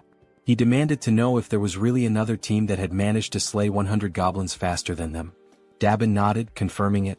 Still unable to believe what he was hearing, the red-haired man furrowed his brows and told Dabin to stop joking around. In a protesting tone, he once again asked Dabin to stop joking around and to just hand over their house already. Dabin, maintaining a serious expression, insisted that it was no joke, she was telling the truth. Then she revealed that the group who had finished the hunt even faster had just arrived. The group that had killed the goblins first. Seeing who they were made the red-haired man even more irritated. The group consisted of Dabin's brother and an elderly couple, both of whom were smiling cheerfully as if nothing had happened. Dabin turned to her brother and asked how things went with June. In response, her brother explained that they had made a deal. In exchange for giving up the new house, his own home and the elderly couple's home would now have electricity, food, and other necessities. On top of that, their daughters would no longer have to take part in missions. Upon hearing this, Dabin immediately pointed out that the elderly couple's daughters were minors, meaning they should have already been exempt from missions in the first place. The elderly couple continued smiling, unfazed, and corrected her by saying that their daughters were actually adults. Despite their youthful appearance, they were older than they seemed. The elderly woman then added that their daughters were probably quite skilled with bows and arrows, though her husband always worried too much about them. Dabin's brother also mentioned that part of the agreement included providing bows and arrows for their daughters. Dabin frowned, questioning the need for bows and arrows. Were they planning to continue hunting goblins? Her brother nodded, confirming that they were, but specified that June had only requested the goblins in the surrounding areas.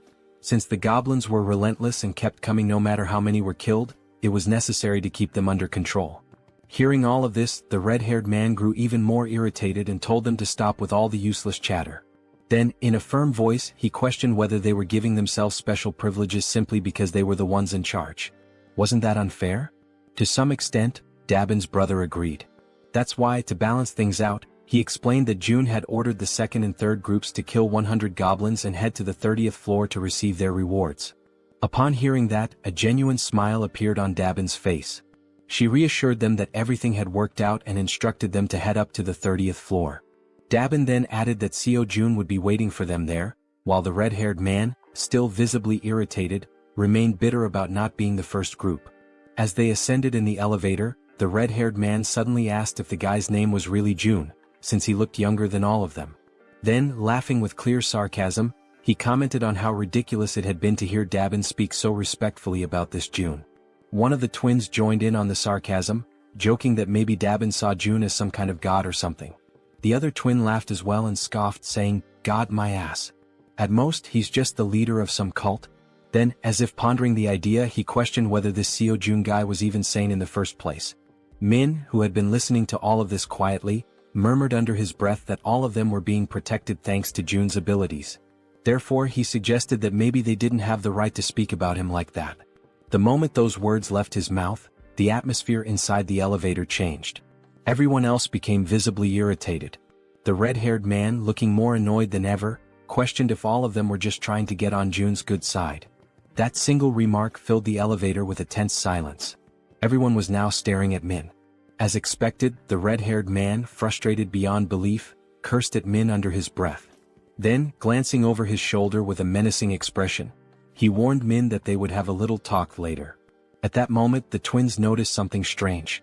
Jun was approaching, walking at a calm and leisurely pace, one hand tucked casually into his pocket. As he neared them, he gave them a small, relaxed smile and simply said, "Hello." That simple greeting, combined with the way Jun carried himself, sent a wave of shock through all four members of the group. Feeling a sudden nervousness creeping over him, the red-haired man extended his hand hesitantly, introducing himself as Baek Sunjiob. Jun shook his hand in a firm yet casual manner, acknowledging him before commenting that he had observed how Sunjiob and his team had hunted. He noted that they had made excellent use of the barrier and that their strategy had been quite effective. Hearing that sent another chill down Sunjiob's spine. His voice slightly unsteady, he asked how Jun could possibly know that. Jun completely ignored the question. Instead, he simply smiled and stated that from now on, he would be providing electricity, water and gas to units 1301 and 1502. Sunjiob, still trying to make sense of what was happening, managed to thank him but couldn't hold back another question. How was any of this possible? Once again, Sunjiob asked how Jun was doing all of this, how exactly he was making it happen. And yet, for the second time, Jun ignored him. Instead, he casually reminded them that since they had successfully hunted 100 goblins, they were now qualified for these benefits. Then, as if the entire situation wasn't unsettling enough, Jun's expression shifted into a disturbingly eerie smile. With a tone that sent chills down their spines, he added, "By the way, I'm not some cult leader." His eyes glinted with amusement as he continued, "And I certainly don't have any intention of becoming a god." The weight of those words left the entire group frozen in place, completely paralyzed with fear and unable to react. Then, with that same eerie and slightly devilish smile, Jun raised his hand near his mouth, as if about to share a secret. "There's just one more thing." His voice carried an unsettling undertone as he announced that he had a request to make of them. Sometime after that, the new group is seen running at full speed, desperately fleeing from something.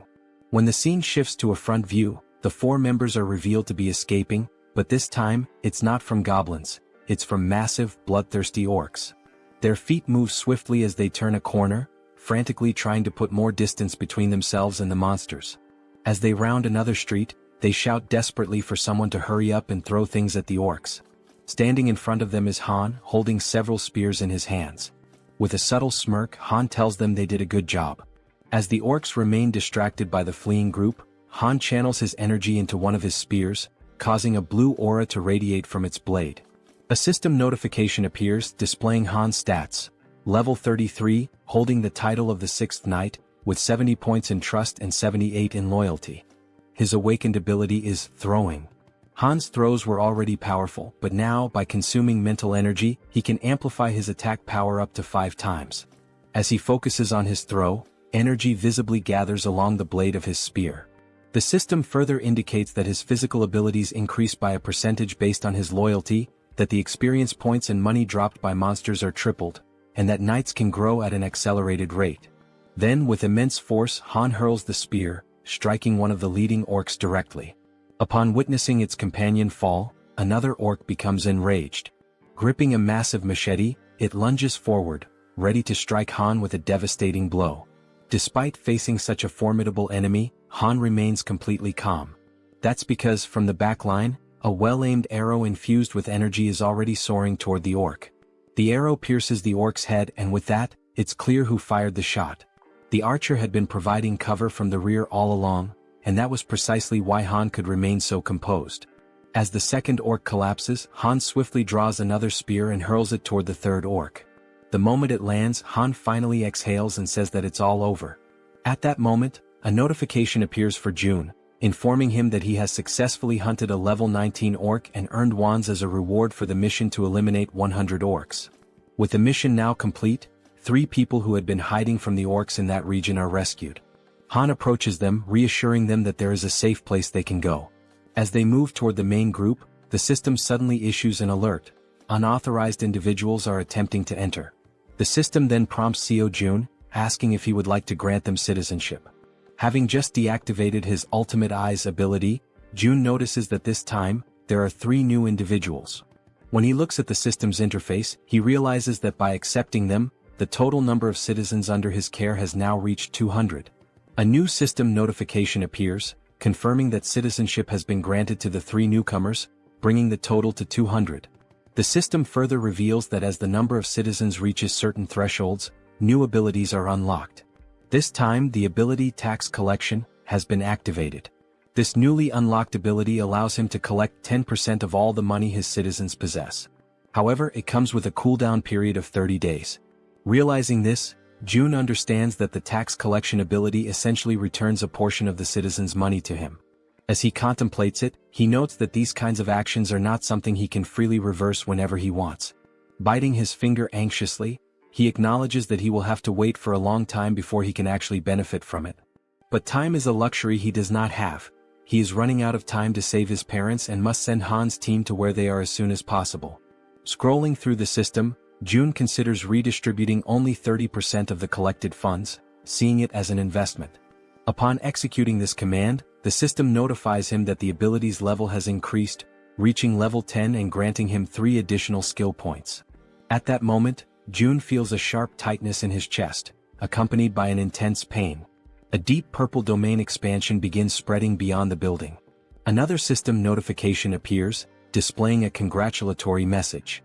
It states that with this expansion, an official declaration has been made across every corner of the apartment complex. Additionally, a fund of 1 billion wands has been deposited into his wallet. Furthermore, the construction function has been activated. Still clutching his chest from the lingering pain, Jun looks at the system screen, reading the new notification. His mind immediately starts racing, questioning what exactly this construction function entails. The system then displays a list of available facilities that can be built, along with their respective costs. It also shows the value of the fund and an annual production revenue of 30 million wands. The available construction options include a solar power generator, a store, and a training facility. As he reads through the details, Jun is visibly shocked. The annual revenue is only 30 million wands, yet installing a solar generator alone costs 130 million wands. That means he would need to maintain the solar power system for nearly 5 years just to break even. Following this realization, the system asks if he would like to proceed with installing the solar generator. For now, Jun declines, stating that his current priority lies elsewhere. The money needs to be allocated toward more immediate necessities, such as increasing the levels of his vassals. At that moment, Jun notices something different, something unusual. The system displays the total amount in the fund, exactly 1 billion wands, the same amount he had received upon leveling up. After investigating further, the system clarifies that this amount is exclusively available for construction purposes. Trying to process what he was reading, it takes Jun a moment for everything to click. But when it finally does, he smiles, realizing just how significant this is.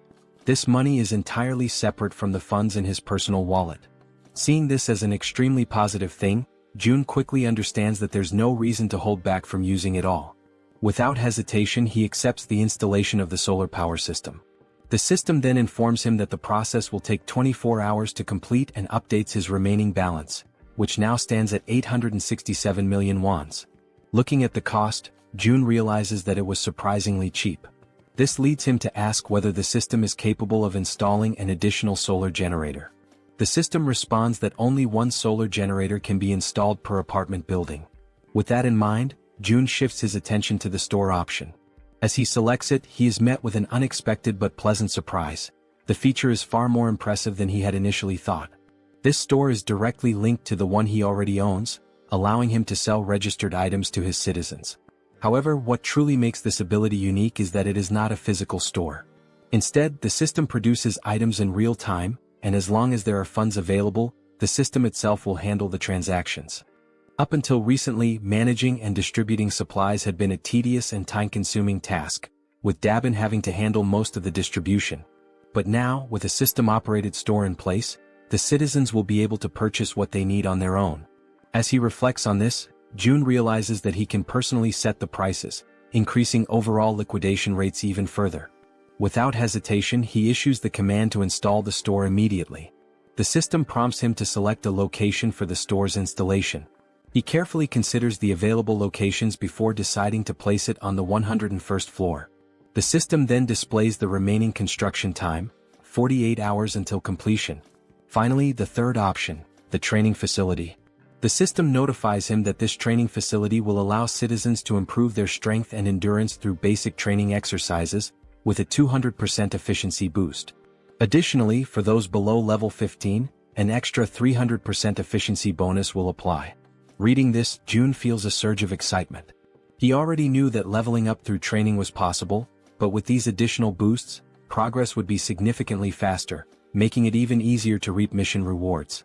The system also prompts him to choose a location for the training facility. Jun decides to install it across the entire second floor, converting the entire level into a dedicated training center. The system then updates, displaying a 72-hour countdown for its completion. Lastly, there are also the 3 skill points he had acquired. However, something new has also been unlocked, the itemization feature. This allows registered products to be purchased in different sizes and quantities. Intrigued, Jun taps on the system interface to learn more details. Until now, package deals were available, but individual purchases had only just become possible. Looking through the list, he sees various liquid-based items and notes that while not everything is there yet, the range of available options has expanded significantly. There are now different types of food and additional product variations. Now, with a slightly mischievous smile and a new plan forming in his mind, Jun realizes just how useful this could be. Meanwhile, back on the battlefield, Toji is clad in his knight armor, engaged in combat against an orc wielding a large knife. The orc lands a strike, but Toji's armor absorbs the impact, leaving him completely unharmed. Spotting an opening, Toji seizes the moment and delivers a decisive blow, eliminating the orc with a single strike. After defeating his opponent, Toki sighs in relief, muttering that it was a close call and that this battle is far more exhausting than expected. From behind him, Han calls out to Toji and poses a question. What would happen if he threw the halberd he was holding? Looking down at the weapon in his grip, Toji admits that he has never actually considered that possibility before. Han then asks him to hand over the halberd for a moment, wanting to try something. As soon as Han takes hold of it, a familiar blue aura begins to radiate from his hands. Focusing intensely, he prepares himself before hurling the weapon with all his might. The halberd soars through the air at an incredible speed, vanishing into the distance with overwhelming force. Toji, wide-eyed in shock, watches in disbelief before finally speaking. He had assumed Han was joking when he mentioned throwing the halberd. Now, however, the weapon was far beyond their reach. Crossing his arms, Han simply responds that he has already thrown it. Now he suggests that Toji deactivate the weapon's summoning and call it back again. Only then does Toji finally understand what Han had been thinking when he proposed the idea. Focusing, Toji channels his energy and cancels the summoning of the halberd before reactivating it. Instantly, another halberd materializes in his hands. Toji stares at the weapon in awe, his surprise quickly turning into exhilaration. Overcome with excitement, he turns to Han, calling him a genius. Han, however, remains modest and tells him not to exaggerate. Just then, the female archer arrives looking somewhat tense. She informs them that they need to leave as her supply of arrows is running low. However, just as she finishes speaking, something completely unexpected catches her attention. Glancing down at the ground, the archer spots something unusual. Confused, she asks what it is, because right before their eyes, a fresh quiver filled with new arrows is materializing out of nowhere. It was as if the Jun himself was telling them that they were meant to continue the mission. Retreat was not an option. The system displays a new ability called Omni-Focus, which allows the user to activate another ability while observing an area using the Ultimate Eyes ability. After collecting the new arrows, the archer continues hunting creatures alongside the group. The system keeps notifying them of the orc kills, showing that the last one was level 19 and the amount of one deposited into the shut-in wallet. Additionally, the system indicates that some citizens have completed the mission assigned to them, resulting in more ones being spent. Furthermore, some citizens are leveling up.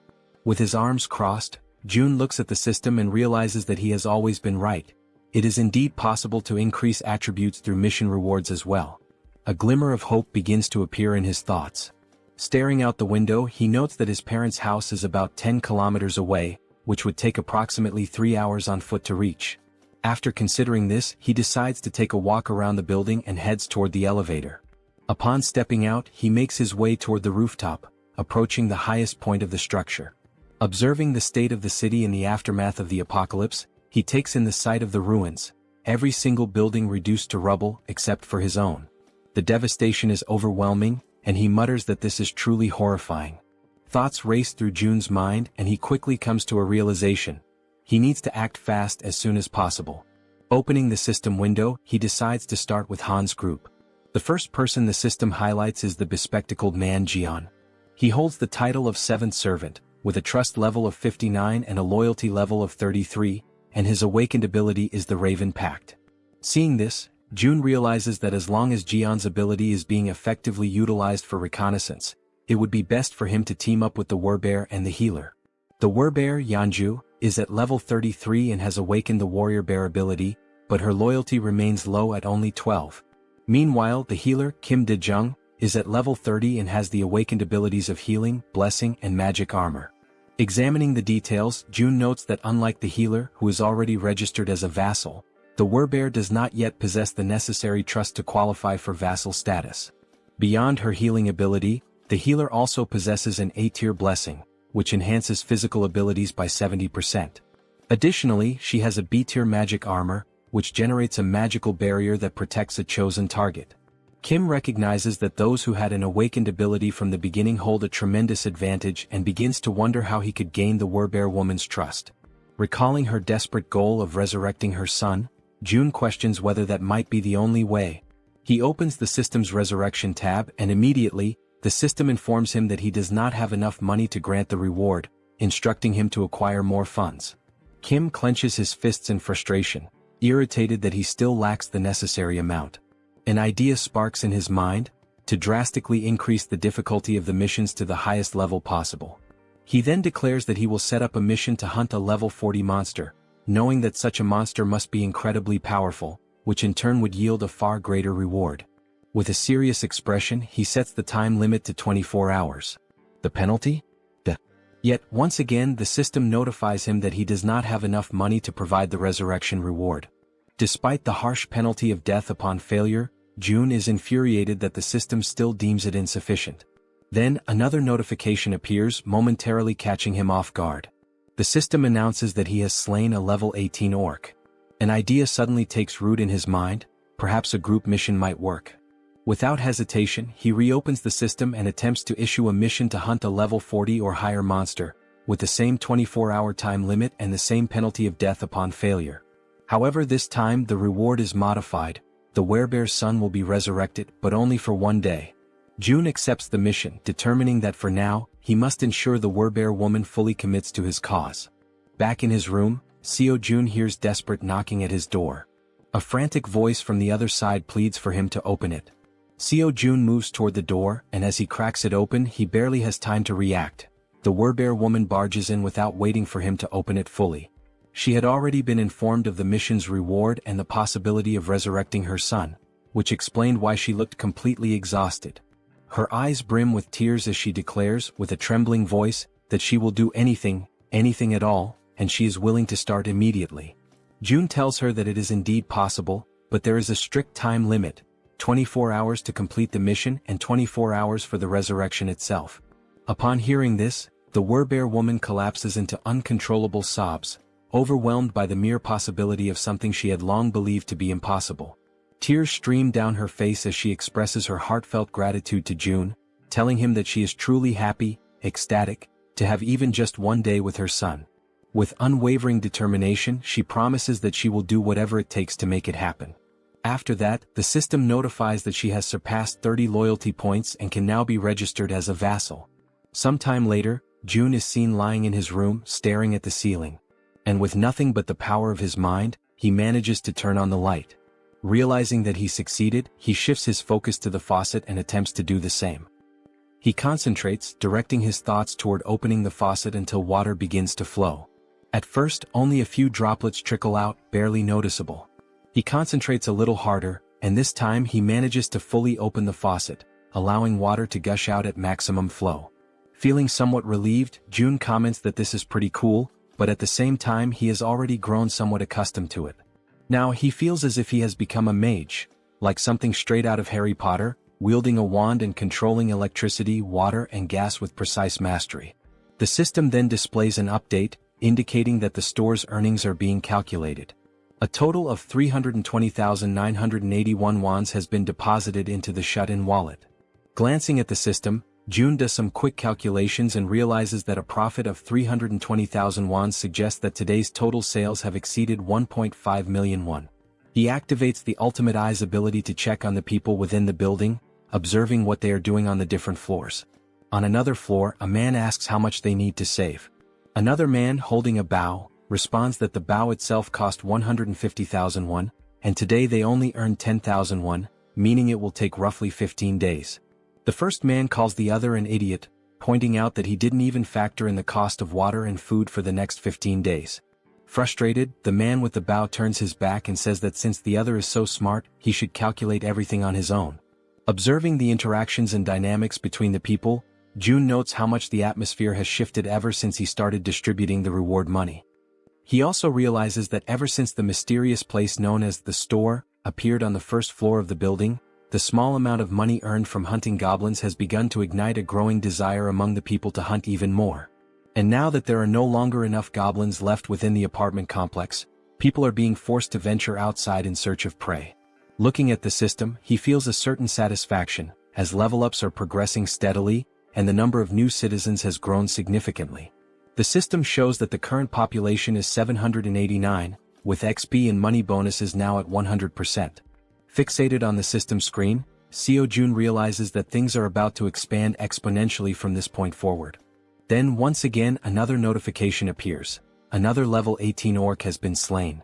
Sometime later, down below, the Werbear woman, with her immense superhuman strength, is tearing through wave after wave of goblins, crushing them without hesitation. Now she is emitting a golden aura, striking fear into the goblins before they even have a chance to fight back. Without wasting a single second, her thoughts consumed by the possibility of seeing her son again, she charges forward, completely obliterating the remaining goblins. Once no more goblins are left standing, she begins to revert to her human form. The exhaustion catches up with her, and she breathes heavily, struggling to steady herself. From a distance, the healer calls out to her, asking if she is okay and whether she is injured anywhere. The Werbear reassures her that she is fine, stating that even if she were hurt, it wouldn't be enough to stop her. The healer, concerned, urges her not to push herself too hard, mentioning that she is eliminating all the monsters before anyone else even has a chance to fight them. The Werbear apologizes, insisting that she isn't trying to steal anyone's kills. The archer, curious, asks why she is apologizing in the first place, pointing out that by taking down the monsters so quickly, she is making things much easier for everyone. Hearing this, the Werbear feels a sense of relief. Her companions are not upset with her after all. Watching from afar using the ultimate eyes, June acknowledges that forming this team was indeed a good decision. The system then updates, displaying the Werbear woman's status. Her name is Yun, and she has now reached level 40, with her trust and loyalty both rising to 66. She has also acquired new abilities beyond just her Werbear transformation. The newly awakened abilities are Ancestral Vital Blood and Primal Frenzy. These new abilities grant her a 50% boost to melee attack damage. Additionally, whenever she sustains wounds, Vital Blood drastically increases her regeneration. Furthermore, her eyes turn crimson upon witnessing blood, triggering an effect that amplifies her physical abilities by an astonishing 300%. Before she has a chance to process these new developments, the women suddenly hear a terrifying, unfamiliar roar echoing through the air, immediately putting them on high alert. The growls grow louder and closer, signaling that whatever is coming is approaching fast. Then, out of the shadows, a monstrous figure appears, stopping just a short distance in front of them. Without hesitation, the archer swiftly pulls back her bowstring, while the Werbear instructs the healer to fall back slightly. Standing before them is an orc, its presence alone exuding an overwhelming aura of menace. Its crimson eyes gleam ominously, and its body is riddled with deep scars, evidence of countless battles. In its massive hands, it grips a weapon resembling a giant club, and it begins to speak in a language that none of them can understand. Faced with the imminent threat before her, the Werbear woman does not hesitate for a single second and immediately begins her transformation. In an instant she completes the shift into her full beastly form, her massive figure standing in a battle stance directly in front of the orc. Now, enveloped by her golden aura, she lunges forward to attack the enemy, while in the background both the archer and the healer call out, urging her to be careful. As she charges, she lets out a deafening roar in an attempt to intimidate the orc, but he remains unfazed, standing his ground and locking eyes with her. With his club firmly in hand, the orc also assumes a battle-ready posture, prepared to engage the Werbear head-on. At that very moment, the Werbear woman unleashes her first strike. However, the orc reacts swiftly, managing to block the attack with his weapon. Without hesitation, she delivers another blow, but the orc remains solely on the defensive, skillfully withstanding the onslaught of her relentless attacks. Noticing an opening, she quickly shifts her angle, launching a strike from a different direction in an effort to land a clean hit on her opponent. Meanwhile, as the fierce exchange of attacks continues, the archer readies her bow. With unwavering determination in her eyes, she focuses intensely on her target, and a brilliant blue aura begins to radiate from the arrow. Observing the battle closely, she notices a brief moment when the orc becomes slightly distracted while fending off the Werbear's strikes. Seizing the opportunity, she releases her powerful shot with impeccable precision. Catching sight of the incoming arrow, the Werbear woman swiftly retreats a few steps to avoid being hit. The orc, displaying impressive reflexes, swiftly swings his club to deflect the projectile, narrowly avoiding the attack. However, this movement momentarily exposes a weakness, and without wasting a second, the Werbear, fueled by raw fury, surges forward with overwhelming force. With the full weight of her massive body behind her charge, she manages to slam into the orc, sending him crashing to the ground. Not allowing him even a moment to recover, she bares her enormous, razor-sharp fangs. The orc's eyes widen in terror as he realizes that this could very well be his end, and with a single devastating bite she finishes him off, bringing an abrupt end to his life. At that precise moment, the system notifies June that he has successfully hunted a level 28 orc captain, and as a result, a larger sum of wands has been deposited into the shut-in wallet. Additionally, a certain condition has been fulfilled, one that allows for the construction of a new forward outpost. This forward outpost resembles a defense tower, and according to the system, it serves as a safe zone located outside of the main home. When activated, it temporarily exerts the same protective influence as the house itself. There are two conditions for its activation. The first is that it will only be operational if a citizen holding the rank of knight or higher resides there. The second condition states that if an unauthorized individual remains inside for more than a day, the outpost will automatically be destroyed. Reading this information, June is caught off guard, surprised by the realization that he now has the ability to construct something entirely new. A grin spreads across his face as he remarks that, despite the staggering cost of 1.3 billion wands, his bank account has more than enough funds now that all the orcs have been dealt with. He decides that this forward outpost is well worth the investment. The system also displays additional details, revealing that the construction process will take 7 full days and will require 3 citizens of knight rank or higher to be stationed there. With that in mind, June realizes that his only option is to wait for those 7 days while the 3 necessary members return to occupy the outpost. As various thoughts race through his mind, the one that troubles him most is the sheer amount of time that will be lost, an entire week spent waiting. Deep in thought, he acknowledges that he cannot afford to waste too much time. Furthermore, most of the monsters near the outpost site have already been eliminated thanks to the efforts of his citizens. Understanding this, Seo Jun decisively presses the button on the system to initiate the construction of the outpost. Even though it will take 7 days, he realizes that it is not a bad option at all. If he can build this within the main house's territory, it will at least provide him with some peace of mind. As these thoughts occupy his mind, he finds himself recalling memories from his childhood, moments of pure happiness spent with his family. And now, by strengthening his domain, he believes he will be able to protect his family more effectively. Staring out the window at the ruined city beyond, he feels a deep sense of unease, knowing that bringing his grandparents here will not be an easy task. Closing his eyes, he silently wishes for his family's safety. When he opens them again, his resolve strengthens. Since things have reached this point, he decides that tomorrow he will send Han's group to begin the rescue mission. The following day arrives and once again they find themselves back at the train station. A bespectacled man watches the events unfolding before him in absolute disbelief. At the front lines, the Werbear woman is tearing through enemies, completely unstoppable, while he observes in utter shock from the sidelines.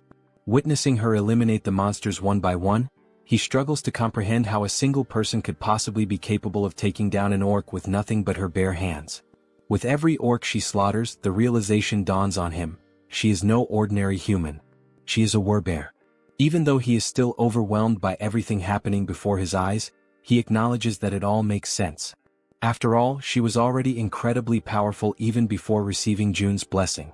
As she continues her relentless rampage, crushing orcs with ease, one thought refuses to leave the bespectacled man's mind. How the hell did June manage to win her over? After all, not too long ago this Werbear woman was utterly obsessed with hunting goblins. The bespectacled man then considers the possibility that she may have acquired new abilities, despite already being incredibly strong. At that moment, the system displays a notification indicating that there is a mission with a strict time limit of 1 hour. They must complete the mission and return home within this time frame, though there is no penalty in case of failure. Back at the station, the bespectacled man takes position at the front to scout the area, carefully scanning his surroundings. Not far from him, he spots the rest of the group who had accompanied him on this mission. Han calls out to him, suggesting that it would be best to head back home. The bespectacled man turns around, briefly considering the suggestion, and ultimately nods in agreement. As he waits, his raven, an extension of his newly acquired ability, returns from its reconnaissance flight. The bird lands gracefully on his arm, having completed its task, and the bespectacled man gazes at it with pride. Gently stroking the raven's sleek feathers, he decides to name it Black and expresses his gratitude for its good work. Han steps closer, placing a firm hand on his shoulder before asking if he can now take the lead in patrolling ahead, given his new ability. The bespectacled man turns to Black, instructing it to be cautious before sending it forward on a new scouting mission. The raven, its dark eyes filled with an eerie intelligence, silently observes its surroundings before taking flight once more. With a powerful beat of its wings, Black soars high above the station, climbing as high as possible among the towering buildings to gain a broad vantage point of the area. It moves in calculated circles, carefully surveying the entire perimeter. Thanks to the bespectacled man's new ability, he is able to access everything the raven sees as if their visions are linked, distance proving to be no obstacle to their connection. Once he fully processes the information relayed by Black, the bespectacled man turns to Han and reports that the area outside appears to be clear, confirming that it is safe to proceed. Han acknowledges the report with a nod and promptly signals the rest of the group. Upon receiving the order, everyone quickly moves into formation, positioning the strongest members at the outer edges while the healer remains securely in the center. As they march forward, the bespectacled man suddenly senses an unusual presence near his back. His instincts kick in and without hesitation he whirls around to check for any threats. A faint rustling sound reaches his ears and after a brief moment he identifies the source, a small rat scurrying along the path. Since he is positioned at the back line, the bespectacled man swiftly climbs onto the platform, stepping away from the train tracks to avoid obstructing the others. His companions continue moving ahead, yet an uneasy feeling lingers. Unable to shake it off, he turns once more to scan the area behind them, double-checking to ensure that they are not being followed.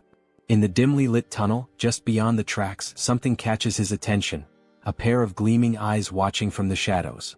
The eyes belong to a rat. Without hesitation, the small creature leaps forward, mirroring the group's path with uncanny precision. Relentlessly, despite its diminutive size, the rat pursues them, its glowing eyes locked onto their trail. Carefully and persistently, it follows their every move, all the way to the station's exit.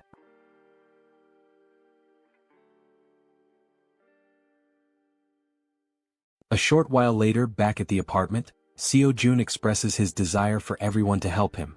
Lowering his head slightly, he humbly asks for a favor and begins to explain the situation regarding his family.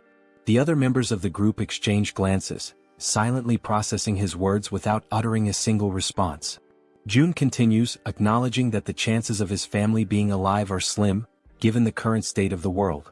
Han then asks if his relatives are also within the apartment complex, to which Jun replies that it is difficult to say for certain. At that moment, Moon steps forward and without hesitation, exclaims that they will help rescue Jun's family. The sudden outburst catches everyone's attention, and all eyes turn to Moon as he fervently insists that they should be allowed to assist with this. Han, with a faint but genuine smile, nods in agreement, stating that all of them have only managed to survive up until now thanks to Jun's efforts. Turning to face Jun directly, Han firmly declares that they will help, but only if Jun provides clear instructions on what needs to be done. Hearing this, Jun lets out a small, relieved smile and expresses his heartfelt gratitude for their willingness to assist him. With everyone watching attentively, he explains that now that they have successfully eliminated all the orcs occupying the station, their next move should be to follow the subway tracks leading to the next station. He then elaborates further, saying that this station is the closest one to his home. However, they can exit through exit number 2, and once outside he will provide them with more specific instructions. Jun reassures them that he is not asking them to go there immediately in one direct mission, as that would be too selfish on his part. Instead, he clarifies that their current objective is simply to secure the station first. Once again, he bows his head slightly in gratitude, asking everyone to rest well for today, as the operation will commence the following day. At that moment, the Werbear woman respectfully asks for permission to speak. She then poses a question, wondering why Jun cannot simply use the abilities he has displayed so far to bring his family to him.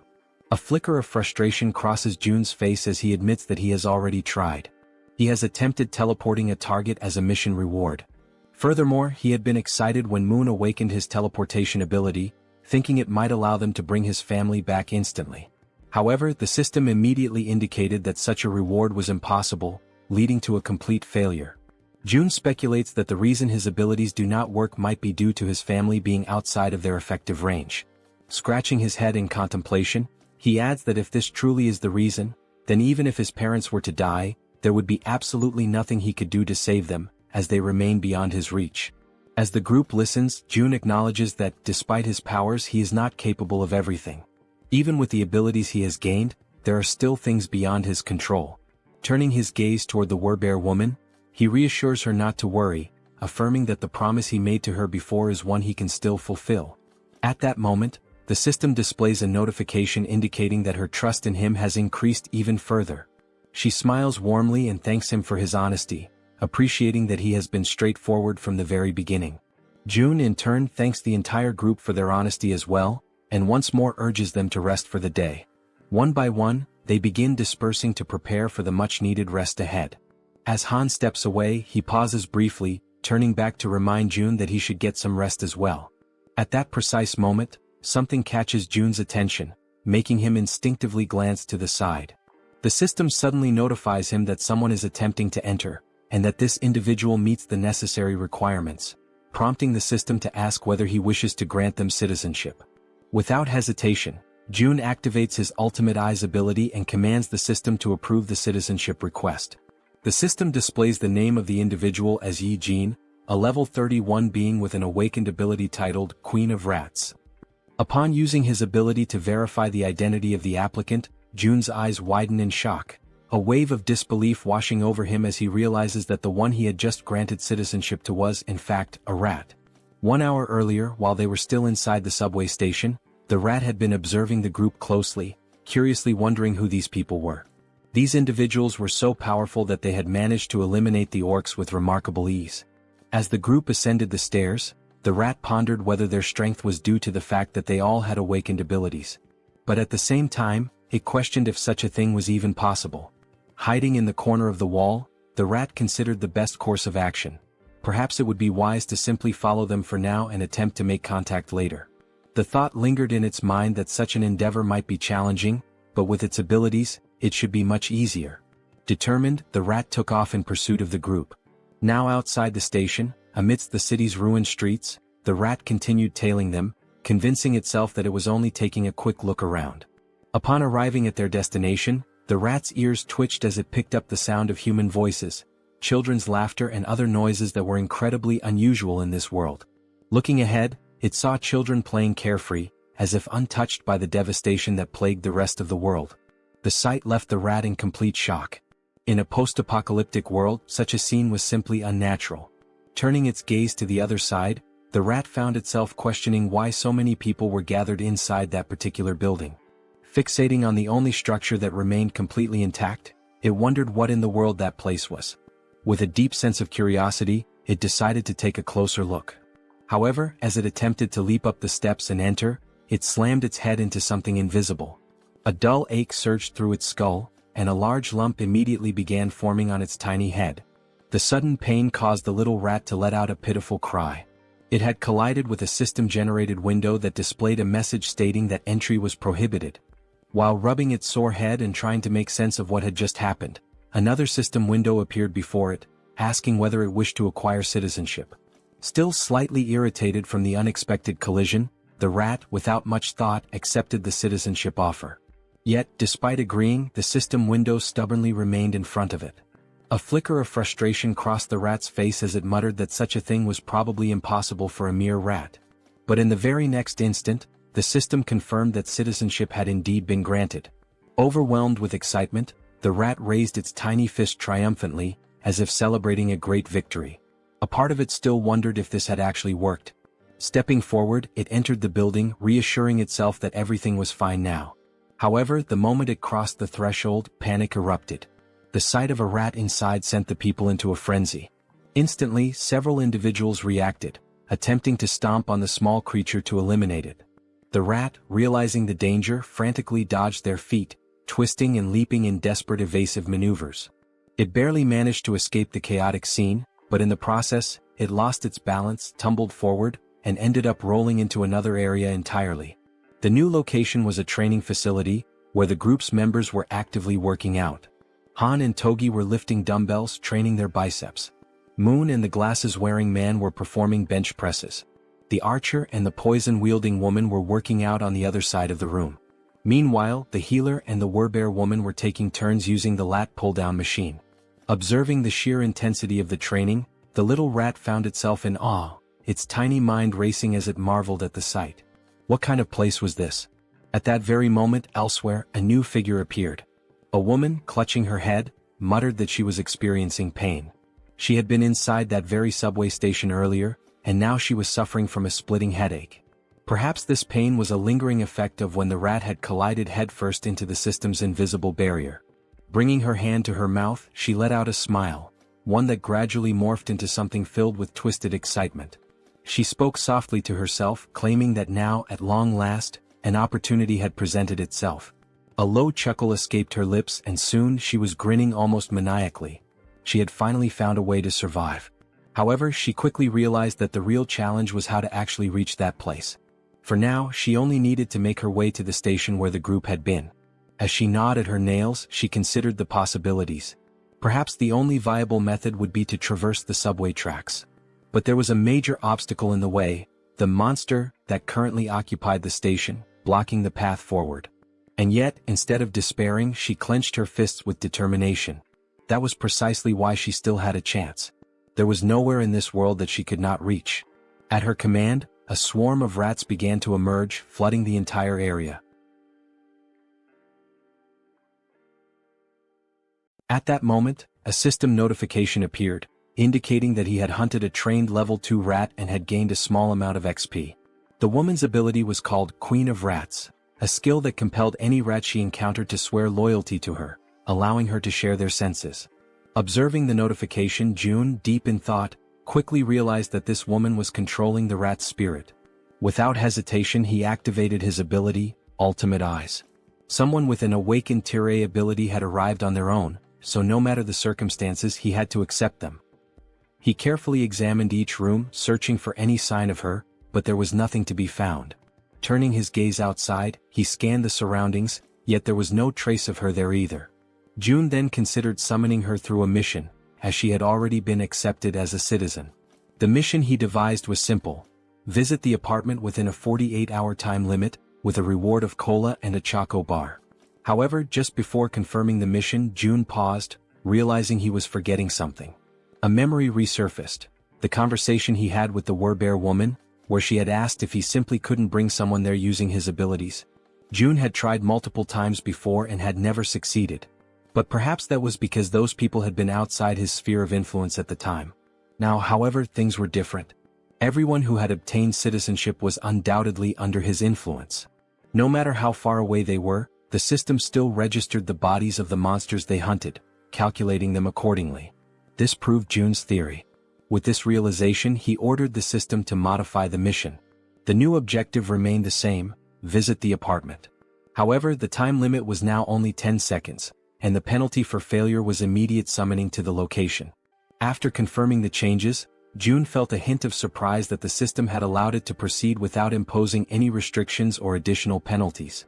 Deep in thought, he considered that this was a worthwhile attempt. If he could successfully summon a citizen from the outside just once, then he could safely bring his own family there in the future. Once the forward base was activated, he would temporarily gain the same authority as his original territory. Only then would Han's group be dispatched. The forward base would be constructed, citizenship would be granted to his entire family, and using the mission system he would finally be able to summon them there. Jun realized that this plan had a real chance of working. However, the real issue was how much it would cost. But ultimately, the cost didn't matter as long as he could save his family. With unwavering determination, he declared that he would begin, pressing the button to start the mission. The countdown started, 10 seconds. The only thing on Jun's mind at that moment was that he hoped this wouldn't cost $1 billion. When the 10 seconds elapsed, the system notification appeared. Mission failed. However, to Jun's relief, the cost was nowhere near what he had feared. Feeling the weight lift off his chest, he placed a hand over his heart, relieved that it had only cost 30 million won.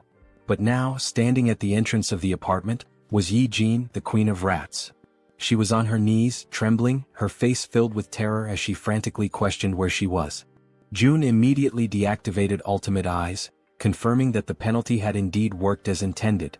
Slowly, he began walking toward the woman. The sight of him approaching sent her into full panic mode, her entire body trembling with fear. The monarch of isolation finally spoke, calling her by name. Hearing her name from his lips only deepened her confusion. Without wasting a second, she hastily demanded to know who he was and how he knew her. Jun's response was simple: he was the one who had granted her citizenship. Yi-Jin took a moment to process this information, trying to make sense of the situation. Still in shock, she questioned whether this place was the same location where her little rat had been. Jun, retrieving a can of soda from the system, confirmed that yes, this was the top floor of the apartment she had previously seen through the rat's eyes. As he offered her a chocolate bar and a soda, he apologized for summoning her so suddenly, fully aware that she was overwhelmed and terrified. Then, in a calm and composed manner, Jun introduced himself, stating his name and expressing that it was a pleasure to meet her. Still wary, Yi-Jin hesitated for a moment before extending her hand to accept the chocolate and soda. She took a deep breath, gathering herself, before asking if he was the one who had summoned her here and if he was also the one responsible for that strange search at the subway station earlier. Jun confirmed both. Without warning, her expression shifted completely, excitement flashing across her face. Her sudden change in demeanor left Jun puzzled. Then, as if she had just remembered something urgent, Yi-Jin began to speak. She knew it was asking for a lot, but there were people under her care and she wanted to know if he could bring them here as well. Continuing, she explained that she had tried to do it herself, but it had been extremely difficult to bring everyone here. She had been so close to taking a huge gamble to make it happen. Jun, maintaining his composure, asked her how many people she needed him to bring. Without hesitation, Yi-Jin answered, 35 people. Realizing the high number of people involved, Jun hadn't expected that there would be so many others with her. He sighed and apologized, explaining that this would be difficult to accomplish. Yi-Jin, clearly distressed, immediately questioned why. Without hesitation, he stated plainly that with his current power, he simply couldn't bring that many people there. Hearing this, the girl panicked. She grabbed onto his clothes, her fingers trembling as she desperately pleaded with him. Her mother and younger sister were among those people, and she swore she would do anything to save them. Jun observed her carefully, realizing that she needed help too. After a moment of silence, he asked her to give him some time to think. As his mind raced for a solution, he recalled something. Yi-Jin hadn't needed to interact with him directly to receive citizenship. That meant the system had recognized her rat as an extension of herself. If that was the case, perhaps something similar could work again. A system window appeared before Jun, displaying Yi-Jin's current stats. Her trust level was at 37, and she was at level 31.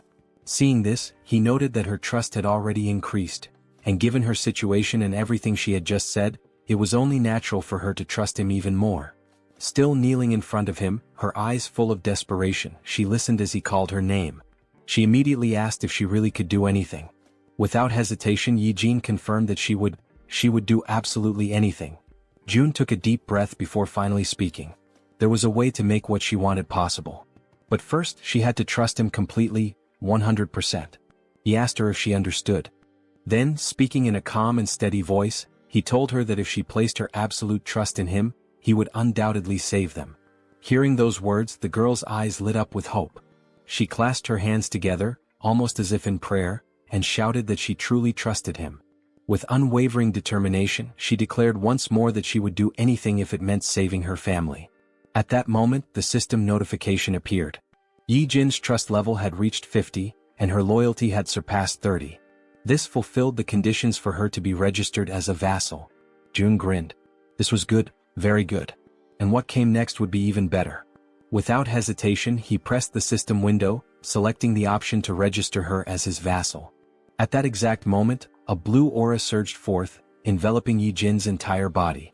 For a brief instant, the unexpected sensation startled her. Then another system window appeared. Yi-jin was now officially recognized as 10th Seed, Knight and Tamer. Her awakened abilities were listed as Queen of Rats, Evolution. June read through the details carefully. The Tamer title granted her the ability to enhance the stats of her tamed creatures based on their loyalty. Additionally, their growth speed would accelerate according to her trust level. On top of that, the evolution ability was classified as Tier A+. It allowed her tamed creatures to continuously grow, and once they reached a certain threshold, they would evolve. As he watched the glowing energy flow through her body, June asked her a critical question. Were there tamed rats near where her family was located? Yi-jin, still feeling the power coursing through her, nodded quickly. June immediately issued an order. She was to send those rats to where her family was right now. Without hesitation, the Rat Queen confirmed she would do it. She sat down cross-legged, closing her eyes in deep concentration. She needed to direct her consciousness to her rats, guiding them to her family's location. June seized the moment and activated Ultimate Eyes. As soon as he did, his vision expanded and he was able to see through the eyes of the rat. The system recognized it as an extension of Yi-jin herself. A system window popped up, identifying the creature. Tame Mouse, Level 2. The small rat scurried forward, stopping in front of a group of people. They watched it carefully, recognizing it almost immediately. Whispers spread among them. Was this one of Yi-jin's rats? Then, to their surprise, a system window appeared above the rat. The unexpected sight made the people uneasy. And then, something even more shocking happened. One after another, various supplies began to materialize from the system. Food, water, necessities, all appearing out of thin air. The people stared in disbelief, struggling to comprehend what they were witnessing. Someone muttered a question. Was this Yi-jin's doing? With this, the system updated once more. Yi-jin's trust level skyrocketed, increasing several times over. From a distance, June observed it all. This was exactly what he had anticipated. He continued watching as the rats moved. A realization struck him. Yi-jin's ability and his absolute eyes were a perfect combination. From this moment on, the tens of thousands of rats crawling through the sewers would now serve as his eyes. June couldn't help but smile. This was insane. And now he had acquired the ultimate scout. The Rat Queen politely asks for permission to speak, her voice calm but firm. She then inquires if the place June wants to know about is the one located near the beach. June nods in confirmation, stating that yes, that is indeed the place he is referring to. A realization dawns upon him. Coincidentally, Yi-jin had gone to Nambu-Mindong, which happens to be where his family's house is located. Naturally, this puts her in a far better position than Han's team, who are still unfamiliar with the area. On top of that, all she needs to do is send a single rat. Even just one rat alone makes it possible to confirm his family's survival, and now with her abilities, it will also be much easier to send supplies. After June explains the plan to her, Yi-jin smiles, confidence shining in her expression, and assures him that he can leave everything to her. Right at that moment, the system notifies that both her loyalty and trust have increased. Not wanting to waste any more time, June immediately asks if she can go right now. Yi-jin, still smiling playfully as she absent-mindedly plays with one of her rats, confirms without hesitation that she can. June then gives her a specific request. He asks if she could follow the subway tracks on her way. Her expression shifts slightly, and she asks if he is seriously suggesting that. June confirms without hesitation. His plan is to use that route for the rescue mission later. However, Yijin's expression changes drastically. A look of sheer panic washes over her face as she quickly exclaims that this will not work. Jun is momentarily taken aback by her sudden reaction and questions why his plan would fail. Yijin, still visibly shaken, explains that a monster lives inside Siamayan Station. Jun freezes for a moment, completely caught off guard by the unexpected information. In disbelief, he asks her if she is serious. Yijin simply nods, her expression grim. Jun raises a hand to his chin, deep in thought. After several seconds of contemplation, an idea forms in his mind. He then asks Yijin if she can send just one rat to where the monster is. Though she is visibly hesitant, no doubt because of her traumatic experiences, she steadies herself, takes a deep breath, and focuses. As the blue aura flows through her body, she confirms that she can do it. The perspective shifts, and now it is through the eyes of a rat inside the subway. The tiny creature scurries forward, navigating the abandoned station. Then, it suddenly stops, completely frozen in place. Something up ahead catches its attention. As its gaze slowly rises, it sees a massive figure lifting the lifeless body of an orc as if it were nothing but a rag doll. The rat's vision continues to rise, revealing the true form of the creature. It is a gigantic snake. The monstrous serpent effortlessly takes the life of the orc, devouring it with frightening ease. Despite being small and trying to remain hidden, the rat's subtle movements attract the snake's attention. The giant serpent's head snaps in its direction, instantly recognizing something unusual in the surroundings. It swiftly swallows the orc, and without wasting a second, it shifts its focus entirely to the rat. Realizing it has been discovered, the rat trembles in fear, its tiny body shaking as it scurries behind a pillar, desperately trying to stay out of sight. For a brief moment, it feels safe, believing it has managed to hide successfully. But its relief is short-lived. The gigantic snake moves with terrifying speed, heading directly toward the spot where the rat is hiding. The serpent's enormous mouth opens, revealing its razor-sharp fangs, poised and ready to end the tiny creature's life.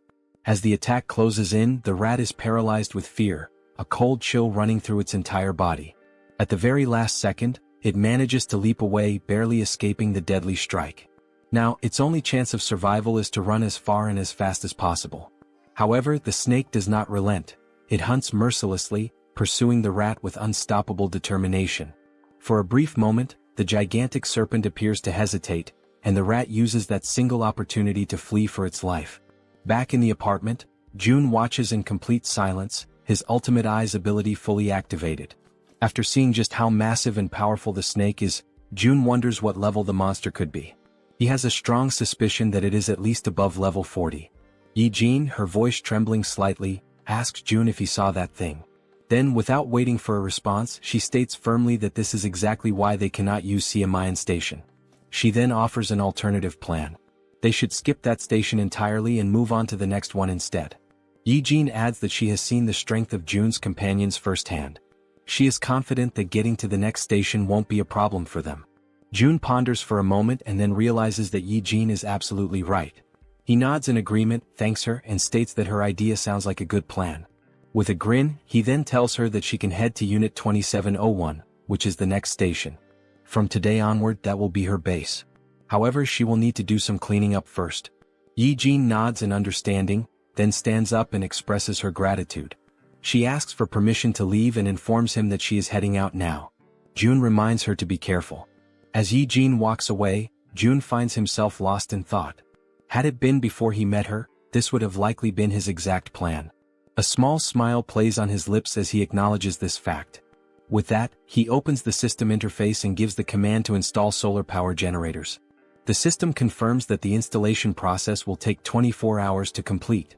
Outside, numerous photovoltaic panels begin automatically installing themselves on the rooftops, as the system efficiently carries out the task. Gazing out the window, Jun watches the progress. This system is impressively efficient, that much is clear. However, even with its current capabilities, it is still not enough to sustain the nearly 800 people under his care. And if they want to raise funds to install more facilities, they will need more people working. At the very least, they must establish a 3-shift system. The same applies to the new common facilities, which include solar energy, the store system, and the training center. Still standing and looking at the system, Jun says that now is when it truly begins. More hunts. The scene shifts to Han's group, who are running in fear from something chasing them. As they sprint forward, Han quickly glances back and realizes that their pursuers are closing in. Knowing they won't be able to outrun them forever, they decide to stop and prepare for battle. The creatures chasing them are massive bats, flying at incredibly high speeds. The entire group launches their attacks at once, unleashing powerful projectiles. Arrows soar through the air, and as everyone knows, they are infused with a brilliant blue mana. They pierce the bats in multiple places, causing the creatures to screech in agony. After a relentless barrage of attacks, they finally defeat all the bats that had been pursuing them. Once the battlefield falls silent, and none of the bats show any signs of movement, the archer turns to the group and asks if anyone is injured. The group reassures her that they are all unharmed. The poison-wielding woman then shifts the topic, asking the archer about the giant serpent that June mentioned residing in Siamayan Station.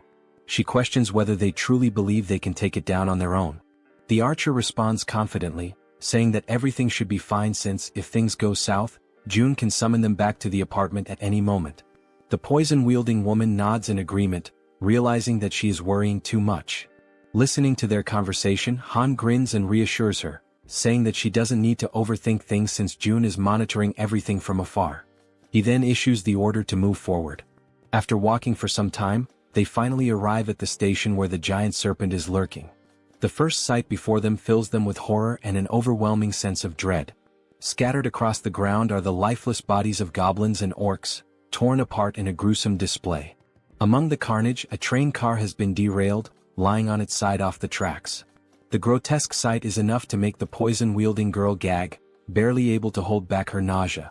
Han orders the rest of the group to proceed while she takes a moment to recover. As they advance slowly, exercising extreme caution, Han suddenly senses something off, an eerie, unsettling feeling, accompanied by the distinct sound of a snake hissing. His instincts scream at him, and he immediately shouts for everyone to stop and be on high alert. The group tenses up, readying themselves for whatever might come next. Being at the front, Han is the first to see it, and his body freezes in terror. Emerging before them is the giant serpent. Its scales shimmer with a deep purple hue, and its golden eyes gleam with an insatiable thirst for blood. Faced with such an overwhelming presence, the entire group trembles in fear, unable to utter a single word as adrenaline surges through their veins. Toji is the first to break the silence, shouting in desperation, asking how they are supposed to fight a monster like this. At that moment, each of them frantically tries to think of a way to survive. Despite his own fear, Han instinctively pulls the archer into his arms as she, too, is frozen in place. With a firm voice, he yells for everyone to drop to the ground immediately. Without hesitation, the group obeys, crouching low as a series of devastatingly fast strikes slice through the air above them. The attacks are so rapid that they can only hear the sharp sound of the wind being cut, followed by the impact of the strikes smashing into the metro walls. At that moment, a system notification appears, revealing a new party quest. The objective: eliminate the giant serpent. Time limit: 10 minutes. The reward: a massive amount of XP. There is no penalty for failure, but everyone knows the truth. Failing this battle will cost them their lives.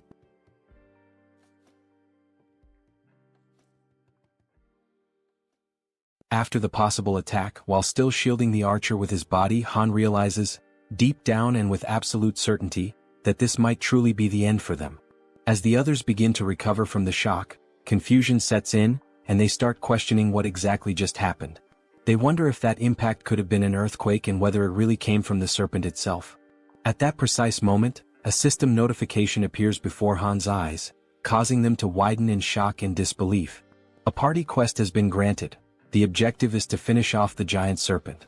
Staring at the notification, Han questions aloud why the system used the term "finish off the snake," rather than simply instructing them to fight or defeat it. But when he turns his attention back to the creature, he notices something has changed. Observing from a distance, with the archer still kneeling by his side, Han wonders aloud what in the world is happening and why the serpent is behaving so strangely. The serpent's scales are soaked in blood, and parts of its flesh seem to be melting, as if it is dissolving from the inside.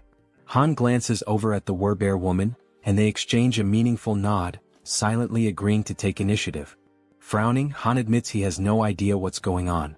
As equipment materializes across his back, he draws a spear and, summoning all his strength, hurls it with great force. The spear strikes the serpent squarely in the center of its massive head, already weakened and writhing, and the beast lets out a final echoing cry of pain. At this point, it is revealed to us that giant serpents have a habit of consuming their prey while it is still alive. And this detail is far from insignificant. A living creature swallowed whole poses a real and serious threat if it manages to act or strike in the final moment. This is precisely why the giant serpent uses venom to completely subdue its prey or strangles it until it suffocates before swallowing. However, this rule only applies to prey of a certain size. Something as small as a mouse, in comparison to its enormous body, is not a concern. Then we see a flashback, how the mouse deliberately and with striking precision leapt directly into the serpent's mouth, allowing itself to be swallowed in less than a second. And this small, calculated move would bring about consequences no one could have ever imagined. However, Jun had been clever enough to come up with such a plan, and now he lets out a quiet laugh while giving the command to open the warehouse. Watching the little mouse with his ultimate eyes ability, he notices two skills that are now available: warehouse and shop. With the mouse already inside the serpent's body, Jun issues the command to summon gas, causing the serpent's belly to bloat and swell.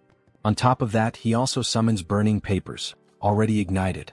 The combination of gas and fire results in a massive internal implosion. In other words, the serpent explodes from the inside out, unable to withstand the pain and pressure building within. After the blast, the Queen of Rats experiences a sharp discomfort, as if she is directly connected to the pain the little mouse suffered. Jun walks over to her, noticing her unease, and asks if she's all right. She responds that she is. It just startled her a bit. Jun acknowledges her efforts, saying she did a good job, and she exhales in relief, finally relaxing a little. With ultimate eyes still active, he shifts his attention back to the metro and reflects on the fact that he wasn't the one who delivered the final blow to the serpent. Rather, he wants this creature to be slain by his vassals who have earned the title of Knight, Han and the Werbear Woman. By doing this, he knows he will receive 6 times the amount of experience points and profit. We are brought back to the same scene from earlier, just after Han threw the spear at the serpent's head. The Werbear Woman, wasting no time, charges forward while her transformation nears completion. With her powerful claws, she delivers a series of fierce slashes against the serpent, who still struggles to fight back despite its injuries. Finally, the Werbear focuses her strength, leaps into the air, and strikes down with tremendous force, landing a blow directly to the serpent's head.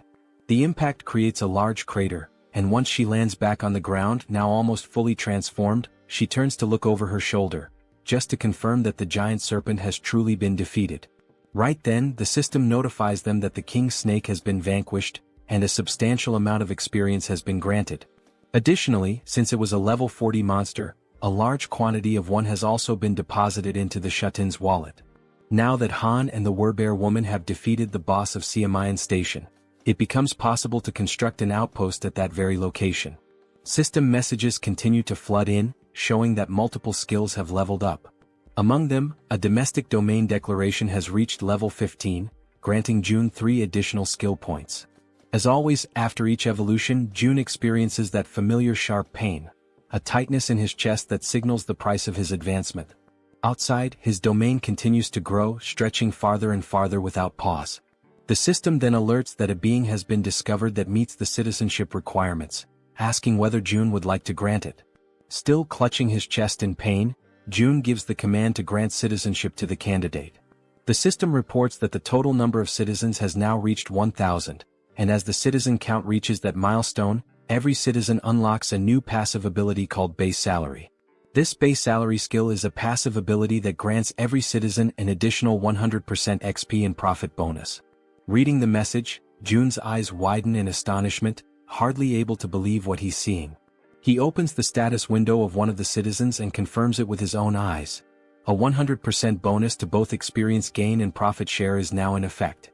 Then Jun becomes thoughtful, allowing himself a moment to process everything. He realizes that this is actually quite a fascinating feature. He now fully understands what the Base Salary ability truly means. Even if he sets their profit participation at 0%, the citizens still receive the additional 100% bonus in both experience and profits.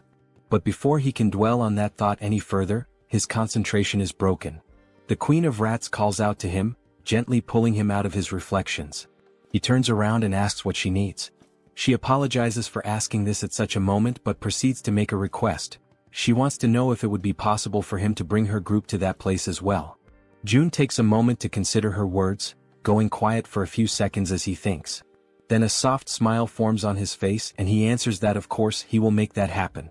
The Queen of Rats lights up with excitement the moment she hears his response. She lifts her hands near her mouth in a gesture of pure emotion, nearly blushing, while her eyes shine with a joy she cannot hide. June then asks her whether she is able to control another rat again at this point. Now full of energy and determination, she confidently answers that yes, she can absolutely do it without any problems. June says that he will inform the group to follow the rat while she guides them from here. Back at the metro station, the giant serpent's lifeless body still lies across the ground, unmoving. From within that very scene, a tiny mouse emerges, now acting as the guide for the group, leading them toward their new destination.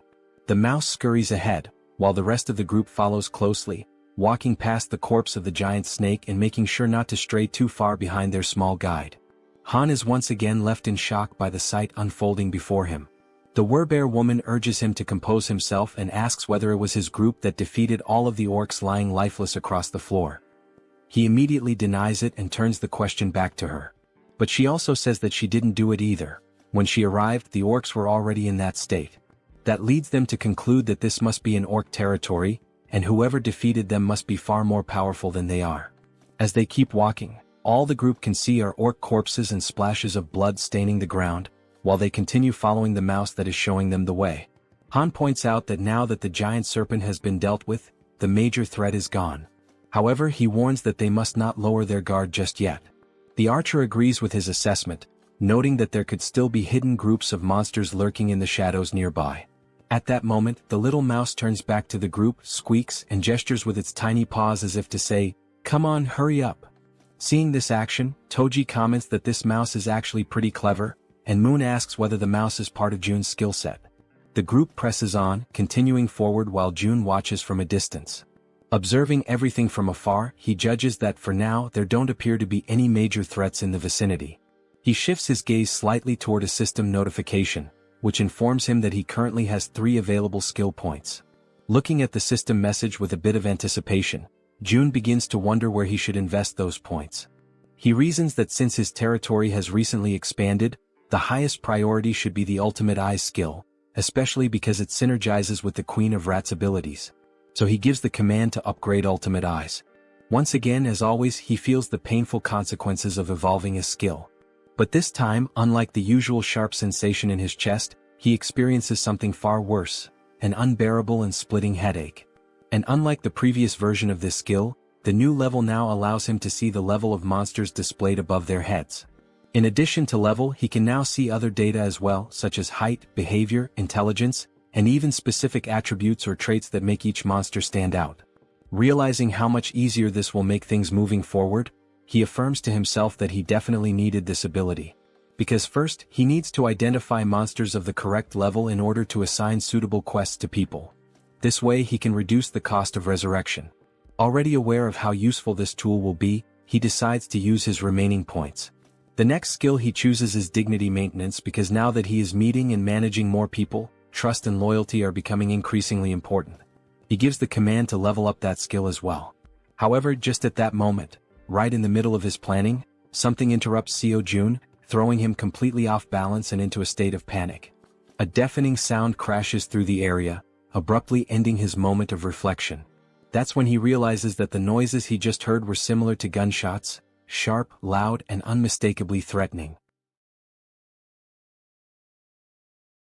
Since June had his Ultimate Eyes skill activated at that moment, he was able to quickly realize that the gunshots had not originated from the apartment complex, but rather from the metro station. He immediately redirects his gaze back toward the metro and sees several goblins wielding revolvers in their hands. The goblins wear malicious, twisted smiles, clearly aware of the immense power they now hold with such weapons.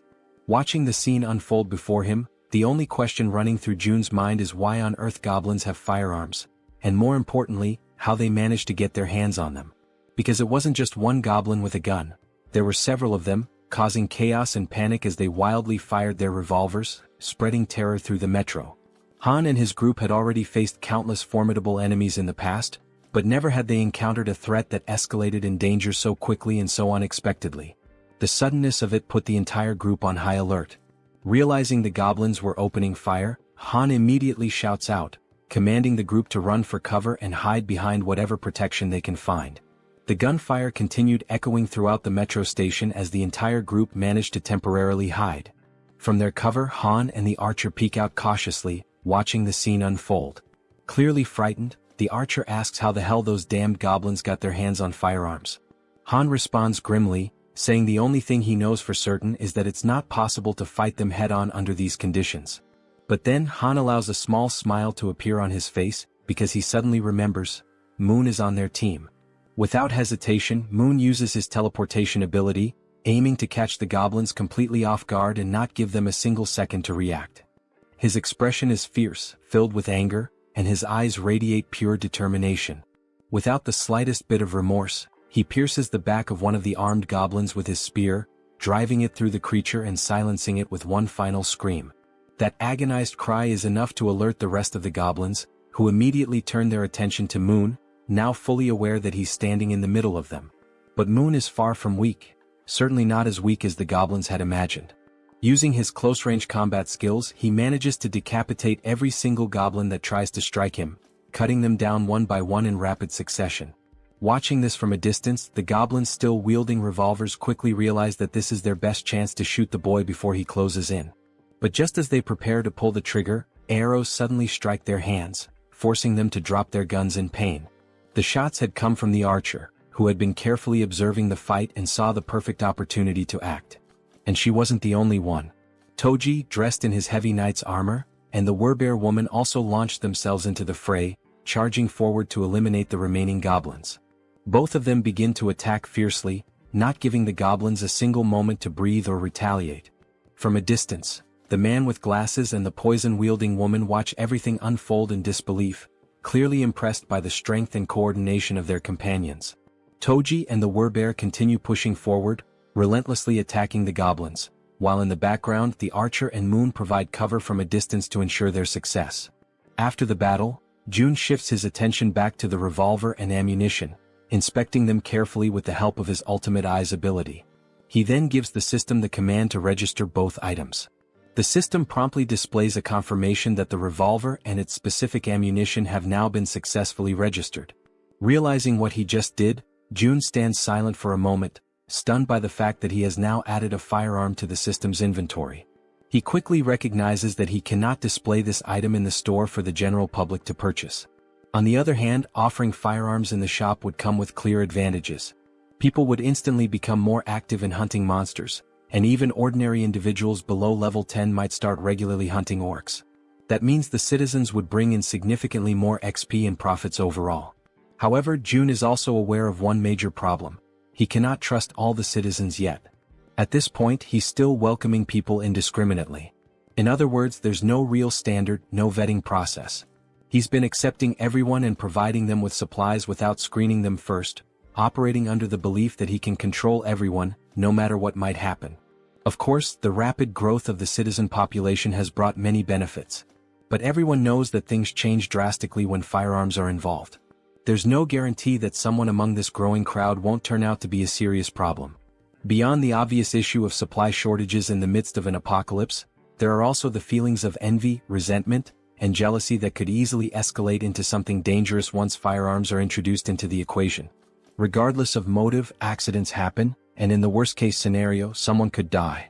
That's when Jun concludes that firearms will indeed be incredibly helpful, but they must only be handed out to verified individuals. As he opens the system menu once again, he notes that, on top of verification, firearms will also be made available only to those with high loyalty levels. With that decision made, Jun already knows who the first person will be to receive one. Back at the metro station, the group now stands among the lifeless bodies of goblins scattered across the ground. Suddenly and without warning, a gun begins to materialize, forming in midair before dropping right in front of Moon, startling him with how sudden and unexpected it was. Cautiously, he begins to approach the weapon, taking slow and deliberate steps as he draws nearer. Then, with a faint smile appearing on his face and his finger already resting gently on the trigger, Moon picks up the gun, clearly aware of who had orchestrated this. Without needing to see him, he offers a silent thank you to Jun, already knowing it was his doing. After that, the group resumes their journey through the metro tunnels, continuing to follow the little mouse that was guiding them toward the Rat Queen's group. After walking for a while through the underground passageways, they finally arrive at a place that seemed to be the destination the mouse had in mind. They hesitate briefly upon arrival, as the location is closed off by a heavy door that clearly separates and isolates the inside from any outside threats or creatures. Then, as the leader of the group, Han steps forward without hesitation and makes the decision to open the door himself. As the door slowly creaks open, they immediately spot several people inside. The first ones to lay eyes on the newly arrived group begin trembling in fear, uncertain of who these newcomers are. For all they knew, it could easily be goblins or another kind of terrifying monster. Sometime later, the day turns out to be perfect for a walk. Apparently, June notices this and decides to get some fresh air. As he strolls along the sidewalks, he reflects on how nice it is that the territory now includes the walking trail just outside the apartment complex. He thinks to himself that it's been quite a while since he's gone out for a proper walk, and he quietly expresses his gratitude to Jaehyeon for coming along with him. While enjoying the peaceful moment, the system suddenly notifies him that an unauthorized entity is attempting to enter. Upon seeing that notification, June smiles and casually remarks that it seems they have arrived. Jaehyeon, intrigued, becomes curious to know who they are. The system then shows that a being who meets the requirements for citizenship is approaching the shelter, and it asks June whether he would like to grant citizenship. Without hesitation, he accepts. Moments later, Jaehyeon hears someone calling out her name and is met with a heartwarming surprise. In the distance, her mother and her sister Yeojin are excitedly calling out to her, waving with joy. In a moment of pure euphoria, the three of them run into each other's arms, embracing in a tight, emotional group hug. Their mother, overwhelmed with emotion, asks where she had gone without saying a word and tells her how worried she had been all this time. Jaehyeon sincerely apologizes for everything. After the hug, Yeojin's eyes sparkle with joy as she exclaims how good her sister smells and asks if she had taken a bath. Jaehyeon replies with a smile, saying yes, and not only that, they even have hot water here, and now her mother and sister will also be able to enjoy a warm bath. From a short distance away, June watches the heartfelt scene unfold, happy to hear them chatting about how the place has beds and hot meals as well. Then June calls out to the Rat Queen, and she quickly turns around, asking if something has happened. June informs her that Unit 2701 has now been assigned to her, and she is completely free to use it however she wishes. However, he warns that it might feel a bit cramped for 30 people. Upon hearing this, the girl turns back toward her mother and sister again. But they were not alone. All 30 individuals who had been trapped in the metro were rescued and brought safely to the shelter. Jaehyeon lowers her head for a moment, visibly deep in thought as she tries to come up with a solution to accommodate everyone. Interrupting her train of thought, June steps in and says that he'll provide 3 extra rooms for her, because she is more than worth it and truly deserves it. Hearing this makes her feel a little flustered and she offers a heartfelt thank you. June adds that she can also use units 2402, 2301, and 1902, all within the same building. Hearing that causes her eyes to fill with tears, and in the background her mother and sister smile with happiness and relief. Jaehyeon expresses her gratitude and says she will always do her best. After this emotional moment, the system displays a notification showing that the loyalty and trust levels of many citizens have significantly increased in an instant. Seeing this on the interface, June feels a small spark of excitement, pleased with the outcome. However, something soon catches his attention. He remembers a system feature that was unlocked when he leveled up, but he had never taken the time to check it. The feature is called Guardian Beast Management, and it has a usage limit of 10 times. Just from the name alone, June gets a vague idea of what this skill might involve. But when he finally checks the cost of activating it, he is completely stunned. The cost is 1 billion, and the number leaves his jaw hanging in disbelief. Still trying to process this, someone suddenly calls his name and asks if he has a moment to talk in private. They head toward a nearby room and June opens the door, motioning for the person to come in. The person in question is none other than Jaehyeon, the girl known for using poisons, and she appears hesitant, clearly uncomfortable about what she's about to say. June gently asks her what she would like to talk about. With an anxious expression and a hint of fear in her voice, she says that there's something she needs to confess to him. Noticing her fear, June smiles softly and tells her to take a deep breath and feel free to speak comfortably, assuring her there's no pressure. Seeing his kind and calm reaction, Jaehyeon gathers the courage to finally speak her mind. She bows slightly and thanks him before saying, with visible difficulty, that she's truly sorry, but she wants to leave the team. Hearing that shocks June to the core. He had never experienced anything like this before. So, with disbelief he asks if she really just said what he thinks she said. With an expression filled with guilt, the poison girl once again says she is very sorry, but insists that she needs to leave the party. June hears her words, but remains silent for a moment, as it was all so sudden that he is still struggling to fully process the situation. The girl then begins to explain herself, saying that her ability is one of the reasons she feels so useless within the team. She confesses that she often thinks that her presence doesn't make any real difference. Whether she is there or not, things would likely remain the same. June gently tells her to stay calm and to speak freely, reassuring her that she can always be honest with him about anything. The girl then clenches her teeth tightly, as if she is bracing herself with fear and hesitation. Gathering her courage, she finally admits that she is afraid. The way she says it, the trembling in her voice, leaves June momentarily speechless. She goes on, repeating that she really is scared, truly terrified. The goblins were terrifying, the orcs were just as frightening, and the giant snake they faced had been utterly horrifying.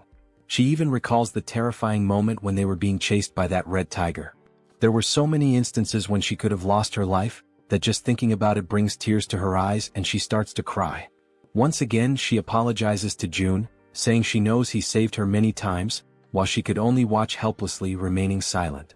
Wiping the tears from her face with trembling hands, she continues, saying that she is nothing but a useless person, someone who has failed to live up to June's expectations.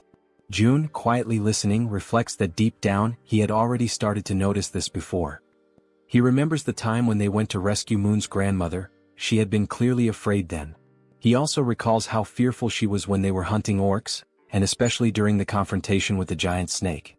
And he remembers vividly that during the chase involving the red tiger, she had nearly lost her life. June knows that, in truth, she hadn't had much impact on the group's overall efforts. But even so, he also understands that none of this is something she should be blamed for. After all, her ability, Poison Mist, is extremely risky to use. If handled incorrectly, it could harm her own teammates, making it difficult for her to use it effectively in battle. And despite not being able to use her ability to its full potential, she had still risked her life countless times alongside everyone else. When results turn out poorly, of course, disappointment can arise, but it doesn't diminish her bravery. Watching Harem crying and sobbing in front of him, June decides to speak up, telling her that this is actually perfect, because he has something he needs help with. Hearing that, the girl wipes her tears and looks at him, asking what he means. June then asks her if she knows Dabin, who is currently living on the 21st floor of the shared facility. He explains that Dabin has been struggling to handle everything alone, burdened with an overwhelming amount of responsibilities. June further mentions that he plans to create and manage shared facilities on every floor, not just the 21st, and that he's looking for someone trustworthy to help manage them. Stepping closer, he asks if he can entrust this task to her, assuring her that she would be a huge help if she agrees to accept it. When he notices that no immediate answer comes from her, he simply scratches his cheek awkwardly. He then continues, saying that if someone is willing to move and help even in small ways, he could never see them as useless. Seeing that Harem is still looking downcast, June reflects internally on how powerful her ability actually is. And because it is a control-type poison ability, June feels certain that someday her true value will shine brightly. He tells her that if stepping outside the apartment complex is too overwhelming for her right now, there is absolutely no problem with her working indoors for a while. And when the day comes when her power is truly needed again. June leans forward slightly and tells her that when that moment arrives, he will absolutely count on her. This sudden show of trust and reassurance causes her to momentarily stop crying. Then she gives a small, timid smile. At that very moment, the system sends a notification showing that her loyalty has increased to 100. It also notes that she has now been officially registered as a retainer, and the retainer limit has been expanded as well. As Harem wipes her face once more, she apologizes again, her voice trembling. But now, she gives a genuine smile, saying that she showed him a weak side of herself, but promises that she will do her best to help from now on. Hearing this lifts June's spirits as well, as he realizes that she has been working hard all this time and that he can continue to count on her. Sometime later, still inside the room, June's attention is again drawn back to a lingering system notification. The option to summon a guardian beast, at the exorbitant cost of 1 billion won. Looking at this possible new ability, June thinks that maybe, just maybe, it's worth giving it a shot, no matter how ridiculously expensive it seems. So, throwing caution to the wind, he presses the confirmation button and requests the system to summon the guardian beast. The system promptly notifies him that 1 billion won has been deducted. Then at that very moment, a brilliant light bursts forth, startling June. The light emerges directly from the ground, which makes the whole situation feel even stranger and leaves him frozen in place. It quickly becomes clear that this light is coming from a magical circle, glowing with a powerful yellow hue. The magic was so intense that it forced June to close his eyes for a moment, just to avoid being blinded. And then, from the center of the magical circle, something unexpected appears. A large egg, leaving June wondering in amazement. What kind of guardian beast could possibly hatch from that? Even after the magical circle stops radiating light, the magical egg continues to emit a strong and vivid glow. Unlike the usual situation where a magic egg would take an eternity to hatch, this time the egg immediately begins to crack open. All the while, it continues to shine so brightly that June has to shield his eyes with his hand to protect his vision. Very quickly, the egg finishes breaking apart, and what emerges from within leaves June absolutely stunned. The creature that appears is covered in black feathers, with large, expressive eyes, a sharp beak and sleek plumage. It is clearly a bird. A small black bird with strikingly large eyes and a stylish crest on top of its head has just emerged from that magical circle. Without hesitation, June activates his ultimate eyes ability to inspect the status and details of his new guardian beast. The system immediately displays information. The creature's name is Samjoko and it is a level 1 crow. The system further explains that this crow is a divine beast with 3 legs, born with the power of the sun itself. It also states that Samjoko is currently just a hatchling, a baby who still needs protection, and that for it to grow properly, it must be bathed in high-quality sunlight regularly. June waves cheerfully at his new pet and, smiling warmly, says a genuine, heartfelt, "Hello." The little creature's large, shiny eyes begin to sparkle with excitement, and it starts making small chirping sounds as if trying to communicate back with June. June then places his hand thoughtfully under his chin, pondering for a moment how he should name his new companion. Looking at the adorable black-feathered creature in front of him, June comments that it is truly a jet black crow, and then suggests that perhaps its name could be Kami. Upon hearing the name, the crow's eyes light up even brighter, practically gleaming with happiness. The tiny bird immediately celebrates, chirping excitedly as if shouting out its new name in pure joy. June leans closer and asks the bird if it really likes the name. The 3-legged crow, Kami, responds with even more enthusiastic chirping sounds, almost as if it were trying to say yes, which makes June feel a wave of relief and happiness. However, after some time passes, June notices that Kami just won't stop chirping incessantly. He starts to assume that the little creature must be hungry. A little while later, June offers some snacks to Kami, and the bird seems to enjoy them very much, happily munching away. After devouring the entire packet of snacks, Kami lets out a loud burp, indicating that he has completely filled his belly. And just like that, after the meal, as everyone knows well, drowsiness quickly overcomes the little mascot. Watching the scene, June realizes how easily Kami can fall asleep after eating, and he muses to himself that someday this tiny being will surely grow into a true guardian beast.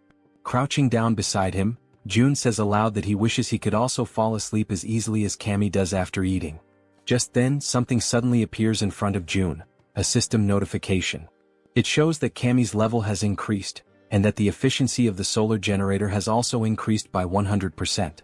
Another screen pops up explaining that the solar generator is a facility that produces electricity using solar energy, generating between 80,000 to 100,000 won per day, and that any excess energy is credited back to the shut-in wallet. Reading this, June has a sudden spark of inspiration, and if things go the way he thinks.